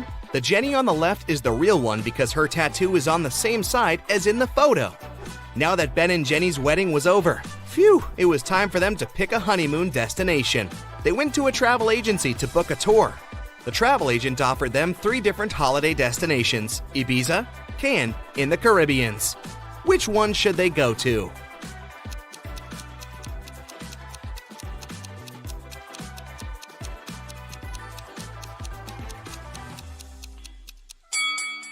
Have you noticed the weather forecast on TV in the office? It states that the weather in Ibiza is going to be windy in the upcoming days, and in Cannes, it's going to be rainy.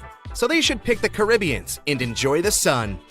The travel agent said she could upgrade their plane tickets to business class for free. It would be her wedding gift to them. But they had to crack this riddle. What can travel around the world while staying in a corner?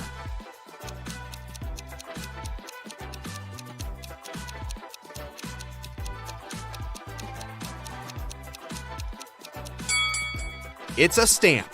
When you take the whole from me, there's still some left. What am I?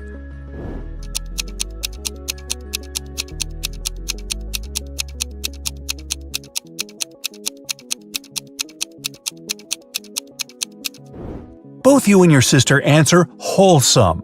The man smiles again and lets you go. Now you have to find the exit, and you have no idea where to go. You randomly take turns, and in the end, you get lost in the building's labyrinth. After half an hour of wandering around, you realize that you've been going around in circles. You admit that you're lost and can't find a way out. Suddenly, from each of the 3 directions before you, a man appears. Each man says he was kidnapped too, but escaped and will show you the exit, while the other 2 men are guardians and will lead you back to your kidnappers. Who should you trust?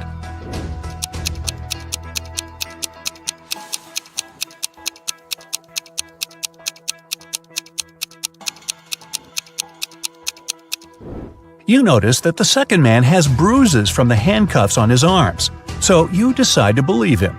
You look at your sister and realize that she noticed it too. You nod, and each of you walks towards one of the other two, and unexpectedly for them, knock them out. The man gives you thumbs up and tells you to follow him. You're back in the labyrinth again, taking turns over and over. Does he really know where to go? How much time did he spend here?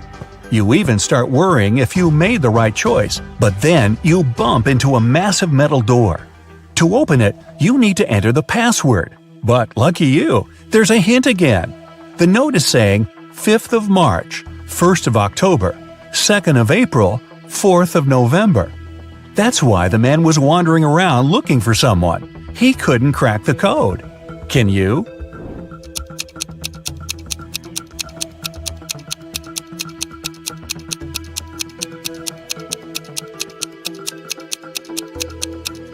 The 5th of March means the fifth letter of the word March, which is H.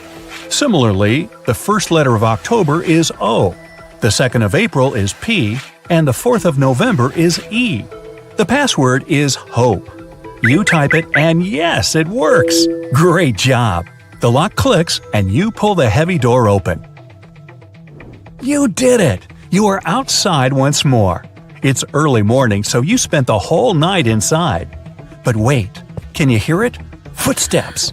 They're after you, and you have to run to a safe place immediately. There are 3 ways. On the left, there's a dark forest. Straight, there's a city. And on the right, a lake. Which way will you choose?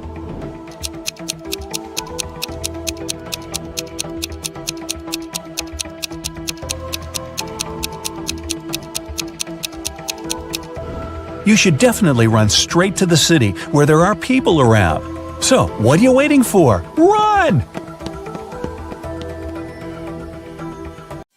Kai gets a new job as a lab assistant. He arrives at work early in the morning.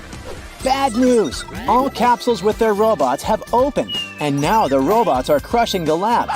Kai runs to the control panel, but unfortunately, the previous employee left a hot mess. All the wires are tangled. Which button should Kai press?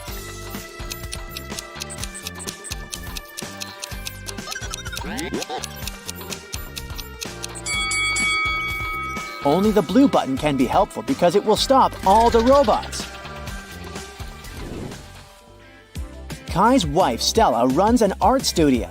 She has 3 talented painters in her class. Hello. Tom, Sam, and Mia. Today, Stella learns good news. One of her students' paintings won an international competition. Yes! But instead of announcing the winner's name right away, Stella draws this sketch. Can you guess the winner?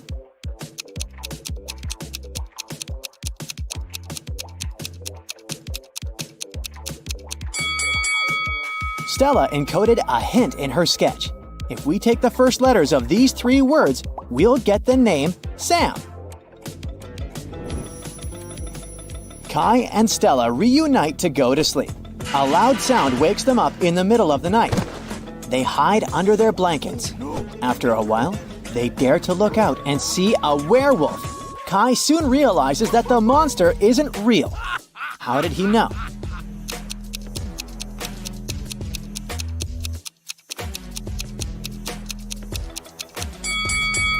Look out the window. It's not a full moon today. Oh. Kai arrives at the lab and finds out that his boss, Richard, had been attacked. Richard was working on a very important chemical project with 3 assistants, Agnes, Allison, and Amelia.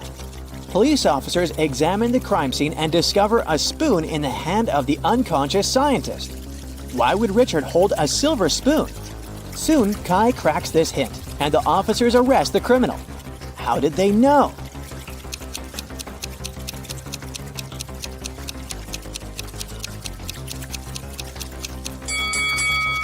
Richard was a chemistry scientist, so he gave a hint. Ag is the chemical symbol for silver. The scientist was pointing at Agnes. Kai enters an abandoned part of the lab.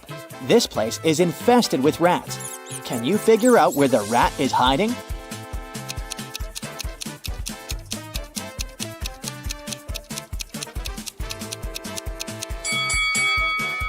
Over here. What about these teapots? Where's the rat?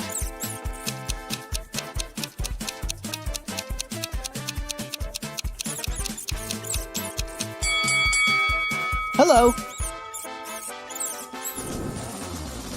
Kai returns to his office and notices that someone robbed him. What 3 things did the thief steal?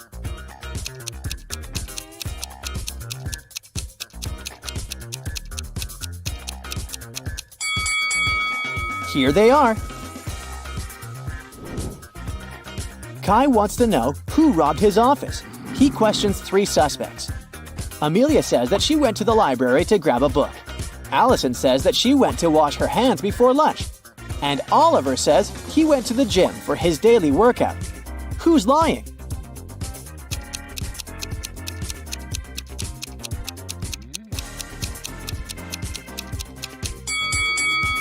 Allison couldn't wash her hands. Take a look at the announcement. There's no water in the lab today. After work, Kai takes a walk in the park. This elderly lady lost her husband. Oh my lord. Can you find him among these guys?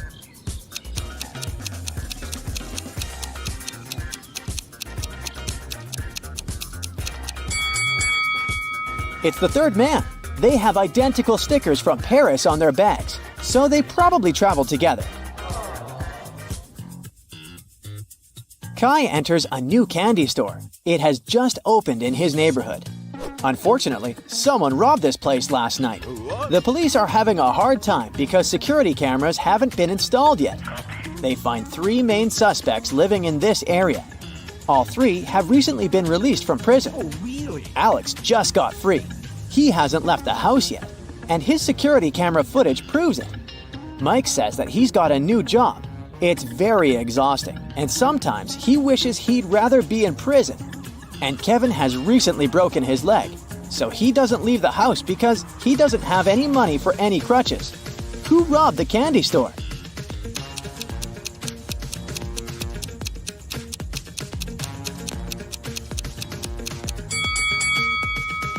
Alex!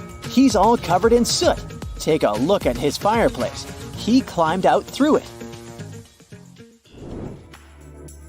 On the weekend, Kai comes to a big family dinner at his relative's house. He takes a lot of pictures. One of these photos shows a mother and daughter, and the other photo shows a stepmother and stepdaughter. Can you guess who is who?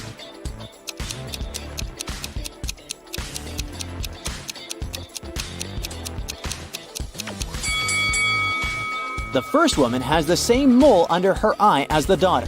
They must be blood relatives. So the second lady is the stepmother. Kai and Stella are chilling on the beach. Kai goes swimming alone. After a while, he returns and finds Stella unconscious on a sun lounger. Kai calls the police and doctors. They figure out that Stella was poisoned. The officer investigates the crime scene and Stella's stuff. Can you help him find anything suspicious?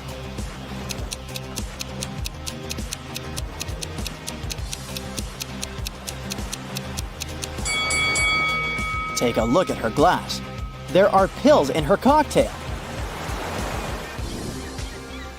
The detective immediately takes fingerprints from Stella's glass. Can you help find the main suspect?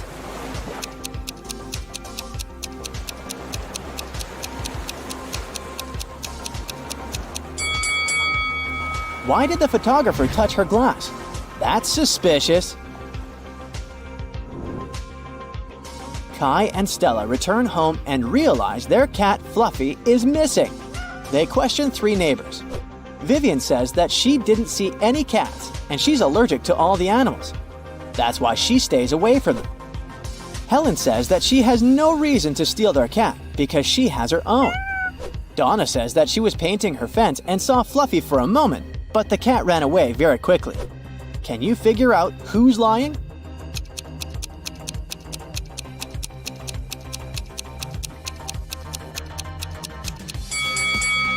Donna mentioned that she painted her fence, but does it look freshly painted?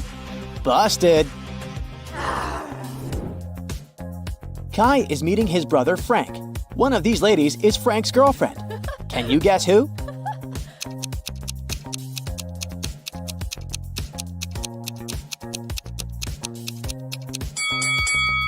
The lipstick marks on Frank's neck are exactly the same as the First Lady's lipstick, so she's his girlfriend. The next morning, Kai arrives at the lab. Wow! Someone left a weird gift box on his desk. Kai opens it and finds a cute teddy bear. The box isn't signed. Kai wants to know who did it, so he questions his coworkers. Amelia says that she didn't enter Kai's office today. Oliver says that he's afraid of soft toys. And the janitor says that he entered Kai's room in the morning to vacuum clean it. He didn't see any gift boxes. Who's lying?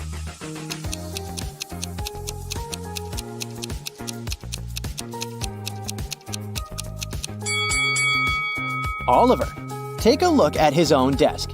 There's a couple of soft toys there, so his story is fake. Kai goes shopping and buys 2 items. A hat and a scarf cost $110. The hat is $100 more expensive than the scarf. How much does the scarf cost?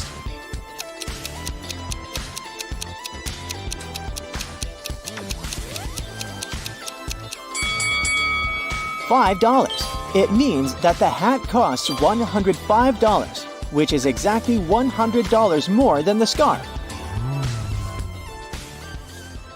Meanwhile, Stella arrives at her art gallery. Oh no! Someone sprayed the best paintings with yellow paint! Stella closed the gallery at 9 p.m. last night, and everything was fine. The police find 3 suspects and visit their houses. The guard who was on duty last night didn't notice anything suspicious. He locked the gallery at 10 and went home. The janitor completed cleaning at 9:30. The paintings were fine. The barista who works on the opposite side of the street claims that he closed the coffee shop at 8:30 p.m. last night. Who ruined the paintings?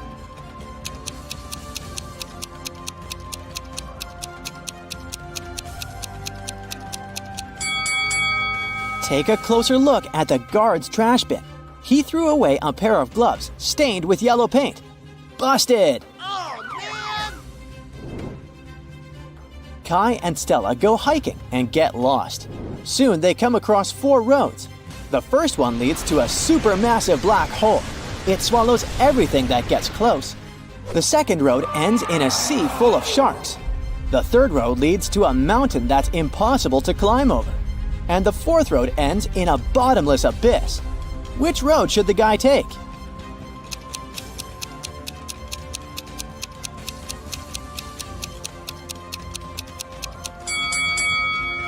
They should choose the third road. No one says they should climb the mountain. They can simply go around it. Duh. Stella and Kai keep on hiking. Stella asks him a riddle. Can you start a fire using 2 pieces of wood?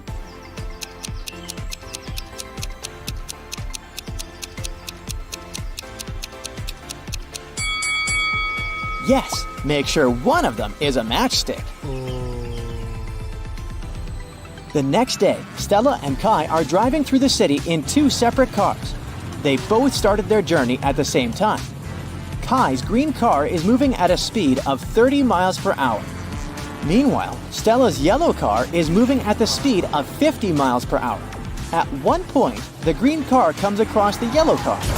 How is it possible?